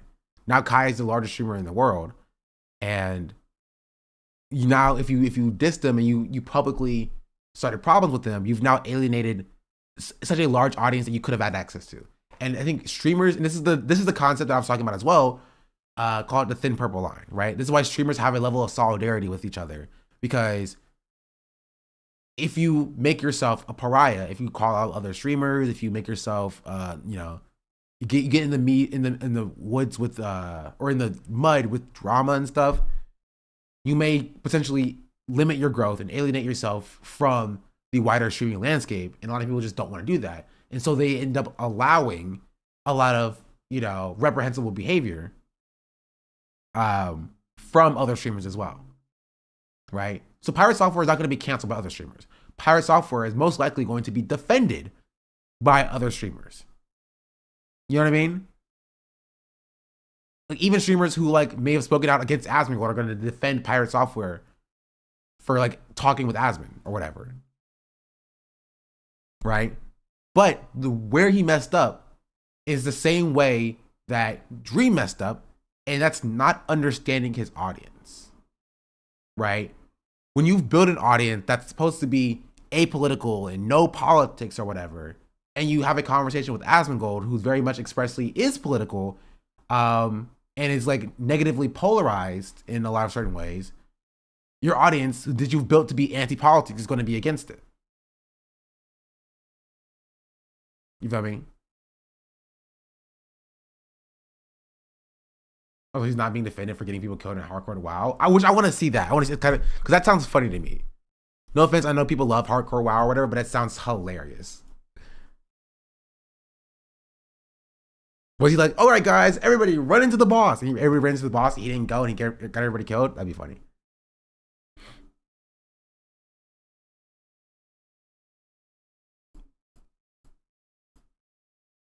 I also wanted to show you guys this.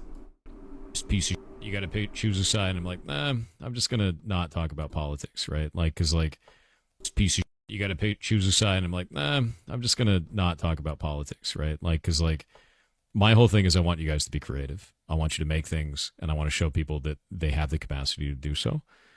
And I find more often than not in today's world, people just need to be told that they're allowed to be creative more than anything else. They've worked everything out. They know exactly what they want to do. They just need someone to say yes. And none of that other shit matters. It just gets in the way of that. If you're constantly and if I want to get into what my real beef with pirate software is, right? And and this is probably the meanest I'm going to get in this discussion. His whole just be creative, just makes games is fake as fuck, if I'm being real. If it's removed from politics. Because I have that same take. I have the take that I believe in my heart of hearts, everybody is a creative. Everybody, given the opportunity, will make something. Right? That's the reason why I believe, or I'm anti-capitalist, right? I believe in systems like socialism or communism or whatever, right? Because I believe that if you give people and you fix their material conditions, right, you allow them a chance to grow and build the art that they want to build. And you are never going to do that, right? They will never do that when they are bogged down by the systems of capitalism. Any take that is about just be creative, just make games, just be artful, right?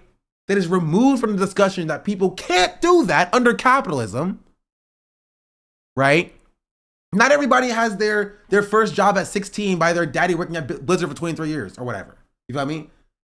Some people grow up with nothing, right? Some people have something and then lose everything.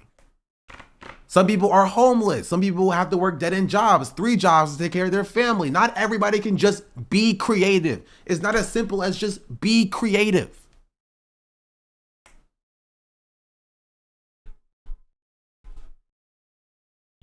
Right? So you have this idea, and it sounds good, doesn't it? It sounds super sweet and awesome, and it makes you feel all warm and bubbly inside when he just says, just make games. Yeah, just make games. With what time? You know what I mean? Just be creative. Yeah, just be creative. With what time? I think given the opportunity, everybody would be creative.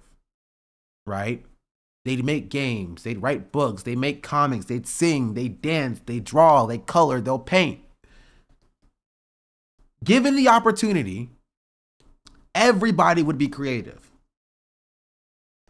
But their first goal is to fix their material conditions. It's very hard to be motivated to be creative when you have to worry about, paying your bills. It's very difficult to be creative when you have to worry about whether or not your kids are going to eat next week. That's why I think his whole be creative thing is fake as fuck. It's so fake. Because you can't just be creative, or you can't tell people to just be creative separate from politics. Because that's the reason why I do what I do. That's the reason why I talk about what I talk about. That's the reason why I advocate for what I advocate for. Right? I actually believe what he says. I look at people, I look at the potential of humanity, and I say, I want them to thrive. I want them to thrive.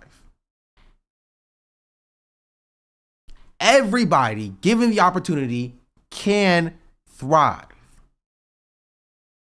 You just don't care to give them the opportunity. And that's what makes me mad. That's what pisses me off. That's it.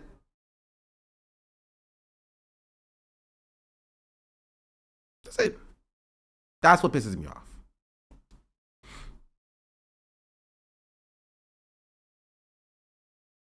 I think there's a one where people actually die in this clip. It's right after the first one. We don't do anything but run. I'll see what Son has to say about it.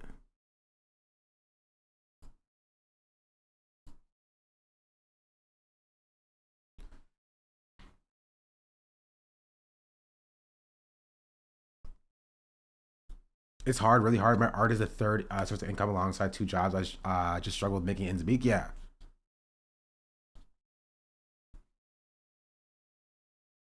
And like, I don't know, bro. It makes me mad. It makes me mad. You feel me? Because it's so surface level. It's literally like the epitome of empty platitudes. You know? Empty platitudes. It's just, you just do it. Just make games. Yeah. And instead of actually advocating to get people to the point that they're able to make games, give them universal health care so they don't have to worry about working 50 hours a week to pay for their health care or whatever, right? Push for a housing first policy, affordable housing, so they can actually, have a chance to have their own house so they can paint in. You feel me? So that more of their money, and push for an increase of wages so that their money can go towards art supplies. That's what it means to just be creative. The only reason I can do art full time is because I live in my parents' basement, and I certainly not always making art I want to make. Yeah. This is why it sounds so familiar to me. It's the same kind of corporate speak the organization will engage in to motivate their employees they're underpaying. Yeah. When we talk about the economic state of the world type shit, I mean, it's true. He doesn't want to alleviate people's material conditions, so there are more creatives. He wants the people to buckle down and work harder. Yeah, and it's the same capitalist brain rot.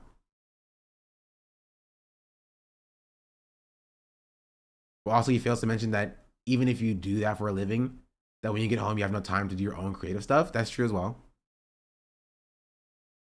And guess what all that is, chat? It's the P word. I know that P word scares people. It's politics, right? Art and politics are not separate from each other. They're not completely removed from each other.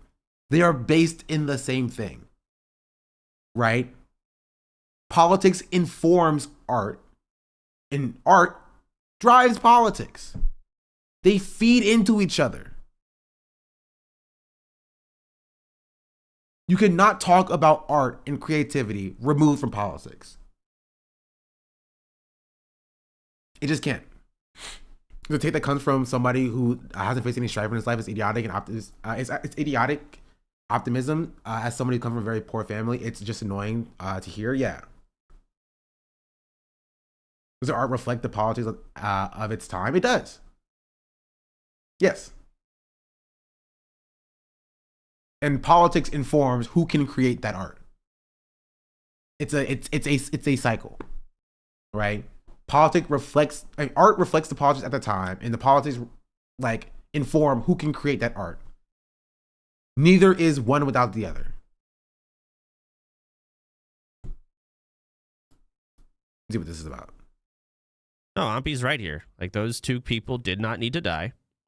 Pirate absolutely could have saved them if he played his class to a basic level, which he claims to know how to do. I've seen clips and I've heard it. He claims he knows how to do. He clearly could not in the panic, and then refused to accept any responsibility on that.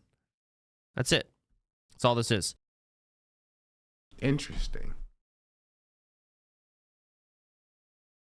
Honestly, that's kind of funny. Not the most consequential thing. Wait, he left the call? Wait, hold on, wait. What do you want, man? I know nothing about WoW, so.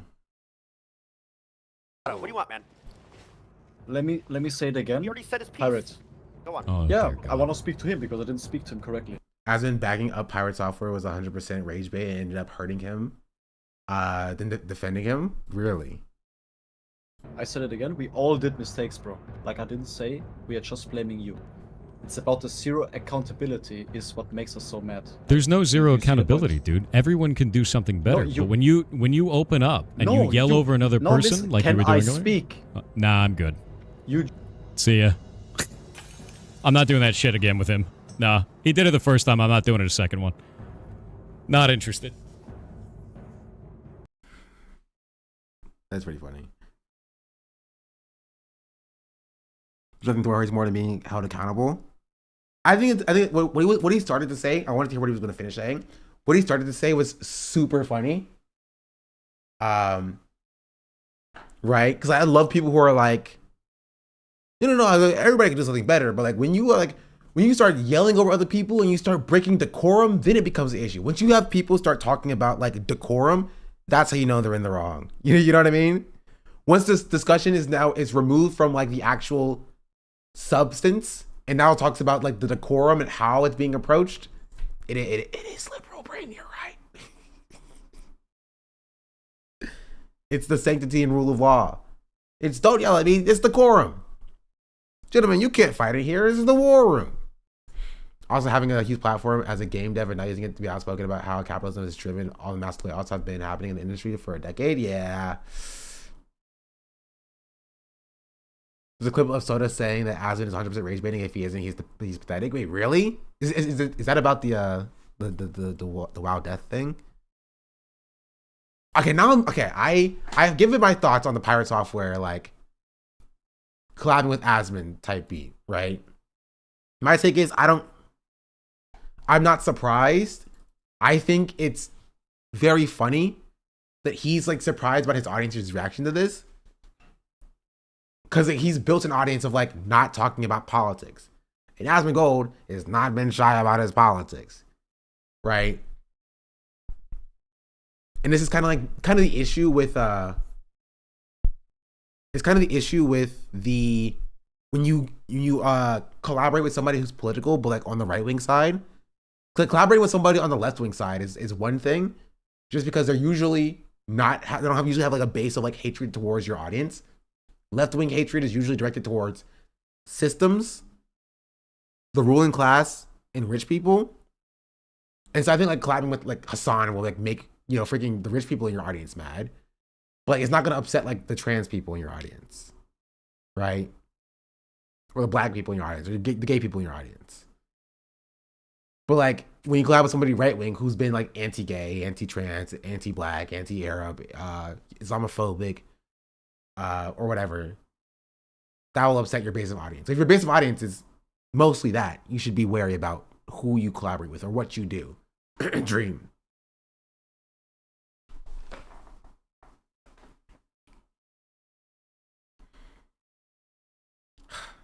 His skills with not having mana, meanwhile, he's an ability that takes mana to run away instead of using Blizzard to CC the mob. Sure. I know what that means. That makes a lot of sense to me. Yeah, 100%. Yeah. All right. Cycle of life, man. So let's break it down. And it's really, and I would know this, it's easy to go back to things with hindsight glasses. It is. A lot of people don't account for human error, but I'm going to watch this and I'm going to break it down with that in mind. Have you seen the guy that's trying to actively reduce his age? I know. That's crazy. I've seen this dude. We got 2, so just focus this. Yeah. Okay.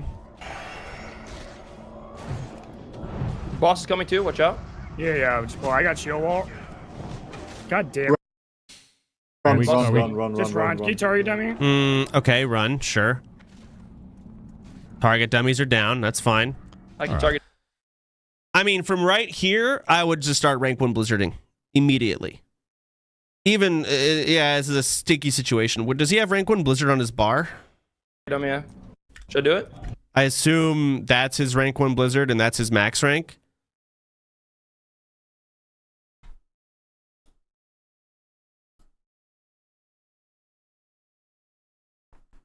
Didn't even need to run. It just CC all the trash. Yeah, this is rage bait. Okay, no, he's fucking trolling. I don't care. And if he isn't, that's even more pathetic. I didn't even need to run. It just CC all the trash. That's funny.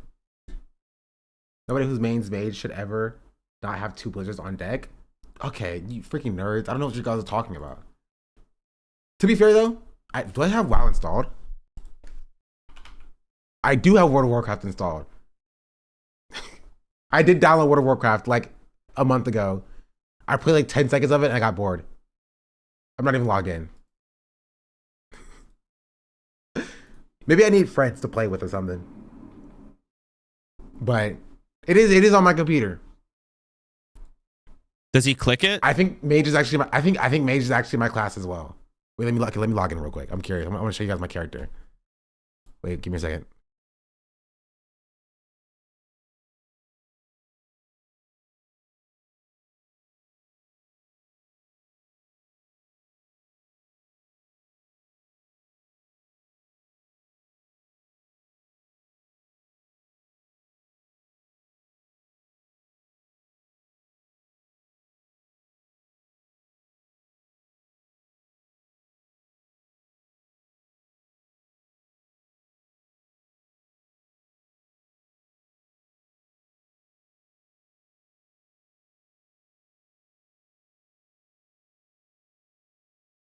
Yeah, it's updating right now. We'll circle back to it later.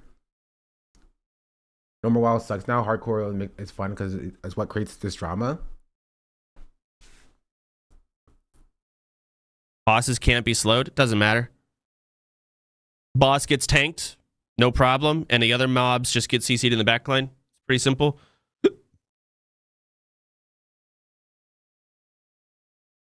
I don't know. Does he click that? I don't know. Just kill the massive. Yeah, target dummy. Kill the massives. No. Aussie, are you fine? There's a blizzard. Is that a max rank? I can target dummy, yeah. Should I do it? Just kill the massive. Yeah, Okay, target blink. dummy. Kill the massives. No. Aussie, are you fine? Oh, that's a max rank. Okay. Yeah, that's a max rank blizzard. And I think there's a lot of fear. Pirate is scared as fuck right now. I think he has no idea what's like able to happen. He doesn't know what any of these mobs do, so he is terrified for his own life. He is. And I can excuse that. That's fine. Like, can't flack on someone for sucking. Or not sucking, just not knowing. Wait, he said he's a 20-year WoW veteran? However, the max rank blizzard here was a part of just sucking. I don't know why you would max rank here. Does max rank take more mana? Please, somebody explain. Please, chat. You can't leave me yet. He worked at Blizzard? Oh. Thought he made the game? Oh, you're right. Maybe he worked on a different Blizzard game. Yes? See, I got that. I figured it out. I don't know the plan. And then cancel it immediately. What does Manilow? Okay, I'll just watch it. Only hitting one hyena. But again, panic, sure. Should it go? Okay, I'm asking. Should he have put it further back? Or should he have put it? I don't know what he did incorrectly here. I need you guys to walk me through this. You know what I mean? Cause I can understand Soda's reaction being like it was not good. What he did was bad. I get that. Yeah, it was super bad. He should not have done that. But what should he have done instead? Please tell me. I am a mage in World of Warcraft. I've played the game. I'm a 20-year veteran as well. You should have downranked low rank spell to save more mana, then use stuff like mana gem to get more mana. It's a lot of Mooncloth. Any grenades, anything? You can just heal him. Yeah, you just heal me. Just come back a little bit. What's on me? Sitting bear form. Bro said come back a little bit, run. and he's just like he's gone. He's gone. He's like out. Okay. To be fair, let me explain. Let me say this. This is what I would do in Valorant. Okay. It's not a hardcore WoW, but in Valorant, bro, I'd be gone too. My team yells at me all the time. In League, I'd be gone. I was gonna play with their bags open like this. I don't freaking know. Yeah, who does that? I see he also has mana gem, and I'm assuming that's the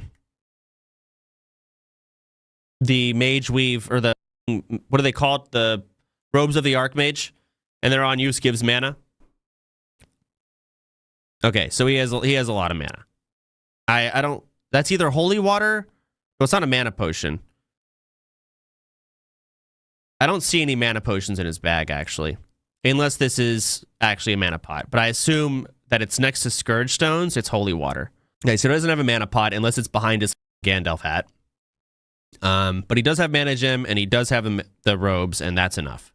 I can help a lot. Yeah. And honestly, even if he didn't have that, rank 1 Blizzard. That's your job here. That is, he's... Pirate, why are you walking, bro? They should all be walking out together. And they should all be fine. He's linked away too. Respect. He's like, I'm gone. Savage, but come on, man. Just kill the master. Innovate. He's still gone. Respect. Got this. In the sense of war something. Do you see my mana? What am I supposed to do for you? Just kill the mastiffs. One shot. Okay, we more than the way. That's crazy because I'm pretty sure in WoW your mana does increase. But even if his mana does come back to a point where he could do something, he's already too far to help them. I don't think your spells reach that far. Mana gem, even if he does use the mana gem, they don't. Okay. But even if he doesn't want to use that for whatever reason, and like he's just like waiting for his mana to refresh, he's too far to do anything. He's letting them die. The Ice Nova. Is literally casting spells? You know, who among us, sussy among us, doesn't? No. Okay. Okay, get out. Run. And he has again. mana, so I don't know. He blinks again. That's so funny. That's so funny. Respect. I have no mana, but I'm out, bro. I'm gone. Evocation's on cooldown, man. You have evocation is on cooldown, sure. I can but you talk have mana gem and you have robes. Is Ice Nova. And he straight just... You have a boss in you called run. Getting slowed. This is not the time to be argumentative. It's just not. Wait, anything for me? I don't... If that's in Discord, I'm annoyed, but... I cannot stun him. Also, no, just run out. Are you good? Also, that's crazy. I don't even know anything about the game. I know nothing about the game. But like he could at least like, could he not just like wait by the door? Because his other players might still be getting chased, right? Wait by the door, because he can just easily leave if he just walks through the door. So he can help out just a little bit if somebody's like on their way out. You know what I mean? That's my first inclination. But maybe I don't know anything about the game. Because I don't. Had $1.76. They called boss run, came up after, I like, the ran, Masters and I was too, out of mana. after we, I don't know what the hell they were expecting, dude. That does not make any The sense. demeanor here is demeanor. Demeanor here is weird. I feel so awful even though I have to run back. Any good mage would have stayed and helped. Pirate acts like he knew WoW inside and out because of his dad. He never apologized, let anyone die. He's blaming everyone else. Ooh. That's That was wrong in how he handled all this. He could have gone. He could have gone down with the team. No, they overpulled 2 polls and the boss. Like, so I assume he's muted and he's talking to his chat right now, with his hand being there. I'm assuming it's a mute. Oh, yeah. no. I mean, the regular ogres can still be polyed. We just had the boss and like 5 mastiffs and 2 ogres. We could have polyed. They didn't even need to run. I think they probably could have done that. Sure, they made the call to run. That's fine. Like, I could totally see why they made the call. They could have fought and killed it. But whatever. But wow, that was a horrible. Pirate, king of roaches, smirks at death. Out of mana. Even if I'll say this, even if it wasn't my fault, I'd still probably apologize. I'd be like, "Yo, my bad, team. We could have done this better. You know, my bad." Right? At least be apologetic. Sorry, like, sucks. I wasn't Tyler stream this drama yesterday, so I got so much later to cover this since Tyler is technically a guild leader. They all wanted Tyler to G-kick Pirate, and that's what made it worse with Asmund instigating. Oh. I don't think he got them killed on purpose. I think he just sucked ass and panicked.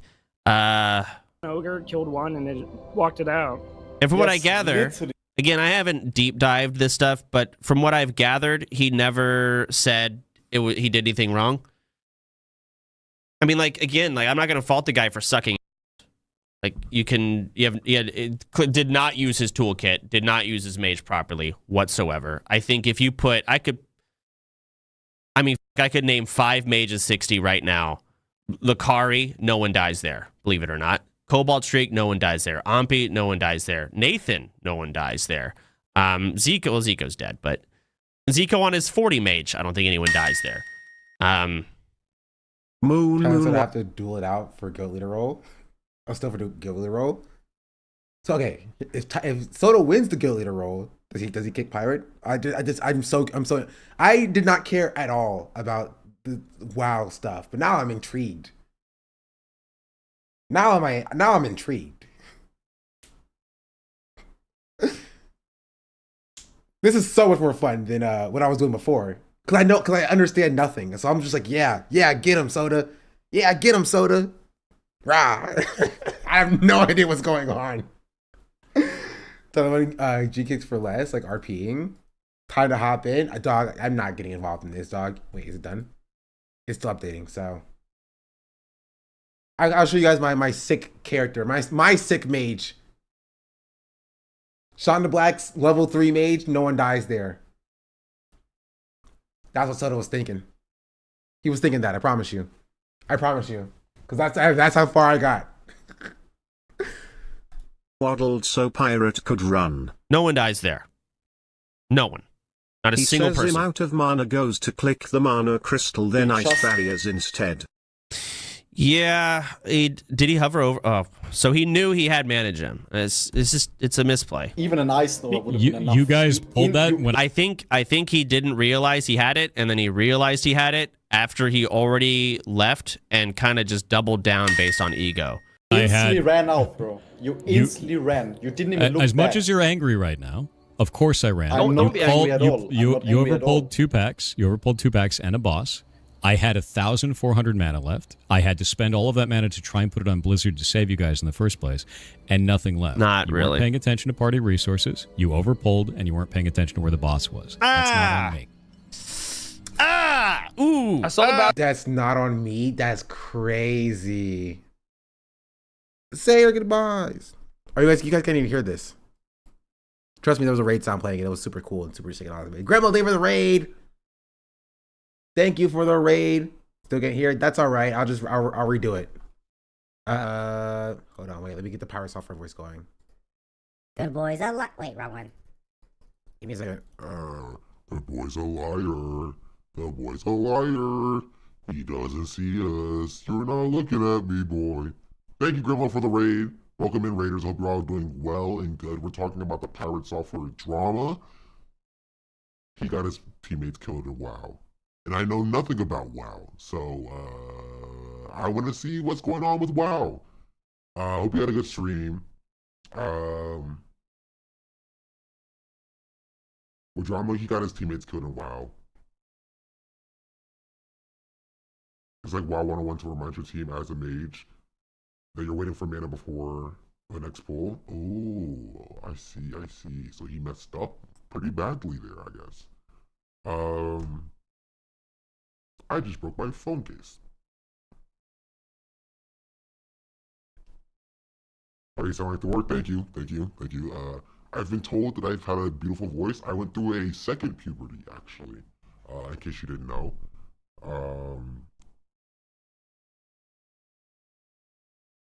She was earlier, so more context. Soda died at 60, and whoever dies in hardcore gets a punishment after. So the punishment is making Tyler 1 get leader. So since his chat was spamming Soda, and Soda had no other choice but to make Tyler get leader only until Soda hit 60 again, which he did.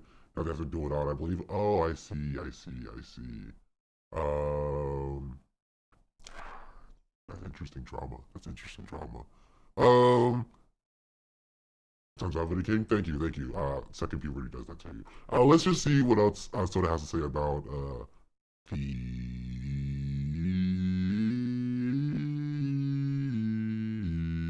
drama. Just take some blame, God damn it! Just a bit. I don't know if we could it's okay. Move back. Also, enjoy this chat. I'm going to go get an apple pie real quick. BRB.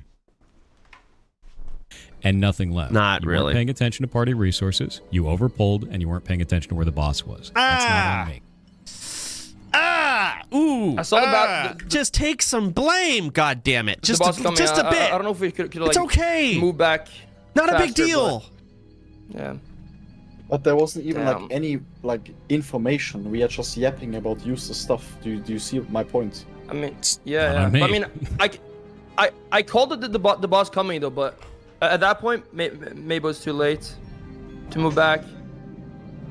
Like you're telling me like a rank 1 mage would not like at least to try Frost Nova there. Like you're not even like in danger. Oh, I'm 100% in danger. Frost Nova. I just found the answer, chat. I just found the answer. I know why this drama intrigues me so much. This drama intrigues me so much because I've realized what Pirate Software's problem is. Pirate Software's problem is, you know what? I'm going back this way. Pirate Software's problem is that he is allergic to accountability. That's the issue. He is allergic to accountability. He's the I'm never wrong kid. He is the I'm never wrong kid. Yeah. Not in this situation is a lot like, less serious. Not even serious really at all. But it kind of underscores how he reacted to Stop Killing Game situation, how he reacted to this situation. Anytime he is ever criticized for anything, his first thought process is, well, I'm never wrong, so I don't have to do any introspection. I don't need to know if I can be better or how I can operate better, right? You've fallen into my 5D chess move play. Therefore, I'm right, you're wrong. And I have not yet seen any evidence of him doing the contrary.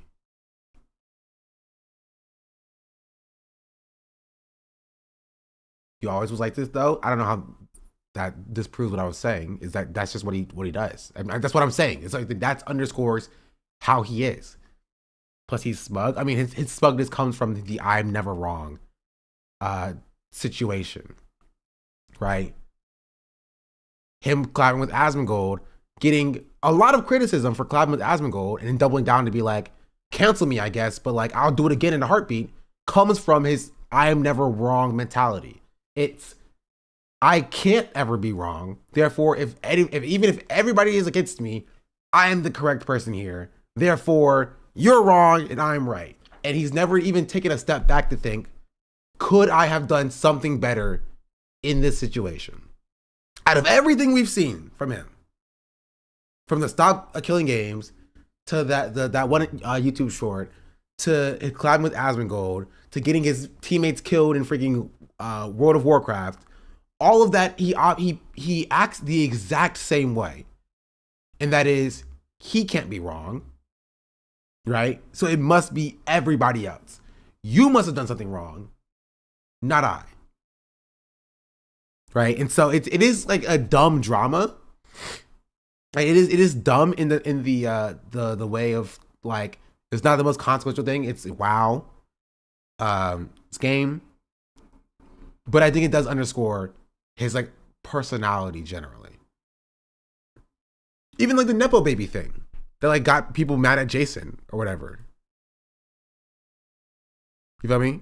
Excuse me? Mashable, you can eat it. This is up, and that really pisses me off. I got He's not a Nepo baby? When I was 16 at Blizzard as a game tester for 6 months. I got that because my dad worked there for 23 years. My dad is a director of cinematic. He's a director? That's what a Nepo baby is. Are you kidding me? Like, I like this guy. Don't get me wrong. I like Pirate Software. That's what a Nepo baby is. Do you know how hard it is to get a first job in tech? It's so gatekept to women, black people, people of color. Like in that order. I mean that so seriously. How do you have the audacity to turn on the goddamn camera? How can you be so out of touch? So yeah.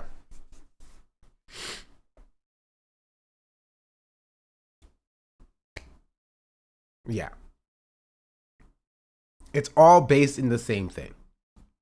Pirate Software is unable to be incorrect. So when Mashable calls him a Nepo baby, in my opinion, rightfully so, instead of owning that and being like, yeah, I got some help from my dad, but I think I made a career of my own, right? Which is what Hassan says. You feel me? Like, yeah, I understand even not liking that word. He'd be like, I don't really necessarily like that title, but I do acknowledge that, my dad working at Blizzard did help me in my career.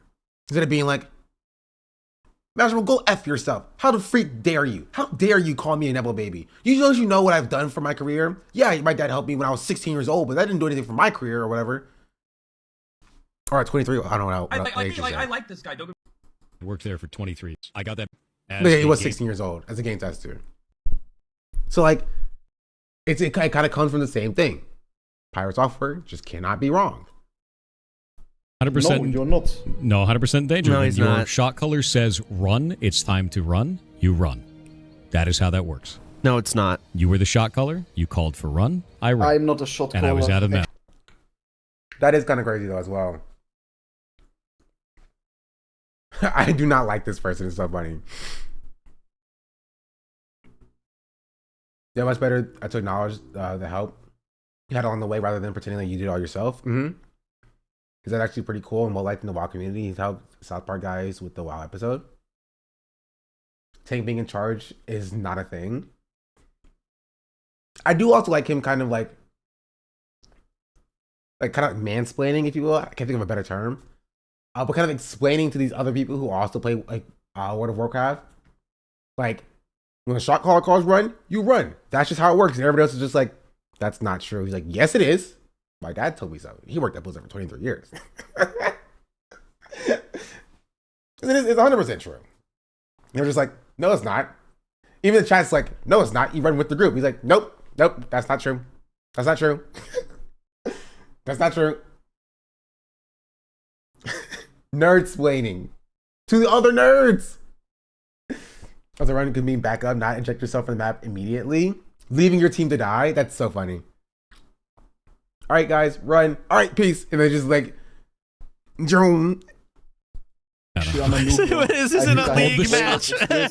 I'm locked in. Oh dear God. And I can still see I'm gonna play Chalk Caller today. Okay, then go roll a mage and do You were the first it. person that ran away and didn't even look back. Literally. This is the You didn't even second say time. anything. This You is could the have at second. least said like the boss. You're just gonna talk over me? Is that what we're doing now? Well, We I'm just gonna giving you talk my over me? point. Is that all? Is that all I'm we're just doing? giving you my points. Okay. You done giving your point? You good? Yes, I'm Okay, cool. You go roll a mage then. See you around. Chief. Did he leave the call? I don't think that's. Oh no, he's still in. Insane. No. I don't, what? Listen What? to Ampy and That is Zico about outrageous, the dude. situation. You can't blame me for that. You make a bad poll. You make a bad.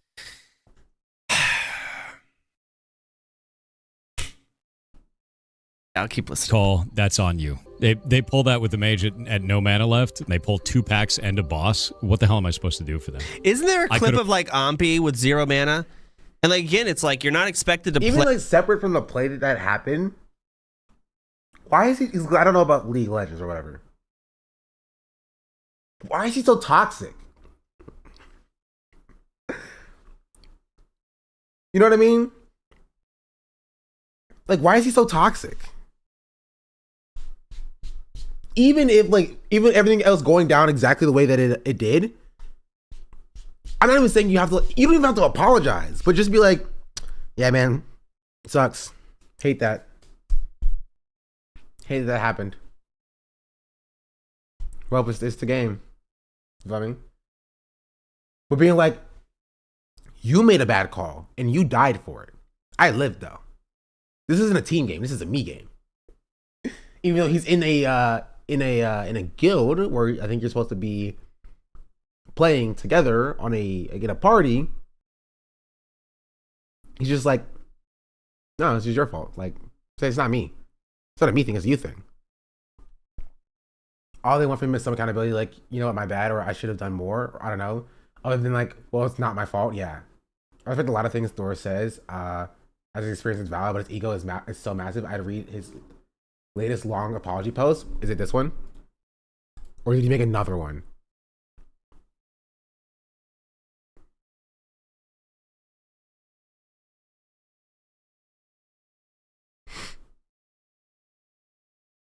Oh, jeez. Those who try to character assassinate me? Bro. Bro. He says they're doing character assassination?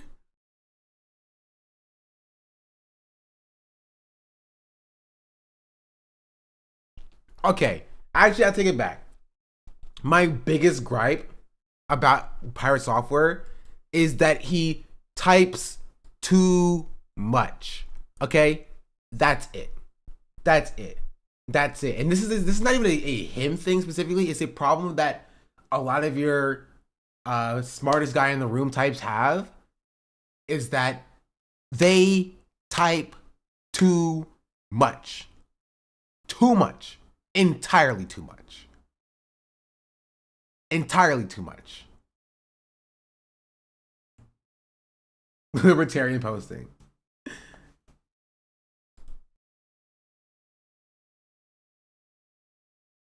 Okay, first I want to see this clip first, then we'll read this. Would you care to elaborate on what's going on? I have no idea and feel lost. Sure. A bunch of people were really pissed off that I played World of Warcraft Hardcore, and I was blamed entirely for a bad pull. Basically, the tank pulled 2 packs and a boss. We all played like dog shit going from there on. We all? I mean, I guess he includes himself in that, maybe. I guess we all technically includes him too, so that's a step in the right direction. Butt pulled another pack on the way out. The call was made to run. I ran, and I ran further than other people wanted to, and then the call was made to not run. So I didn't run back in. And there was, at that point... That's crazy. He was like, the call was made to run, and I ran, but then I ran too far, and I was going to run back in, but they said don't run, so I didn't run. And so I left.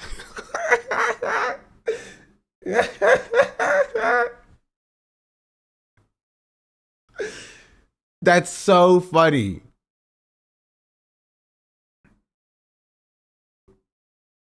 Like they were saying don't run away, and he was like, he's like, oh, they said don't run, so don't run towards them. Got it. So I'm gonna walk away then.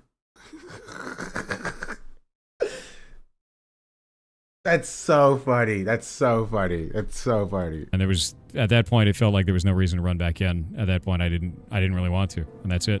At that point, I Would you didn't really care to want elaborate? to. Is so funny, but like it's still their fault. I guess not his fault. Those are trying to character assassinate me online for a bad pull in Dire Maul, World of Warcraft hardcore. This is hardcore World of Warcraft. And a lot is on the line. When you step foot into a dungeon, you let break down the last 24 hours. I probably went the wrong way and overpulled multiple packs with the boss. The shot caller. Is it okay, chat? Is the shot caller a real thing? I'm getting conflicting information. Is shot caller a thing? Is that a real? Is that a No, yes, no, no. No, it depends on the group, I think. There's no role as guild leader and officers. Unless you say beforehand. Because like what Soda said, it wasn't a thing either. Right? Oh, jeez Louise. Why is Aspen? Okay, never mind. I'm not gonna.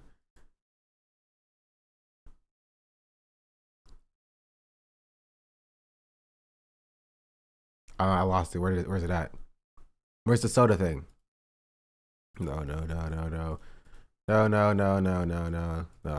This one, okay. I feel like if that's a thing, it needs to be established before the run, like with consent and stuff, yeah. That's literally all about teamwork and knowing how to play your roles properly. It was a dungeon, not a raid. Some guilds do have people who do that. I was in a guild that did. But usually it's a known thing. I don't think they generally have designated roles like that. Yes, it is. It's definitely raid leaders, but not everybody runs with one. I won't run a raid / dungeon with randoms in MMO if there isn't one. Okay, I want to see what does I have to say again? You make a bad poll. You make a bad. But also, okay, even if that's the case, okay, I'm still getting conflicting information. He said that they said run, and then he ran, and then they say don't run, but then he still ran, but he ran out. So he kept running after they said don't run. So if there is a shot caller, he disobeyed them. So it would still be on him, no? Am I misunderstanding?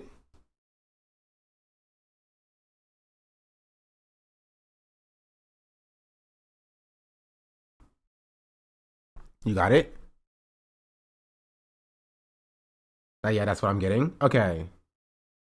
You're correct. Okay. So either way, he's still in the wrong. He's ready for WoW. And WoW is ready for me, chat. That's right. We're gonna see what's happening in World of Warcraft. I have not played more than 2-3 hours of this game, I think.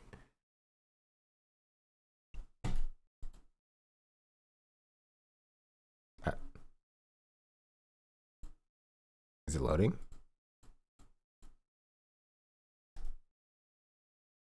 Launching.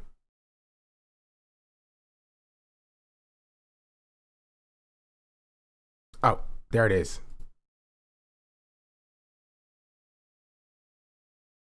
Let's go into this one. Azhara at offline. Never mind, it's not online, I guess. I don't know what that means. Reconnect.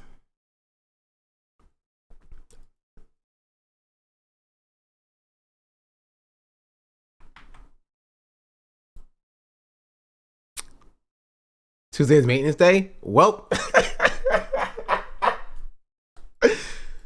I guess it's not meant to be. I guess it's not meant to be.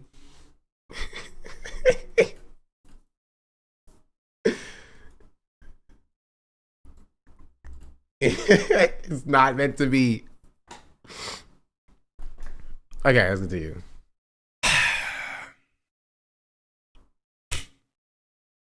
I'll keep listening. Call, that's on you. They pull that with the mage at no mana left. And they pull 2 packs and a boss. What the hell am I supposed to do for them? Isn't there a clip of like Ompi with 0 mana? And like again, it's like you're not expected to play an Ompi saves. I think it's Tyler's group in Skolo. Wait, why did why am I getting added in a Hassan stream? It was like 3 minutes ago. Somebody added me. There are a lot of community members who also stream like China Black and Gremlow. Sure. Like, you're not expected to play like Ampi. But whenever someone dies, like, what you do is you put on your own hindsight glasses and you you take a step back and you say, if I was a robot and I played perfectly, what could I have done? And it's okay if you don't play that well. But when another mage literally does that, and then you say it's not possible, like, that's weird. It is weird. And I don't know what kind of, like, I don't know. It's one of two things. I don't know if it's just like he put all of his having trash backers is so funny. Defensives up. Like, he f***ed up and got insecure and was panicking, and then he immediately put all of his defensives up and was like he just felt bad. That is an ego thing, and that's a problem. That sucks. But I understand where it's coming from. I just don't agree with it. And then you get to this point, you start gaslighting. Not even gaslight, just refusing to take blame. Again, I don't agree with it, but I understand it. But then you go on farther and farther and farther. I guess maybe now he's like being attacked from what I've read, like every angle of the internet.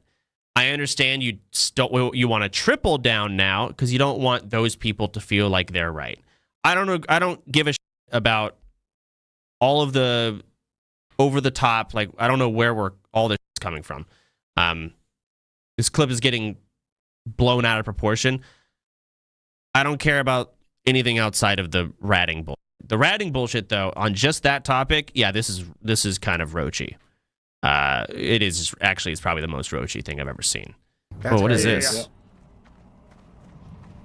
Nice. And just instantly go up the ramp and just pull him on the ramp. I just kill him. Yeah. Kill him quickly. Yeah, okay. So fast. Yep. Kill the ads. Ads die first. He's on his way. I'm trying to. Oh, is this the same group? Oh, it is. Up, up, up, up, up. Okay. I'm banished. Bad timing. Well, everything is He's coming. Just. Oh, we got another one. Yeah. Wait, is he out again? Everyone, run down, jump down. I'm putting down target dummy. Let's just run out of here. Oh my He God. was gonna leave. Everybody, run. Yamato, you safe? He was gonna leave without saying anything. No, I don't think so. I'm kind of slow and I have nothing. Do you vanish target Where dummy? are you guys running? I mean, hey, he's consistent on his mindset of run equals every man for himself. Dummy. Outside to the entrance. He truly believes that. Okay, I vanish. But that's not right. Do you have a swift and spot? No, I don't. Trade me. Like, you don't have an obligation either to stay back and do it, but you're gonna get labeled as kind of a rat. That's crazy. I have no more dummies. I have one. Is he f***ing fake cast his teammates with a Hearthstone? Nice dummy. We're coming to you. He left the party and he's just leaving? That's wild. Got it. I got intercept. Okay. I don't have sprint.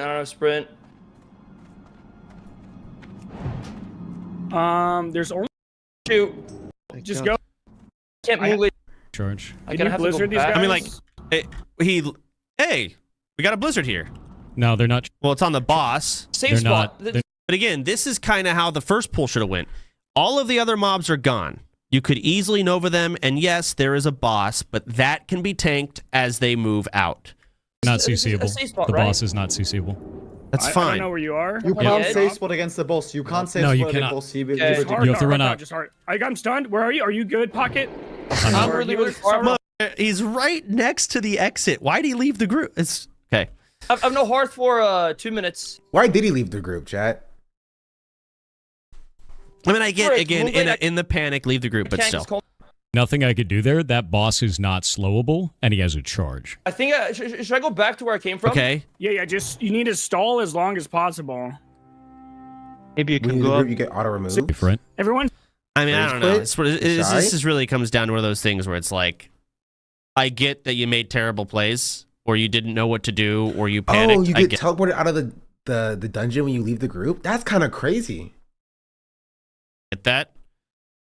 But when you got a lot of people telling you, hey, there's things you could have done, and then you don't budge, people who are better than you at the game. What's Sorry. Sarah POV? A lot of people that are better than you at the game.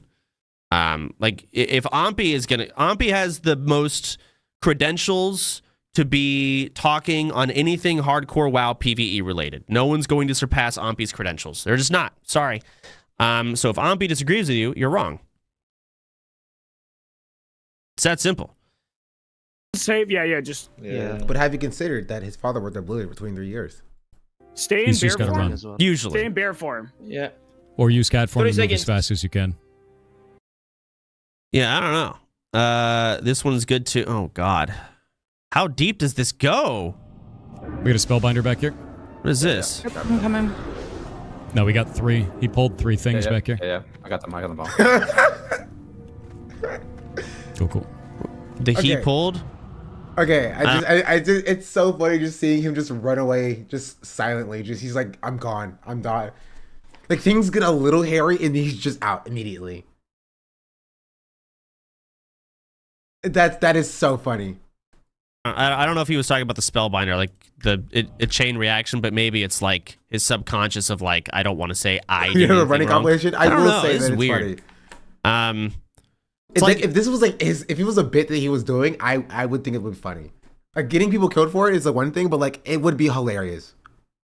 You feel me? Is he doing like some type of challenge where he sees how long you can go without ever saying like what's the big deal? Guys, I accidentally pulled. What is this? What's wrong with saying that? I just love something gets hairy. He immediately runs. And he's like, nothing more I could do. Right? And then you go back in. Somebody else showed up, and you just keep running. And you're just like, there's nothing I could have done. I love that. That's so funny. What is this? What's wrong with saying? What's the big deal? Guys, I accidentally pulled. What is this? What's wrong with saying that? My bad. Whatever. Not a big deal. Has he ever apologized before?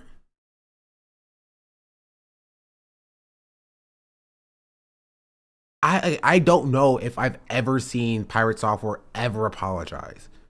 I've seen Asmongold apologize. How, real that was to be determined. I've seen Ludwig apologize. I've apologized. I've seen a lot of people apologize, but I cannot recall a single. I'm gonna look it up now.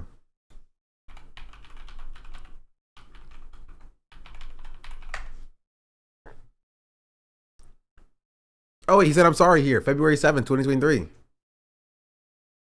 This is called I'm Sorry. This kid comes in a chat, man, and he says, "How old are you?" He goes, "How old are you?" And this was 2 years ago, and I'm like, "Oh, I'm 33." And he goes, "Oh, I'm sorry." Never mind, that's not him apologizing.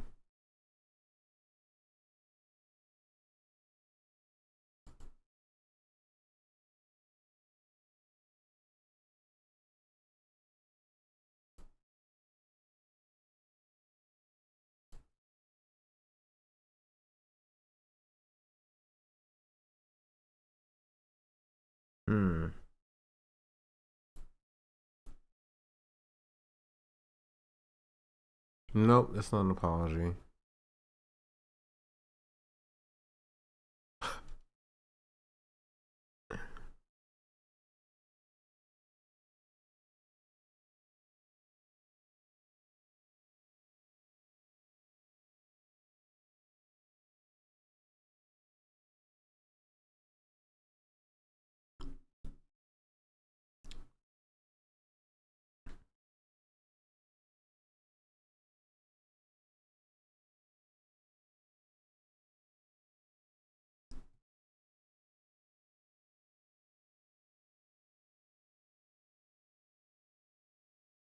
Nope, I haven't seen anything. Maybe chat can find it. The craziest thing is that Pirate I haven't heard is this. supposed to be this voice of a person who's played WoW a really long time, who knows everything, and when it comes down to it, he panicked like a roach and did nothing for his group.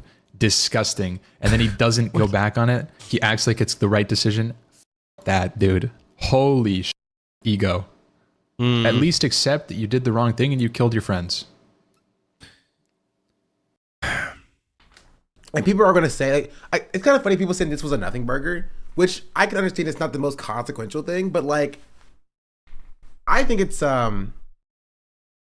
definitely a, like, yeah, it definitely does hint toward like a bigger underlying issue, right? His ego is insane and unchecked.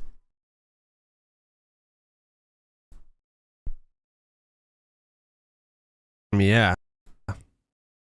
It's just a little kind of rough around the edges the way he worded that, but yeah. Yeah,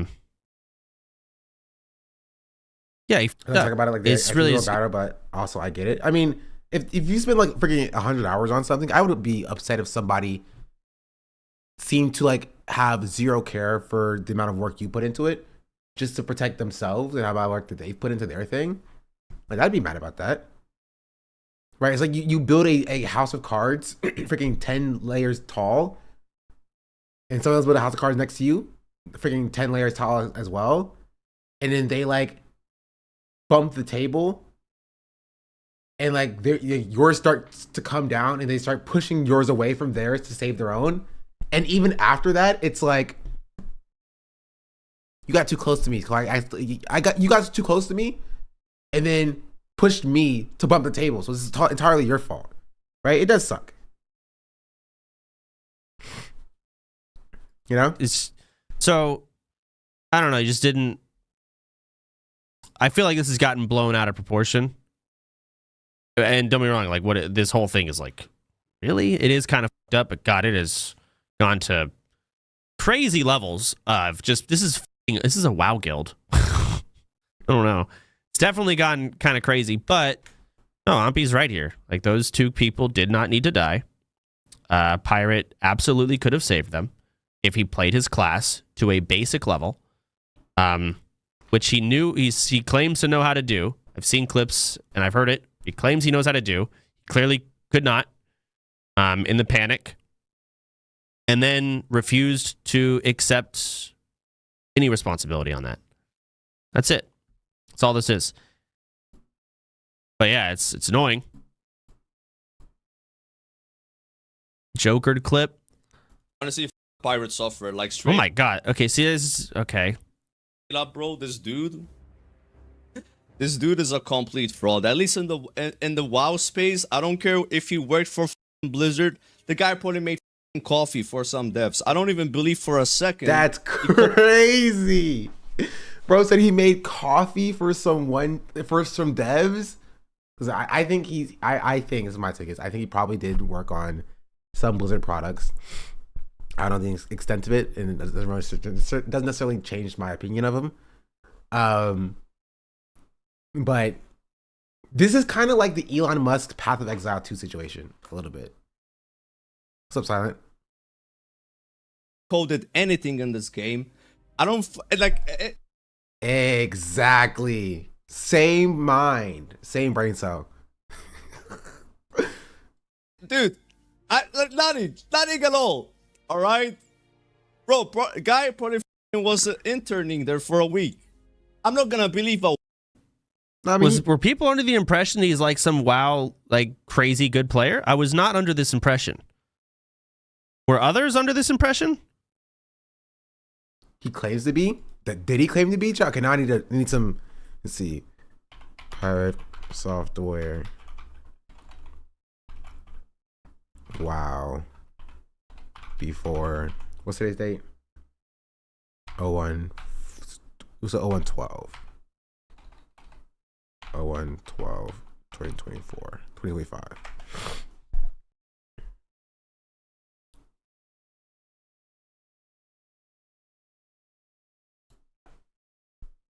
$2025, 01/12. There you go. That's 6 hours ago, dang it.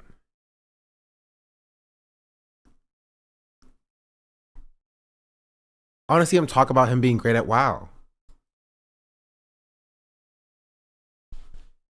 I don't know if he claims to be, but people immediately near or hear what the Blizzard and expect him to be, not mention how he talks about WoW. I think that might be it though, you know?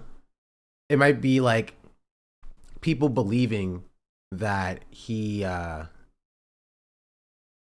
people believing or him using working at Blizzard as like a kind of like phantom credential. Like he's not saying I'm good at WoW because I worked at Blizzard, but he talks from a position of authority about WoW that allow people to project onto him his WoW skills, and he just doesn't correct them. Type B, right? Even though he might not be as skilled. And so he let people believe he was good at WoW. And then that kind of snowballed into people thinking that he was cracked. He's a Nepo on brand. That does kind of feel like Nepo behavior. That's true. That does give nepotism behavior a little bit. Every time he's interviewed about stuff, cool stuff he did with WoW as a dev, I can see how people think he's mastered the game. Soda's chat is saying that he said it with his own words. How he marketed himself, customers. I don't know. He said so himself. I would have just disagreed. If I just looked at his screen and saw rank 1 Blizzard isn't keybound, be like, really? I don't think polymorph is. Maybe they're like hidden. I don't know. Walks. Yeah. He said he was a mythic raider. Sure, okay. You can mythic raid and like click a lot of like who cares? Especially for tanking. Either way, I guess maybe like the YouTube Shorts audience is gonna like wake up. I don't know, but I was never under that impression. I keep writing. Who cares? Keybinding polymorph. To be honest with you, yeah. that group. How can you be a mage and not keybind polymorph? In rank 1 Blizzard, not also being keybound. And so, yeah, it's weird. Super great gamers doing that is interesting.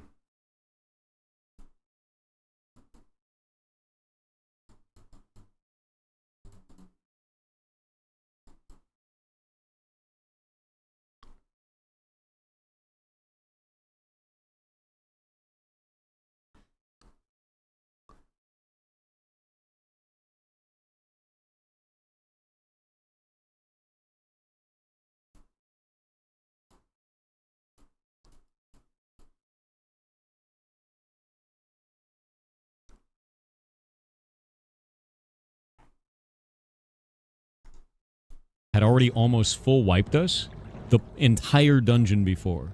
That was our second dire mall with the same group. The first one, we all of us had to leave drop groups that we could teleport out. The second one was this. No reason for me to do shit. Evocate was on cooldown, 2.5 minutes left.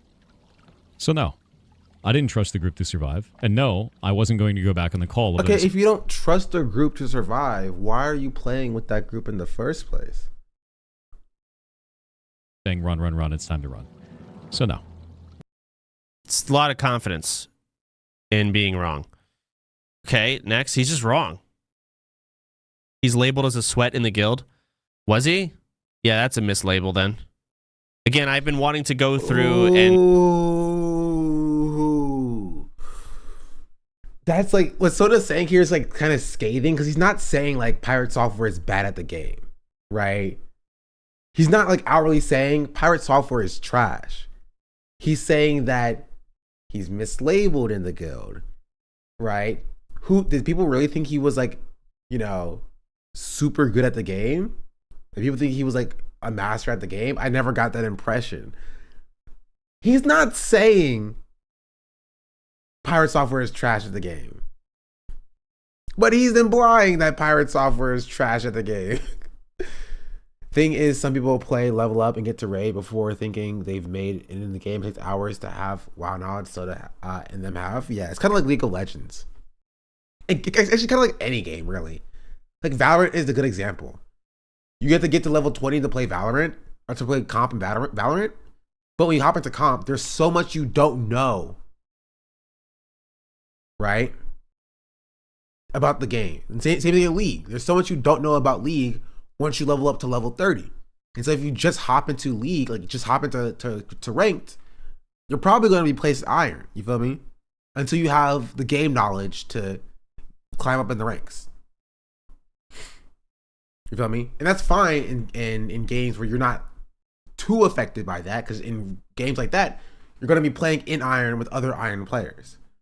But in a game like hardcore World of Warcraft, where like you're in a guild and you're playing with other people, and it's permadeath,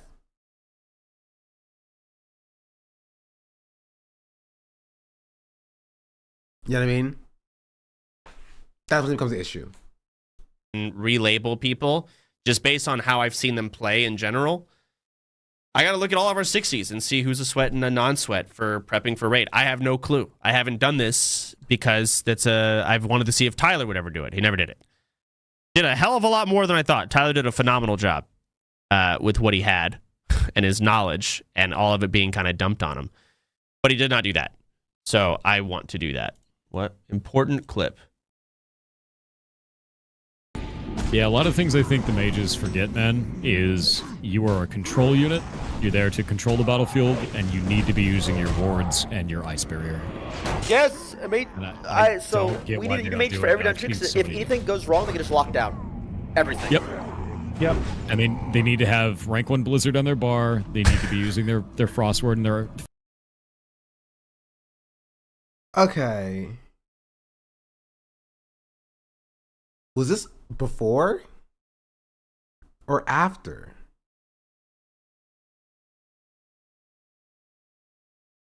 Fire Ward, they need to be using their Ice Barrier on cooldown, basically, because Ice Barrier has a 30-second cooldown, but lasts... Pirate is just the washed Asmongold?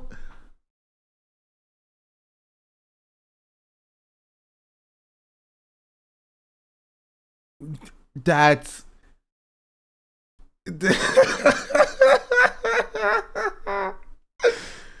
That's crazy. A minute, so you should be rolling that in. Huh. Okay, yeah, so okay. So Pirate is more of a knowledge basin, not much of a gameplay basin, I guess. I don't know, like, he sucked. He choked, he threw, and then he confidently told everyone he didn't throw when he did. That's the end of it. He's wrong. I saw Asmongold talk about it. I saw some clip earlier. What was Asmon? Why is Asmon involved in this? Because we had already done a poll like that. Oh my God, we're still going. What are done a poll like this in the... There's a lot. Jesus, there's a lot of digging here. The second round, and that's why I'm on the fringes After casting no rank 1 practice? Blizzard. You know what they say, chat? Those who can't do teach. I can't do either, so like I can't even talk. But I love. I'm having fun learning about World of Warcraft. This is very fun, but this is also my biggest fear, and the main reason why I've never played it before. Right? The only MMO I've ever played is DC Universe Online, DCUO. Man, I love this game. This game was so cool.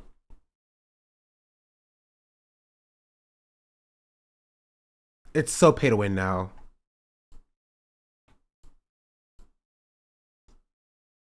It's so pay to win now. But, and even when I played this, I never played a raid. I never did any. Well, I did some, like, they had like 4-player and 8-player like raids or whatever it's called. But I never joined. Never joined a guild. I did do raids with randoms. I never like guilded up with people because I felt, weird about talking to people online as a kid. That felt weird to me, and I didn't want to let people down. So I get it. At the very end, and I higher rank Blizzard before that to try and do damage to the dogs, but I had to cancel it almost immediately. Got like 1 tick off because that boss is immune to CC, and it's like, dude, I'm not gonna die. Why? Okay, why is he explaining this to Tyler 1? Tyler 1's the guild leader. He's like, in case you didn't know, that boss is immune to CC, so my CC would not have done anything to the boss. So, yeah, I think he knows this. Like, he's the guild leader. I think that's something that he would know. It's like he's talking to the principal, literally. Taiwan is new to WoW? Okay, well, he's still the guild leader, so I would assume he would know something. But maybe he doesn't know. Maybe Thor knows more than he does. I just don't necessarily like his attitude, right? Of like the boss is immune to CC. And Tyler One is a good leader for a meme. Maybe you may be correct. Maybe Tyler One didn't know, right? Maybe I'm wrong. Tyler One did not know. You feel me? His attitude just is just like it's coming at me. It's hitting me in the soul. It's like somebody just being like, I'm actually like this idea like you could have done nothing better is actually kind of what I put in my Kamala Harris video that you should watch right now. Actually, it's a great video. I just can't at that point. It's too high risk. I think, yeah, I mean, I think if you... Hey, yeah, no, I can understand that dissection of it through the lens of a bad player. That's crazy. So it's like, yeah, if you suck, I can see how you come to that conclusion. Like, if you're bad...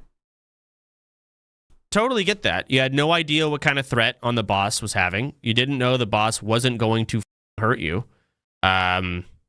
You were in zero danger, but panicking because you couldn't assess the situation very well.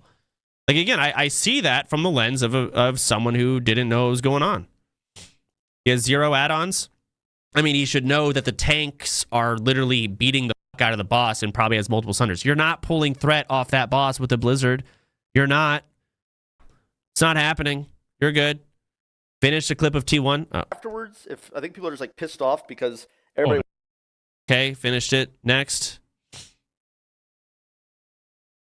A lot of tanks, man. Yeah. Like I watched God, it with so JB many the Yeah, I was gonna say the same thing. But this is last month. The other day. That was rough. That was sad. As a mage player, that was sad to watch from two mages in a group. I'm gonna be honest. It made me physically unwell. Yeah. Yeah.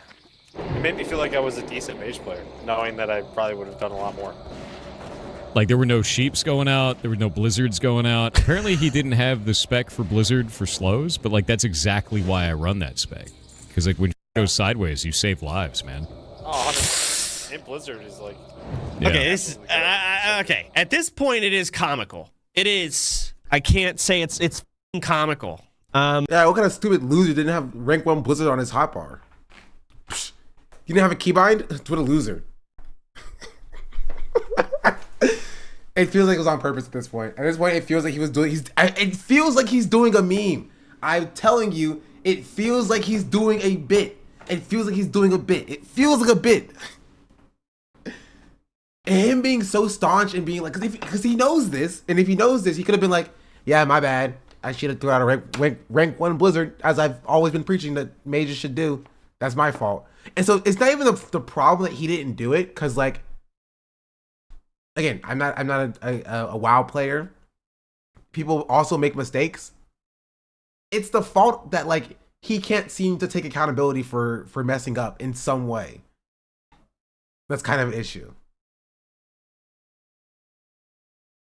This is an actual bit. You see the difference?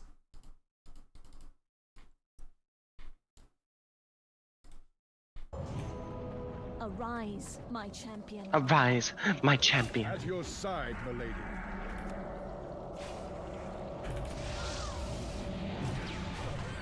Hodge. Thank you. Oh, we pulled. Oh, what the fuck? Big Holy pull. shit. We probably need to run, guys. Probably need to run. Holy shit. Yep, this is exactly what I was worried about. Holy shit. I dummy, just run out. Yep. We're fine, we're fine. I'm fucked. I'm fucked. Hey, really? Where's I'm Julia? fucked. Save Julia, I'm save Julia. fucked. I'm fucked. Gouge, you're good. Keep running. I taunted off you. Oh my god. Just heal Holy bubble shit. yourself, bubble I'm yourself. fucking No done. way. Oh my god, I'm dead too. I'm gonna die, man.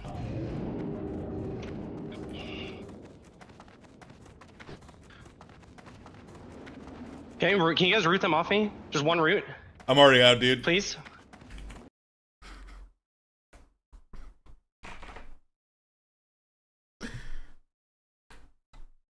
It's pretty funny. I still have no idea what's going on, but like, his "I'm already out" dude just kind of made me laugh, made me chuckle. He's like, "Sorry, dog, I'm gone."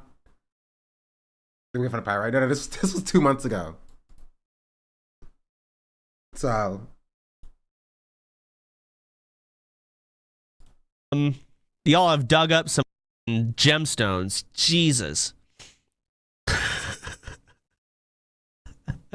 Yeah, I'm going to be honest with you. I think it takes away from the game, and I think it takes away from the experience, and it leads people to be like, "Oh, he could just petri out. This isn't that scary." Yeah. And Yeah, I mean, to be real with you, some of the the best moments that I've had inside of dungeons are because we're all going to die if we don't execute this perfectly, and we hardened up at that moment. We kicked some ass, and we got to live. You know, I feel like this is a bit.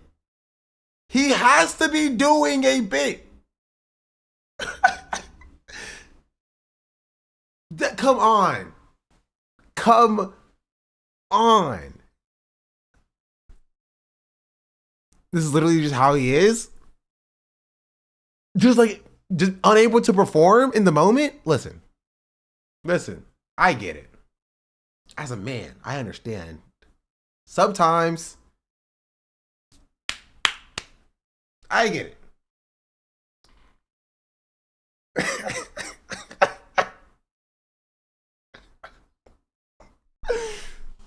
But like, if you're gonna say you're gonna lock in, and then you subsequently don't lock in, it's like a Disney bit, right?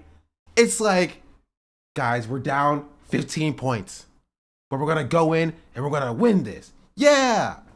Who's with me? Yeah. So what are we gonna do? We're gonna win. What are we gonna do? We're gonna win. Let's go. And you run in, everybody else runs in, and then they run out and close the door to be like, I'm not going in there. It's like literally, I promise you, I've seen it on a Disney Channel show before, right? And he's like, some of my favorite moments are getting into a dungeon and pulling too many enemies, and then people say run, and then we all start running, but then we lock in, and we take them down, and we win. Fast forward 10 seconds. He's like, oh no, we pulled too many enemies. Run. All right. All right, time to lock in. Where's Pirate at? And Pirate's like gone, just like in like Antarctica or whatever. Like, it's so funny. made it all the way to 60 now without dying because of that, because we didn't give up in that. Oh, I can't. Oh man, yeah, that's rough. Again, it just really comes down to Pirate just has to say, "Hey, listen." I do get why people are mad. I understand. I think his arrogance puts people off. Like, he puts a lot of people off. And as somebody who has a persona that is built on being the smartest person in the room, the reason why Pirate Software is so successful is because of his accolades, because of his knowledge, because of his persona of being the smartest person in the room, right? But that's starting to peel off once people realize that it's not intelligence itself, it's arrogance. And nobody likes arrogance. Nobody likes arrogance. Nobody likes being talked down to. And they're realizing that, like, I thought this person was a smart guy. His rhetoric was smart guy behavior, but now I realize that, like, he's kind of bad at the game, and he's actually kind of stupid guy behavior and kind of arrogant guy behavior. The same reason why, like, Quinn got mad at Elon Musk for lying about playing Path of Exiles 2. And Quinn is a big Musk head, right? Because you realize that this person who's supposed to be super smart is a liar. And maybe it's not as intelligent as they make themselves seem to be. Looking back, my bad. I don't know what to. If he can't do, that's crazy. That's crazy to me.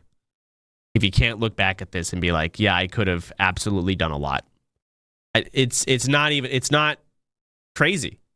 It's basic. It's basic. That's it. And it's not like he went out of his way and killed these people. He didn't pull out a gun and shoot them.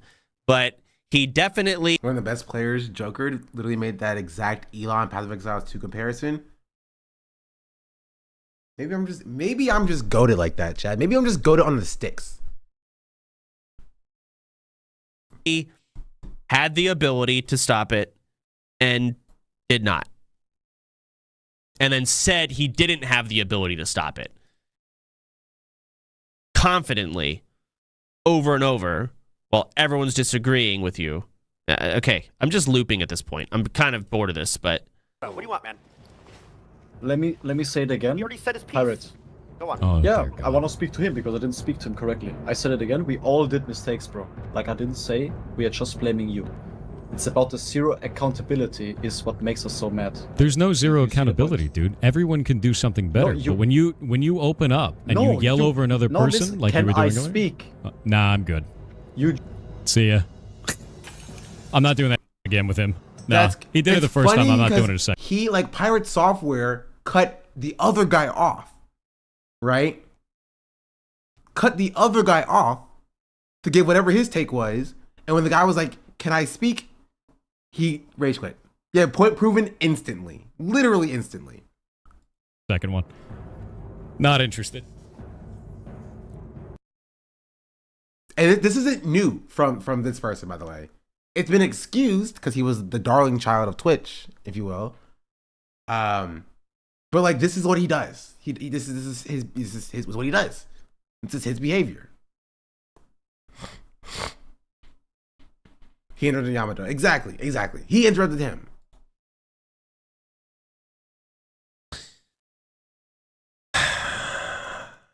so it's very cringe. It's very, very cringe. I mean, I don't think it's a G kick. I think it's definitely like, I would consider Pirate not a mage. Like, I was doing UBRS the other day, and we had 9 people, and we needed a mage. Because mages save lives. Like, when shit hits the fan, you need a mage. The rank 1 Blizzard's crazy. I would not consider Pirate a mage. It's a glorified Shadow Priest with only a selfish power word shield. Or a self-power word shield. That's essentially how I see that. I don't know what to say. But, like, I don't know what y'all want me to say. Yeah, he roached out. I agree. Absolutely panicked and did not perform at all. Did not perform under pressure. Zach Asman's take? Kill them. Nothing Pirate Software could have possibly done would have changed the outcome of this fight. Not a single thing. Is he rage baiting?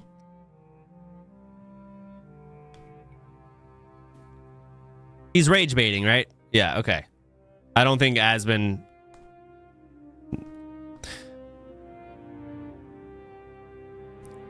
Not a single thing. About this in even the slightest amount of way. Oh, is Yamato in his chat arguing with him? Okay, so this is just like a self-insert. Asman just wants to... No, Asman has no clue what's going on here. Asman trolling, but he knows is wrong. No, it has nothing to do with who did it. It Did he has ban to him? do with who said what and did what. The person doesn't matter. It's not relevant who the person is. Let me go back. What is he saying? Having somebody who just spammed a CC at a boss that's immune to CC. The boss isn't what killed him. The boss doesn't matter. The boss is fine. You kill bosses, no problem. Like, you're supposed to kill them. It's the fact that there's a lot of trash. Truth be told, they didn't even need to run. It's just CC all the trash. Yeah, this is rage bait. Okay. No, he's trolling. I don't care. And if he isn't, that's even more pathetic. He's calling Yamato a noob for trying to stun the boss. Well, yeah, Yamato would probably agree. Like, yeah, I didn't know I couldn't stun the boss. My bad. Sure. Probably, yeah, you're right. Cool. Anyways, Pirate could have CC'd all those mobs. Like, that's it. TLDR, it's not fair to dogpile on Pirate and only blame him for roaching the f*** out. Everybody made big mistakes. The tank made a mistake with the pathing and keeping the pack there instead of pulling it back. The rogue made mistakes with distract. The mage made a mistake of roaching the f*** out. The druid made a mistake of ass pulling. And the only one who played perfect was the priest. He was the giga chat of the group. He died. Snoopy played really well, actually, after he ass pulled to try to save everybody. He saved Ozzy. And what else? Yeah, if Pirate thinks he did nothing wrong and he played 100% right, I completely disagree with that. He should have stayed with the group, helped them get out. He did roach super hard. So if his attitude is like, yeah, I did nothing wrong, you guys, I don't agree with that. But I don't also agree with it's only his fault. All right, there it is. No, that's absolutely true. I agree with that. It's a summary. But yeah, if he's I did nothing wrong. What type of like?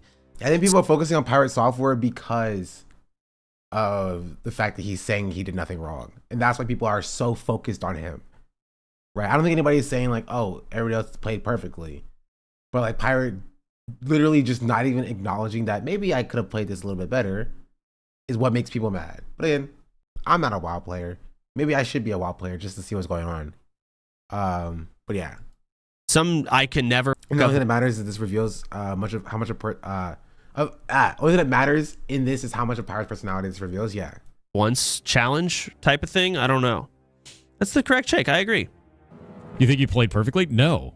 When have I ever said I felt like I played perfectly? You got the dummy used? Let me look at the clip.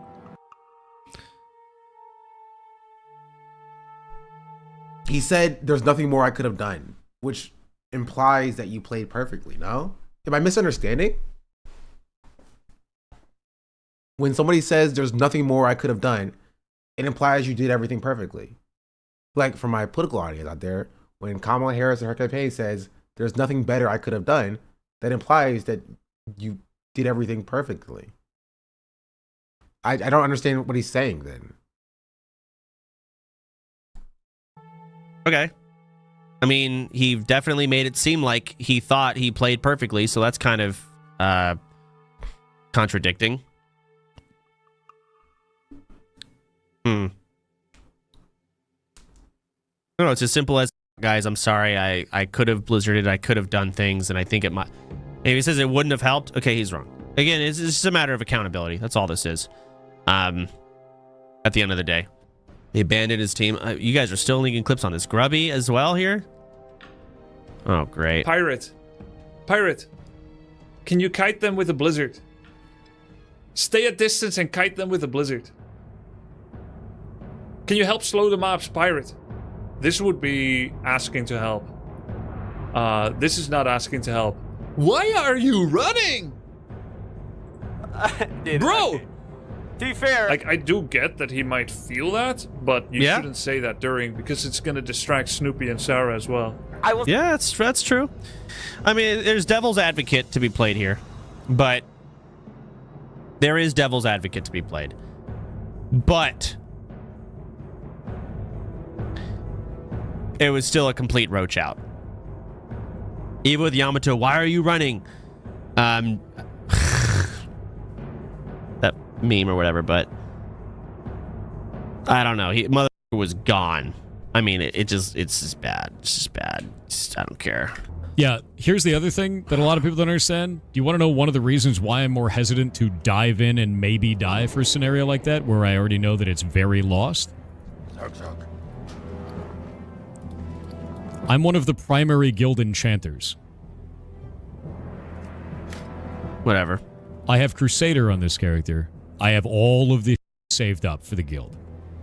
That's crazy. Then why even play the game? You know what I mean?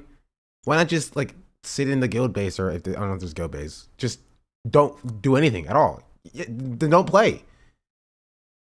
If that's so important and paramount that like you can sacrifice your entire team to get away because you're so integral to the guild, why even play at all? Why not just hop on when something needs enchanting or something? You know what I mean?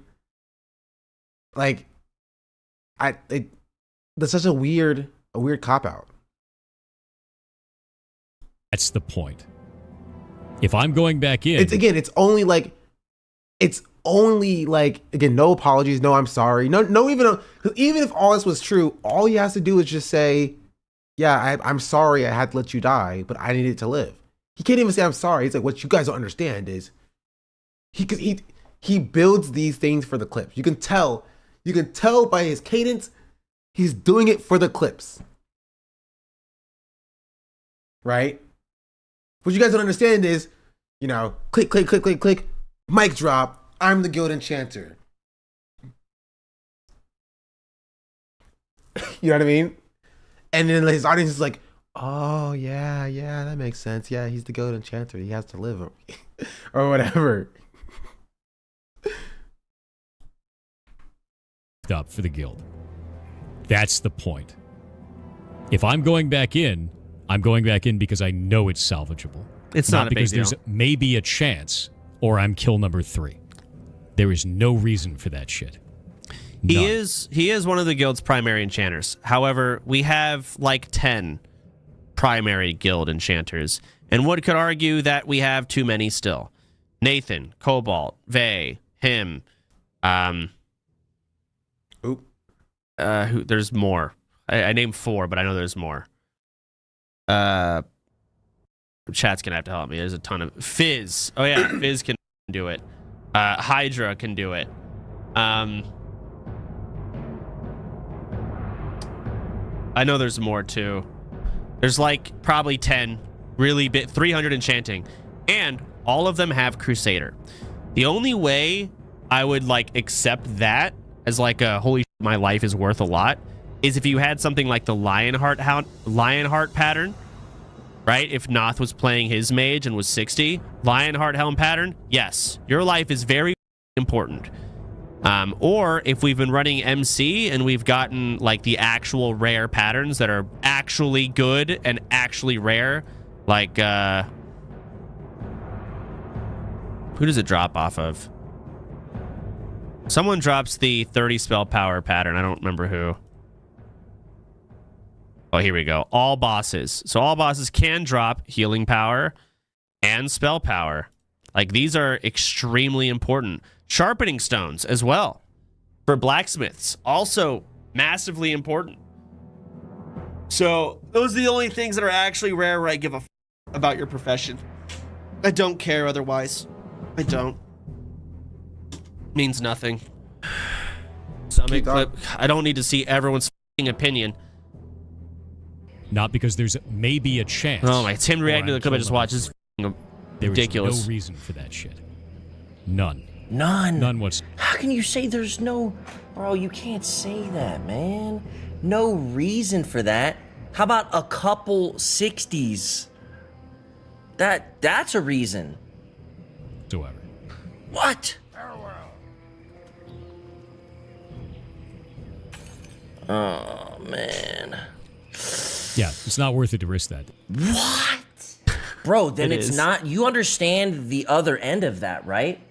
Oh, he's gonna look at the camera. That means it's not worth anybody to group with you knowing that that's your thought process. That they are literally risking by grouping with you. What? Yeah. That's what you're saying. Oh, that's not good. Yeah, no, it's just... Okay, stop leaving me clips. I don't care anymore because it's not going to change my opinion.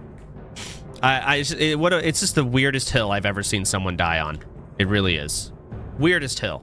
And everyone's telling you this hill is stupid and you're wrong. And you're just telling, no, I really like this hill. This is my hill and no, you're not safe there. It's a bad hill. Stop. What a dumb situation. This is actually the first I've watched of Soda, and I don't hate him. I think it's show. I don't know his other takes on other things, but like, again, the blackface clip just yells out at me. But I think like generally, like, he's chill. He has a good take on this. He seems level-headed. I don't hate him.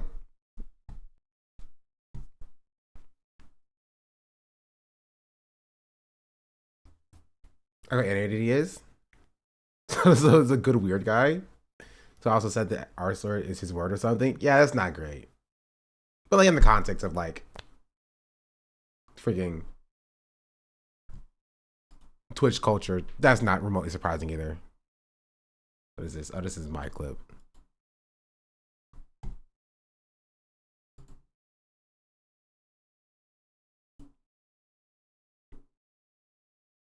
Soda is the only good WoW player in OTK? That's so funny.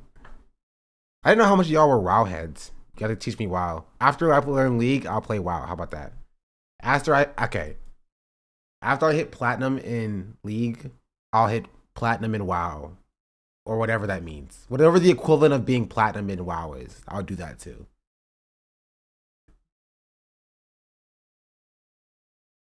You feel me? Wick is better, but is he an OTK? He's technically not an OTK. Because I didn't know Wick played a while. I think given the opportunity, everybody would be creative. Right? They'd make games, they'd write books, they make comics, they'd sing, they dance, they draw, they color, they'll paint. Given the opportunity, everybody would be creative.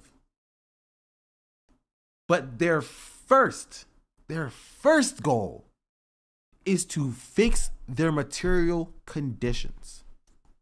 It's very hard to be motivated to be creative when you have to worry about, you know, paying your bills. It's very difficult to be creative when you have to worry about whether or not your kids are going to eat next week. That's why I think his whole be creative thing is fake as fuck. Right, true. It's true. And you can have a be creative mindset. You can have a just be creative, just create art mindset. But you can't do that while being apolitical. You can't. You can't have a mindset that's like, oh, be creative, oh, just make art, oh, just make games. Mindset. Simultaneously while, you know, oh, just don't bring politics into my space. Art reflects politics, and politics informs art.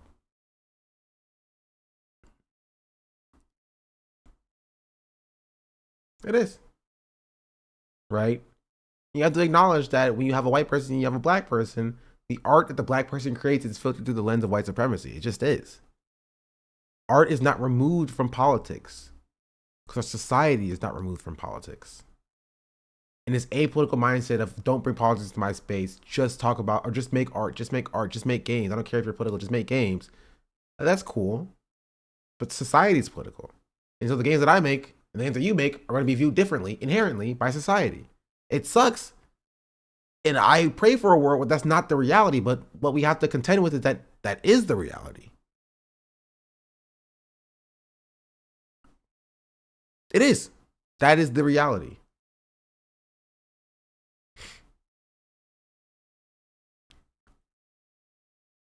And so I don't have much else to add to that, honestly. That's why I've never been a fan of the whole just make games thing. Right? Especially if it's removed from politics. Right? Also getting to that is why I hate apolitical indies just in general. Just not a fan. Not a fan. Of the thesis? Thank you. That is the thesis of my argument.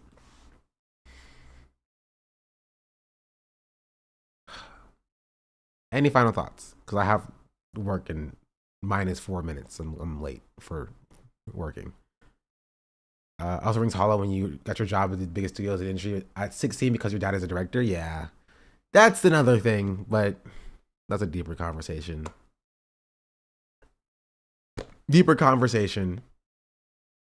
And that's probably what informs his mindset. But when you have a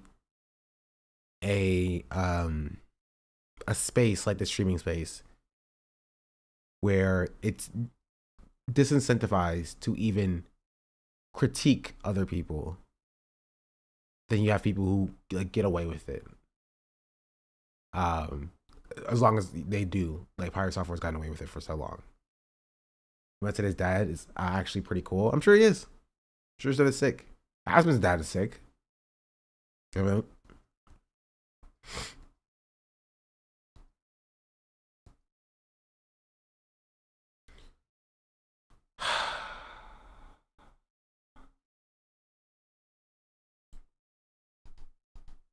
That's my take on Pirate Software.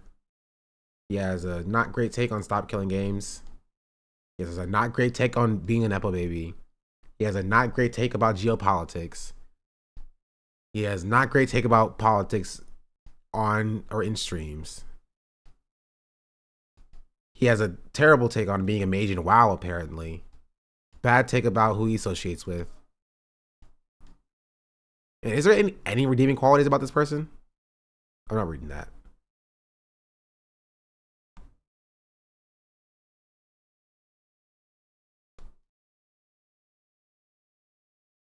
Oh, he's talking about the Senate confirmation hearings, I guess. I don't care about that either.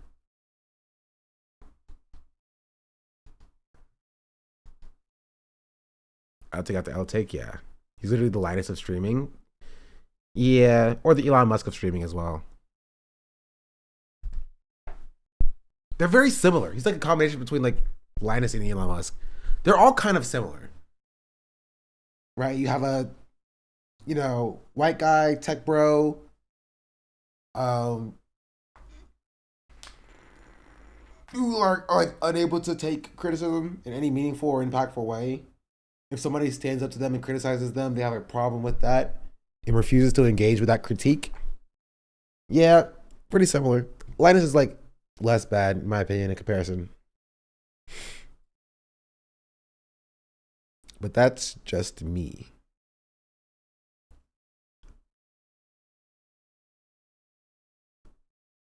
Any final thoughts, chat? Anything else you want to say? Because I have to go and do some work. Maybe play some WoW at some point. Play some League of Legends. Play some Valorant. Play some Marvel Rivals. Bro, Marvel Rivals has been pissing me off recently. My teams have been sucking, but it's okay. I'm reading Miles Morales, Spider-Man comic books. It's pretty good. Oh, you guys want to see my comic collection? It's grown.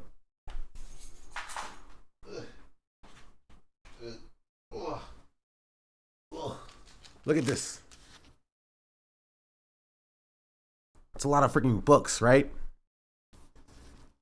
I have a lot of Power Rangers books. This is Mighty Morphin Power Rangers number 2. This is Go Go Power Rangers number 1. More Go Go Power Rangers. This is a Batman book. I didn't even know I had this one. Art's cool though. What do I have? Oh, I have Heroes in Crisis. If you don't know, chat, this is the most hated comic book ever. Like, this comic book run is one of the most hated comic book runs ever. And so when I saw it at the library, I knew I had to buy it. It cost me $1.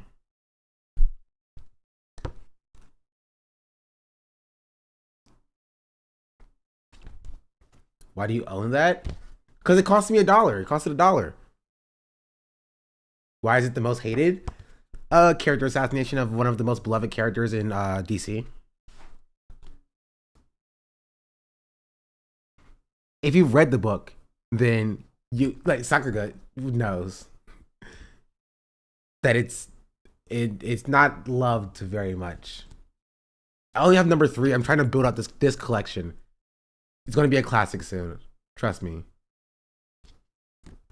They read the new Superman comic. They made their society casts now? No. That's crazy. It's not that, or maybe. I have DC The Outsiders.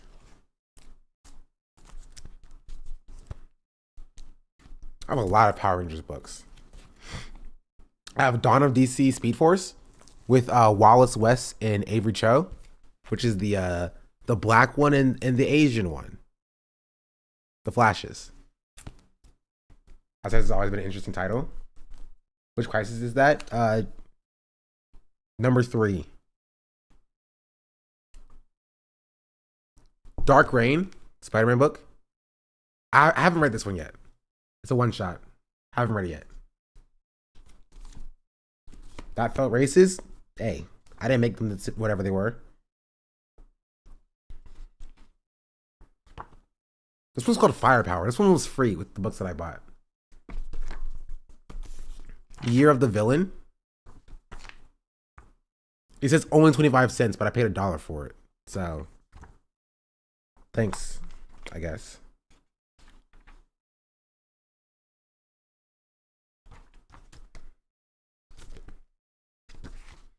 More Power Rangers. This cover is one of my favorites. This is Power Rangers number 9. This is a freaking cool cover. I like it. Wait here.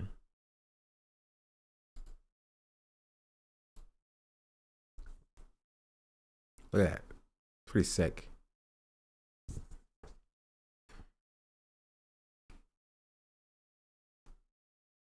Ah, spoilers. The spoilers in there.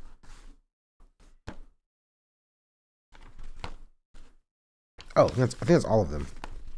Yeah, I went through all of them.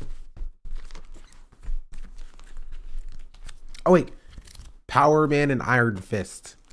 This is Luke Cage. His hero name is Power Man, apparently.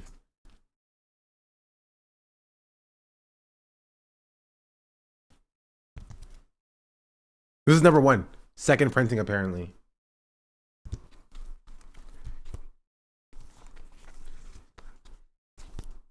Chaos Valkyries, thank you for the 6-month resubscription. Power Man Iron Fist? Yeah, Power Man Iron Fist. Oh, this one's signed, by the way.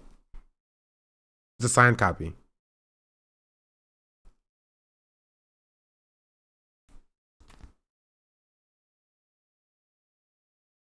That's cool. I haven't read it yet. That's a great one. I'll read it.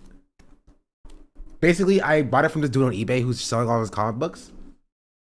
He has a bunch of them, and so I just bought every issue 1 that I saw. And so I have this issue 1. Oh, every issue 1 in one shot, because I wanted to start series. And I can just figure out what I like and go from there.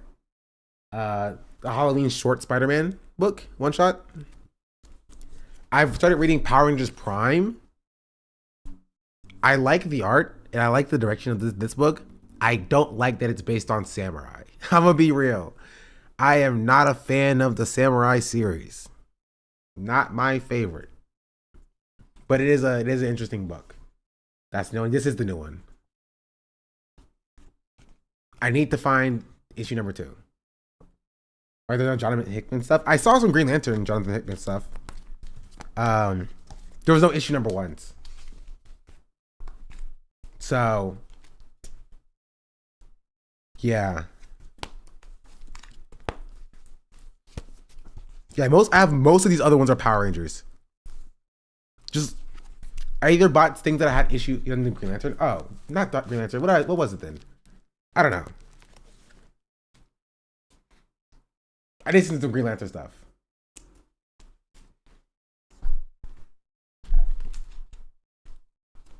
I don't know what he does. I don't remember what I saw then. Some dude did Green Lantern. I saw it. I didn't see any issue 1s. Green Lantern was my favorite comic character growing up. I watched the series.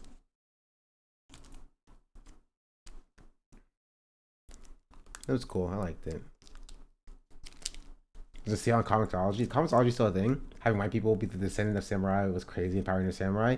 Yeah, and the comic books are doing it as well.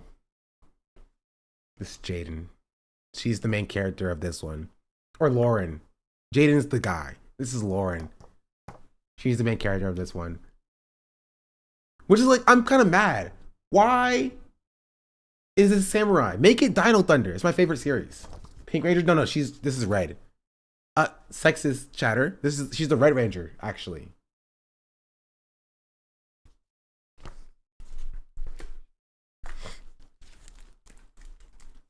There's also this Power Rangers one, which I don't even know what issue it is because I haven't taken it out of the package yet. Yeah, that's pretty much all of the comic books that I have so far. I like comic books. Most of these are for art reference, though.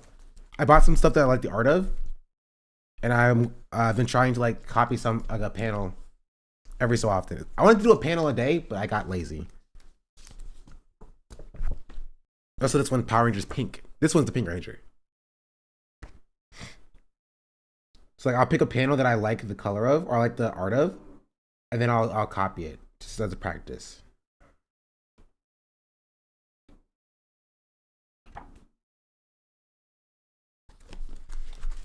I get it for art. Art's nice. I like art. Art's cool.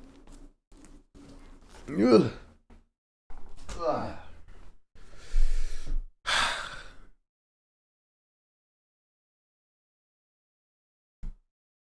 Can I beg you to read House of X? How does that relate to House of M? I know that one. No more mutants. That's all I know about it.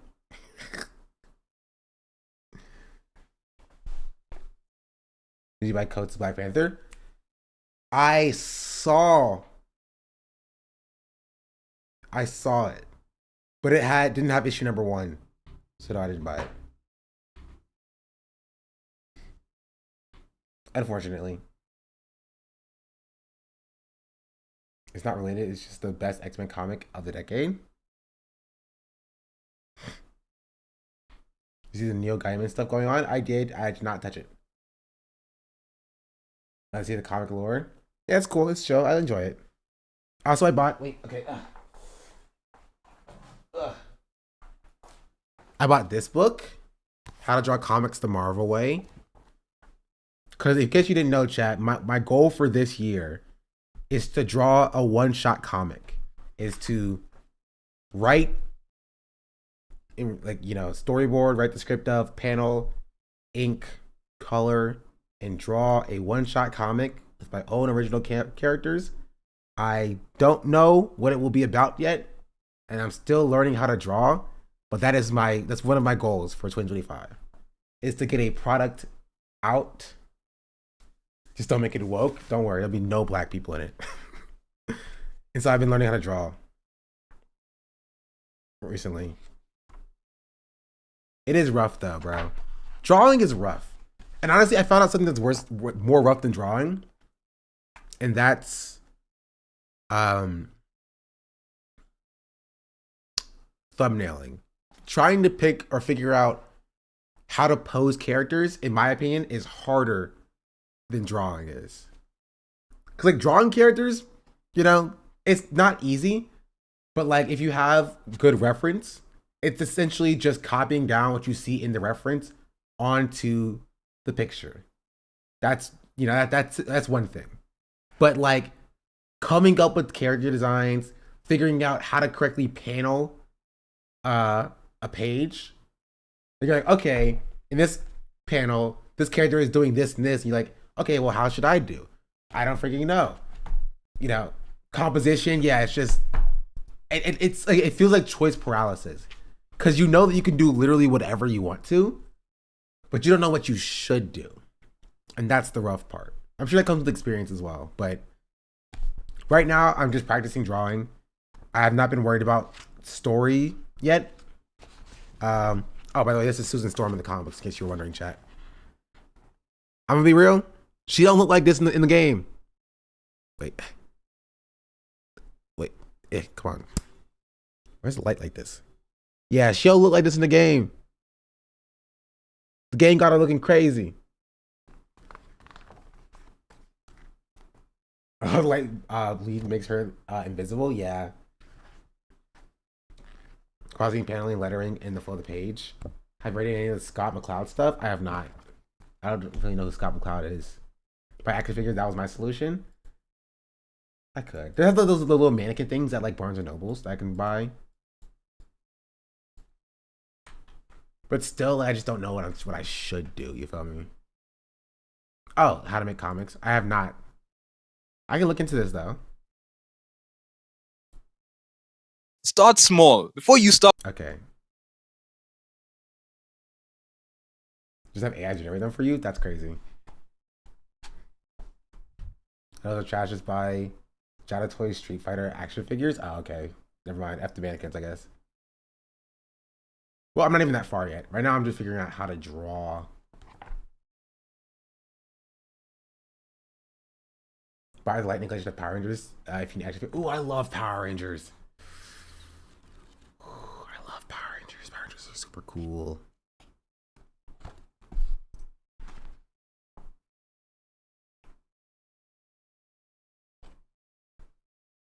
Those figures are trash, but I like Power Rangers. Anyway, I do have to go. I'm 20 minutes late to starting work. Together, we'll work on the paneling and all of that, and we do it on stream. 1 day a week. Or something like that. Even though my art sucks. Don't laugh at my drawing. My drawings are bad. Do we get credit? Definitely not.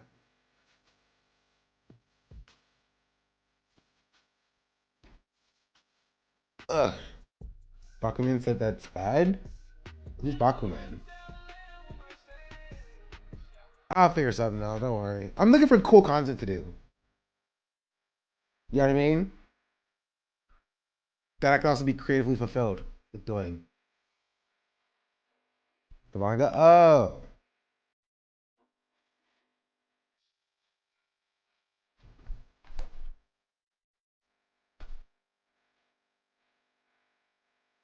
Also, Chaos Valkyries, thank you for the 9 gifted subs. This manga about making manga? Oh. I've never seen it. But I know. I have not seen the last episode yet. I was too busy yesterday watching the entirety of the Sonic 3 movie on Twitter before it got taken down. And then it got taken down. So I didn't even finish it. Anyway. Oh, I have to end YouTube stream. Because I'm playing music. Please don't copyright strike me. Please. Stop. Oh.